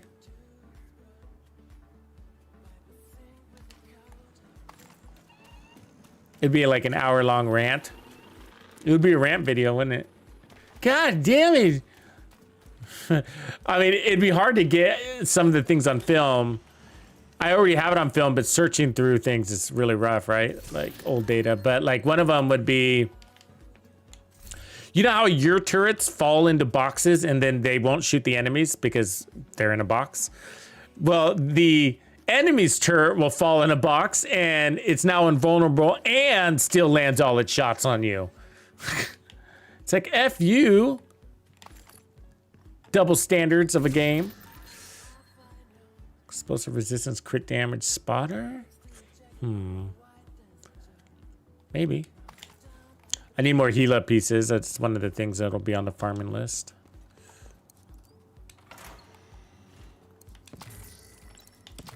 Because of that great armor regen. I'm a big fan of armor regen. It's just fun to make those builds too, you know? The armor regen ones. Just to get that godly feeling. They're just really fun. I mean, I'm a big fan of tank DPS in general. It's because you can. You know what I mean? It's like you can. You know, you get the right combo of gear and weapons, then doesn't matter, man. Load up on armor.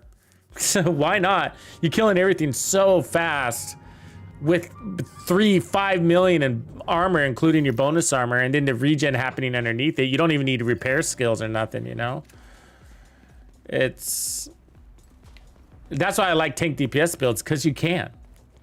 Automated defenses detected. Caution advised. Actually, you know what? I think. Oh, Evan, aren't we all confused over the expertise thing? Luckily for you, I just put out a video that'll help you. I'll give you the link.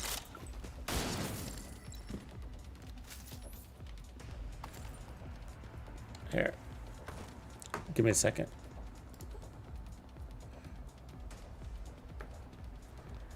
Hold on a second. Somebody's coming up on me.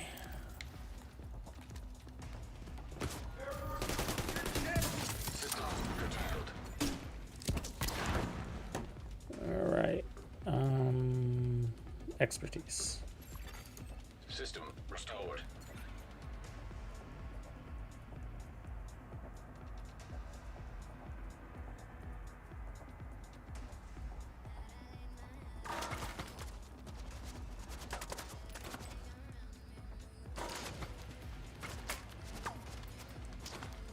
There it is. Okay. Oh, thanks. I think Grumpy gave it, but I'll drop the link just in case. Make sure we're talking about the same one. Yeah, so it is the original purpose of the video was to compare whether you needed expertise or not, or the difference that actually has on gameplay when you're fully expertise. But you're gonna want to watch the whole thing because I cover at a high level what expertise is, and then in the opening part of the video, and then later on in the video, like over the halfway point, I go into full detail on the intricacies of expertise, on like what 1% means and what it means to gear versus weapons and some stuff like that. So it's definitely a one you're gonna want to watch through the whole deal. I know I say that about all my videos, but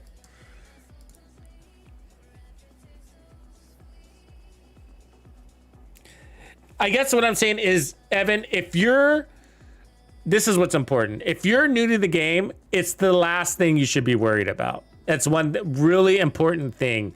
And it's really easy for new players. It's really common for new players to get drawn into it because it's one of the newer things that we've received. And there's so many people that focus on it because they have nothing else to focus on. Okay, so that's the reason why a lot of people focus on it, because they've been in the game long enough where everything's optimized. They got all their exotics, you know what I mean? And so it's like they're just expertising things up. And so there's a lot of conversations around expertise, but that's just because they've been in the game long enough. And if they're not in the game long enough and worried about it, that's unfortunate. It's unfortunate. And the only place where it does matter at whatever level of the game you are is in PvP, but that's no longer going to be a thing if the devs have their way and the community has their way. They're going to disable expertise in the dark zone and in any PvP format. So that will no longer be something worth mentioning. So it's for me, like, first of all, like you should be working, like the priority is get your watch. Okay, get your Shade Watch. I'm just going to assume you have that because some people start at level 40, which is when you get your watch. They start at level 30 technically, and then they work their way to 40, which you can do in a day or a few days. Some people start all the way at the beginning of the game and work their way to 30, and then from 30 to 40. Okay, but at level 40 you get your watch, and then the goal is to get your watch to 1,000. So these are the benchmarks. Get your watch to 1,000, and then and this is what I'm talking about is power, right? That to reach the ultimate power level in this game. So get your watch, get it to level 1,000, and focus on crit chance first above all else. And so you got weapon damage, headshot damage, crit damage, and crit chance. But you're gonna want crit chance first. So every time you get red points in the red offensive category, load up crit chance first, and then work on crit damage and weapon damage in whatever order you want, and so on and so forth. So anyways, then you watch, right? And then while you're doing that, you're gonna wanna be grinding for the gear that you need and filling your library at the same time. So this is where countdown's gonna come in to get your gear. But your recalibration library, it needs to be full for everything. See, you got these core attributes, you got these sub attributes, and then you got talents. And so you need all of these full, which is really easy. Technically, you can craft things and donate them, but either way, so those stats you want God rolled, because that's if you want to be, again, max power in a game, you need all these God rolled. Okay, and so, and some of them that I don't use on some random weapon probably aren't God rolled somewhere because I'm never going to use that, but for the most part, they are. I'm trying to find one, but I don't know. Might take me a long time to find that. Either way, so you want all these God rolled on everything, right? And so that's what you're doing while you're leveling your watch to 1,000. So that library is really important to feeling godly in this game. And then in addition to that, you want your maxed out mods. It's not essential, but the more higher your mods are, that's all of that is going to mean. Let's see my mod here. So this is what a maxed out mod looks like, right? 10% headshot damage, and then you got crits and whatever. So mods are more important than expertise for your build.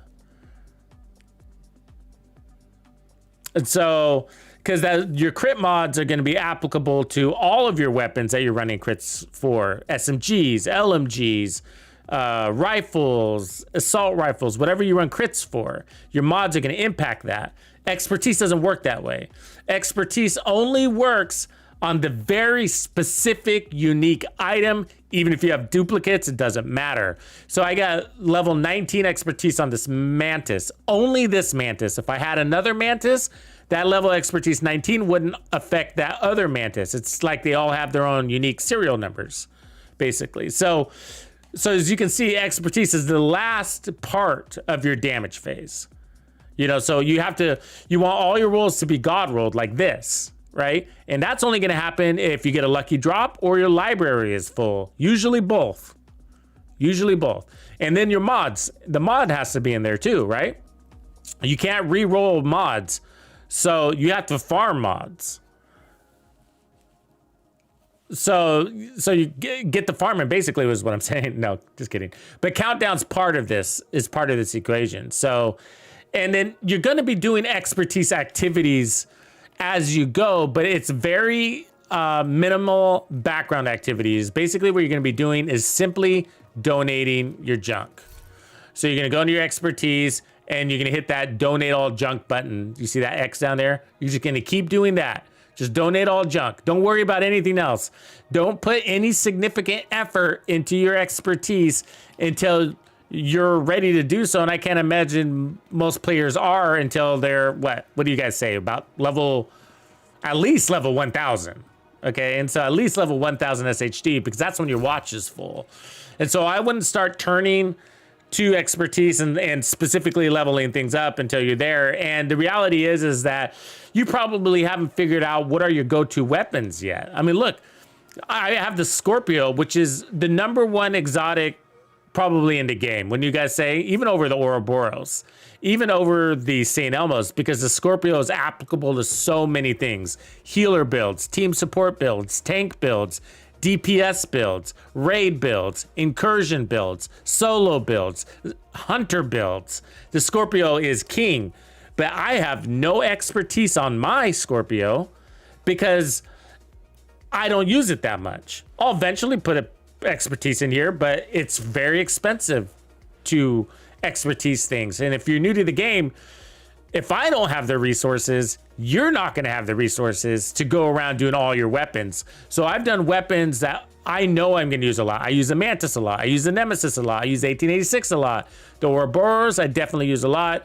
Also with Shiny and New, the D50 I use on basically every build. The Regulus because it's the best exotic in the game. And that's about it. You know what I mean? Anyways, so, but I don't do gear or anything like that. So I know that's a lot of information, but hopefully the good news is you really don't have to worry about it. All I got to say right now when it comes to expertise for a new player is just keep donating your junk. And that means you'll passively be increasing your proficiency on things as you're constantly donating junk. But the reality is that you need to farm for resources. All these resources are used in your expertise, all of them. You know what I mean? All of these main ones here and more and more. And so all these too, these printer filaments. And so like, and exotic components, which are pretty darn rare. And then also the things on your watch. And so like SHD calibration, field recon, these things are also used. So everything on your watch is used, including e-credits. So it's extremely expensive activity, and they're nerfing it next season. So it's going to be more affordable, but it's still extremely expensive. It's basically gives the veteran players something to grind for is what it is. And I enjoy it because it gives me something to do with my trash. And I don't know what else I would do with my trash if I didn't have that system besides just crush it. And my resources would be full and I'd have nothing to do with those resources. I'd have nowhere to invest them. And these limits only went up because of the expertise system. They were much, much smaller before the expertise system, but they gave us bigger baskets to put these components in. So these resources. So yeah, you know. So so everything I just said, take it for a grain of salt, depending on where you are when you say new. So, but that's the order of logic that I would imagine makes the most sense, you know, looking backwards.